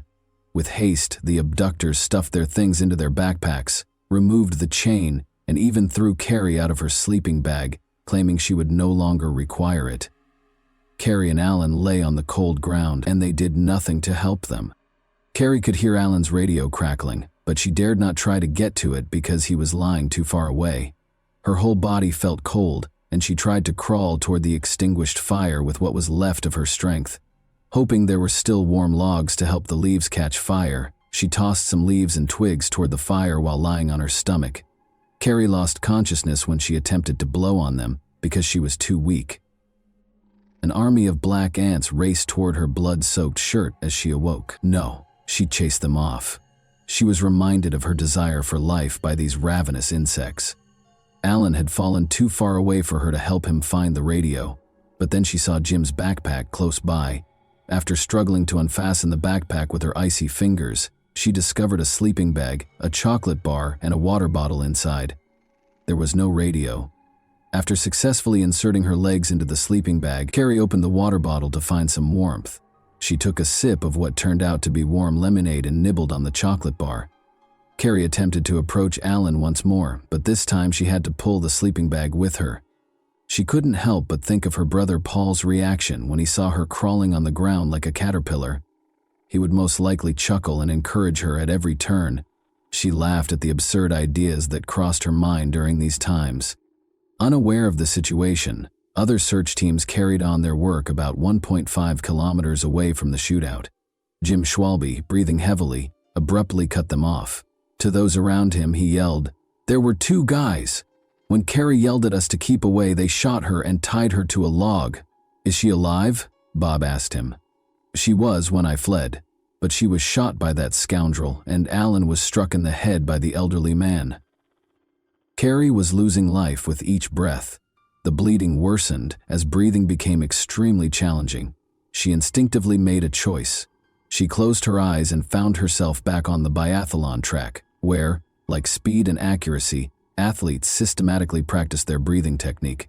Carrie was able to slow down her bleeding and heart rate by focusing and breathing very slowly, almost like in yoga. Strangely, the annoying flies that buzzed around her kept her awake. Jim was on her mind. Unless he encountered the kidnappers once more, he ought to have brought assistance by now. A few hours later, that grating buzzing noise was back.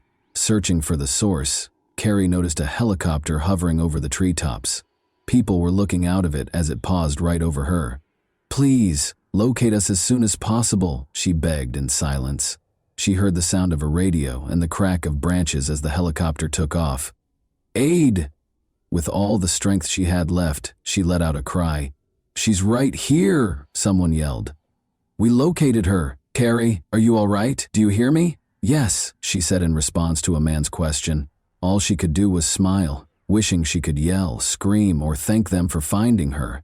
It was difficult to see what was coming next because her eyelids felt heavy, like they were made of lead. The police worked tirelessly to track down Carrie's kidnappers while she was being transported to the hospital. They had no idea that it would mark the start of a months-long search. The two fugitives are the only ones who are familiar with the hundreds of kilometers of local mountains and forests. For 5.5 months, the kidnappers were able to successfully elude the police, and the media romanticized their image, portraying Dan as a handsome prince and the other man as a strict and affectionate father. A local businessman even expressed interest in selling T-shirts featuring their pictures. The victims of their crimes were ignored by the journalists in the interim. Then, roughly 2 weeks prior to Christmas, Sheriff Johnny Franz got a surprise tip. In the woods on his ranch, one of his family members spotted smoke. Franz knew every inch of that ranch, having grown up there. The radio had sporadic signals in the mountains. It was dark, and the criminals might vanish at any time. The sheriff, however, hurried to their camp. Years later, he joked, "Why did I go there alone? Because that's what I was paid for." He came as fast as he could on a snowmobile, found the father and son, and was aiming for them. Without hesitation, the father drew his rifle and vowed to shoot. The sheriff responded by threatening to shoot his son twice. To get the father to listen, he had to use the boy's influence. The sheriff persuaded them that they could at last take a shower, eat healthily, and warm up. The sheriff had complete control of the situation in a matter of minutes. Dan and his father, Don Nichols, were taken into custody and charged with kidnapping. Don was also accused of killing Alan Goldstein. It was disclosed during the trial that the men had plotted the abduction for a number of years. About 5 or 6 years ago, Don Nichols bought a chain for his future bride because Dan wouldn't live in the mountains without a woman, and not all girls would accept their lifestyle. Carrie was meant to be the mother of his son's future children, and he had aspirations of starting his own clan and living apart from society. Don was released in 2017 after receiving an 85-year prison sentence. Dan only spent 6 of the 20 years he was sentenced to in prison.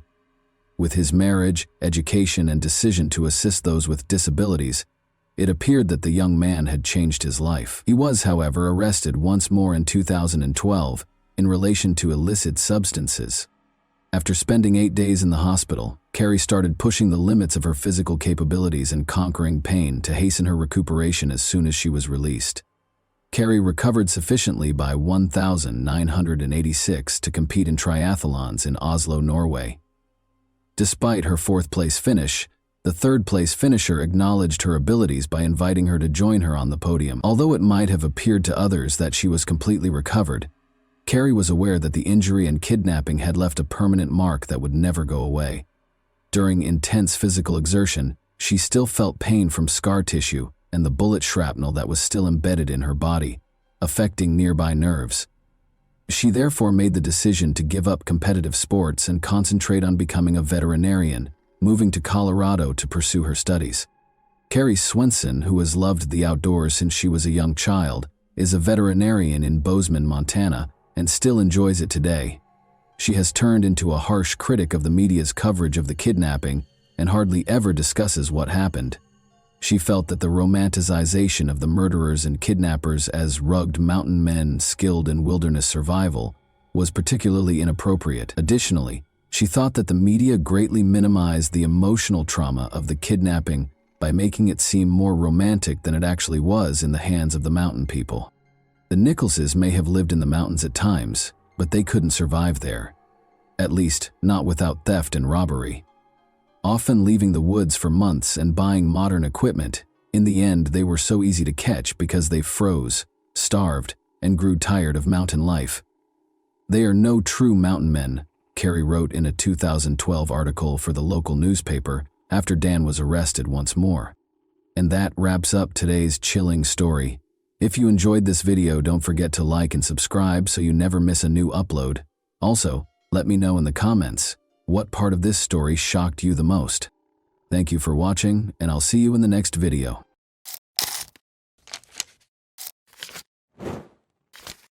Hey guys, welcome to my channel, and today we're going to take a look at another horrible case with you. While investigating the crime scene on April 29, 1998, Delaware police noticed a car in the distance. However, the car suddenly stopped, turned around, and started back without even approaching within 100 meters. Although they were aware of the driver's actions, detectives paid little attention to them. Why would they do so after all? They had no idea, though, that this story might have turned out very differently if they had followed the enigmatic driver. When Debbie was 21 and Nino Pitts was 24, they first met. At a party, Nino asked their mutual friend Bill Sharp if he knew of any attractive girls he could introduce to his mother. This led to their introduction. Debbie was introduced to Nino by Bill, who said she was a wonderful girl. After dating for a while, Debbie and Nino were married in 1973. For 25 years, their lives were just like those of millions of other couples in the modern world. Both of their twins, Michael and Melissa, had grown up and were enrolled in college. The couple was getting ready to celebrate their 25th wedding anniversary in a low-key way when all of a sudden, things changed. On a lovely sunny day in Delaware on April 29, 1998, Debbie made the decision to plant rose bushes in front of their home. She had never been a gardener, so Nino was shocked to see her doing this when he got home, but he was happy to see that she was obviously enjoying it. Debbie was expecting a call from work, so she asked him to give her a call at about 4 p.m. With a nod, Nino entered. When Debbie had a gut feeling that it had been over 4 hours, she kept caring for the flowers. She assumed Nino had just forgotten her request, so she didn't give it much thought. The woman rose and entered the house, but she was struck in the head and fell to the ground before she could reach the kitchen. Debbie was in shock and couldn't comprehend what was going on. She could hardly see because her glasses had fallen, but she could make out a stranger's silhouette standing over her.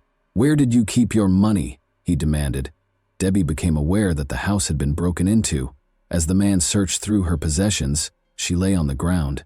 She still felt that Nino ought to have saved her already, but she was worried that he might suffer harm if he did. In the meantime, the intruder threw her face down on the concrete floor, tied her wrists and ankles, and dragged her downstairs to the basement. She was violated by the man. Debbie was shocked by what was happening and writhed in agony. She had been caring for her roses in her cherished garden only 20 minutes prior, and now she was facing this humiliation on her own house's floor. The attacker pulled up his sweatpants and walked away when it was all over. The brute reappeared and pulled Debbie back up the stairs, this time from the basement, just when Debbie thought the horror was over. He kept a knife to her throat, covered her with a blanket, and carried her to a car parked near the front door, placing her in the trunk. Debbie didn't even realize she had just been abducted, because she was in such a state of shock. However, the man started the car, so she didn't have time for that. Debbie was trying to break free already. She wanted to break the bonds so she could begin kicking, biting, screaming, or doing anything else to get away or draw attention when the criminal opened the trunk again. But when he opened the trunk, her plan fell through. Debbie was horrified to see that no one was willing to assist her and that she was already in the garage. She was brought back inside the house by the kidnapper. It took him only one look to realize that Debbie had attempted to loosen the ropes after she was flung onto the room's bed. Furious, he violated her once more and punished her harshly. She sobbed and pleaded for forgiveness, but the more she pleaded, the more vicious he became. He chuckled and obviously enjoyed her suffering. Debbie saw that he probably had some illegal substances in his system. He bound her hands and feet to satiate his desire, then tied the ropes around her ankles and wrists to render her immobile. The attacker left her, closing her eyes and mouth. She thought she was saved when she heard 2 loud shots shortly after, assuming it was the police rescuing her. Debbie's absence was immediately noticed at work. As a hospice nurse, her dependability and timeliness were always undeniable. Therefore, a co-worker went to her home at 6:30 p.m. when she was unreachable. When Debbie's co-worker noticed the Pitts family's neighbor, she introduced herself and inquired as to whether he had seen her. She had been planting roses in the garden, he retorted, adding that the house's side door was always open if she wasn't answering. The woman came inside. There was silence. She summoned Debbie. Her glasses were on the floor, and her possessions, including her wedding ring, were on the kitchen table. The woman kept phoning Nino and Debbie. She discovered Nino in the bedroom, but Debbie was nowhere to be seen. He had been shot in the head, and it was clear that he was no longer able to be helped. Only the following day did Debbie see the kidnapper. He described how he saw the headlights pointed at his windows and assumed the police had found him. Concerned that the neighbors might have heard or seen something, he fired 2 shots from the window. Then he loudly turned up the TV or the radio. Debbie was horrified to learn that Anthony Pitts, Nino, had been shot in his own house when the news program began. The police suspected her of killing her husband and made her a fugitive. She hadn't even considered the possibility that Nino had suffered any harm until that point. She felt that everything had happened so fast. She had gone inside, she had been attacked by a stranger, and her husband had no idea where she was. Debbie found it hard to believe that Nino had been hurt by her kidnapper. The woman was shaken when the man abruptly apologized for having to kill her husband and just walked out of the room. She had just learned something that was really hard for her to understand. She understood that she would be her attacker's next victim, because he was not only a thief and a violator but also a murderer. She also realized that she couldn't grieve for her husband because doing so would only make him angry. All Debbie could think about was her kids.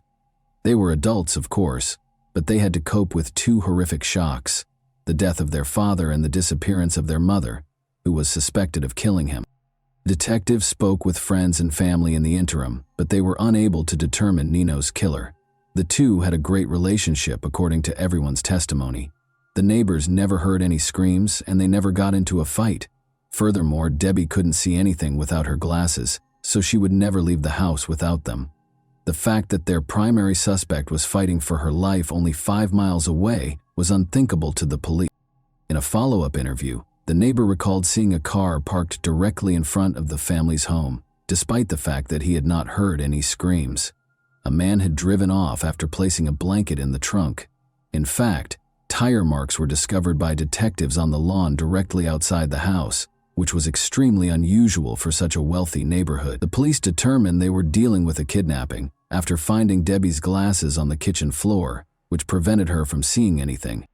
52 hours later, the kidnapper showed a new side of himself. He untied his victim and addressed her normally. He had hardly spoken to her more than a few words at a time before, so this was very unusual. The man acknowledged that he was thinking of letting her go, but was worried that she would tell the police about his house. Debbie took these words to heart. She had to persuade him to actually let her go if he was thinking about it. Since she could hardly see without her glasses, she assured him that she would not tell anyone about him. She addressed him respectfully as Sir. He'd brought her in the trunk, so she didn't know where the house was either. But as soon as the hope for Debbie began to grow, it was dashed when he said he couldn't let her go. Then, as though he were thinking out loud, he said that he would only be sentenced to 10 years in prison if he removed all illegal substances from the house. Debbie became aware that the person she was interacting with was not very smart. Could he have been so gullible as to believe that assault, kidnapping, and murder only resulted in 10 years? She made the decision to use her cunning to help him see her as a person rather than a victim. She spoke to him calmly, and this strategy worked. He let her sleep in his bed that night after taking the shackles off her eyes and mouth. The kidnapper informed Debbie that she needed to shower on the morning of the third day. She was denied access to the restroom by the man, even though it was necessary, but Debbie didn't feel strong enough to stand under the water after being confined for so long. He gave in to her request for a bath. The least of her concerns was that taking a bath and undressing in front of a stranger made her uncomfortable. The man asked if she planned to wash her hair after noticing that she was done. She responded that she couldn't do it right now because her wrists and hands were so painful and swollen that she couldn't even lift them. He therefore gave her hair a wash himself. Debbie felt uncomfortable allowing her husband's killer to touch her hair because it felt like another act of violence.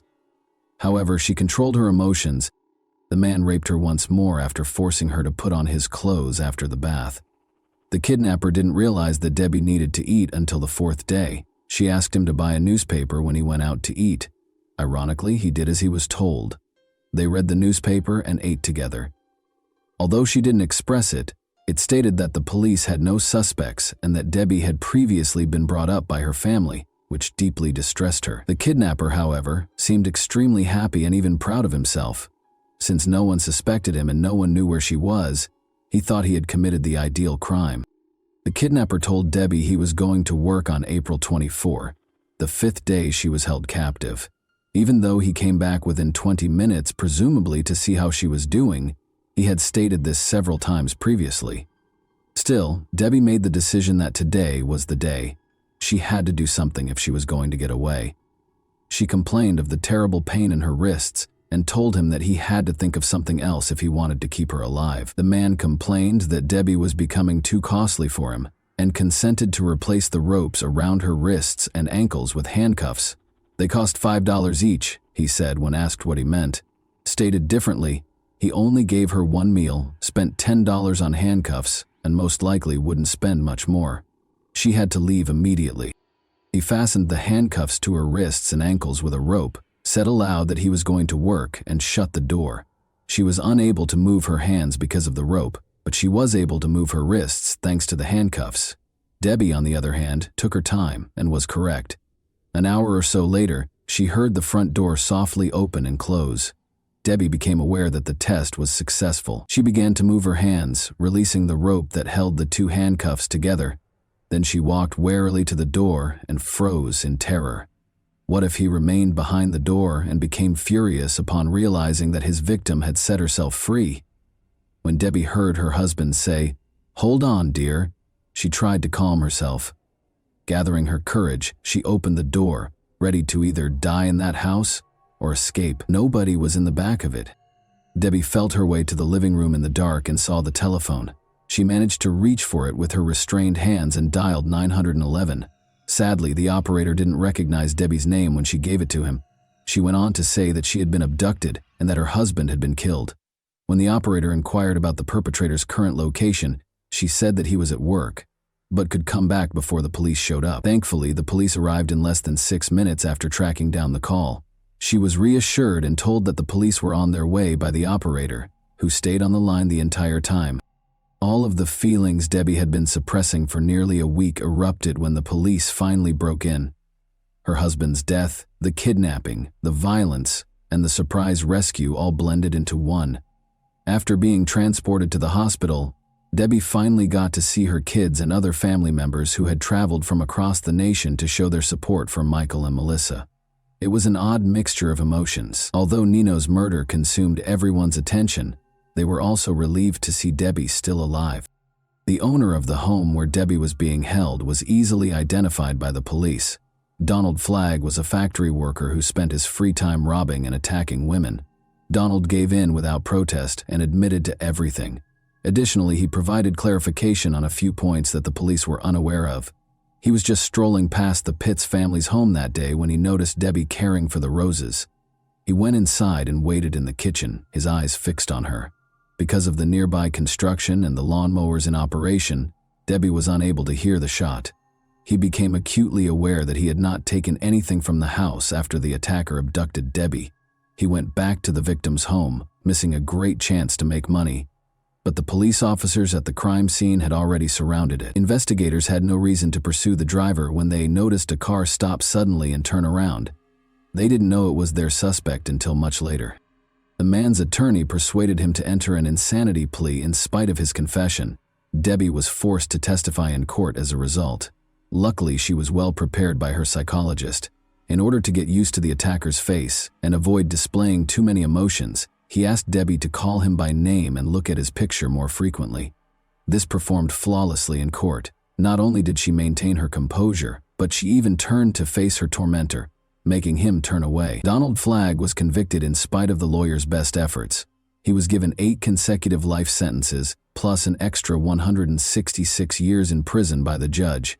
Additionally, he will spend 10 years in solitary confinement from April 20 to April 24, the same period that Debbie was held captive. Even Debbie is relieved that he won't hurt anyone else. She later expressed regret for not going to violence victim groups.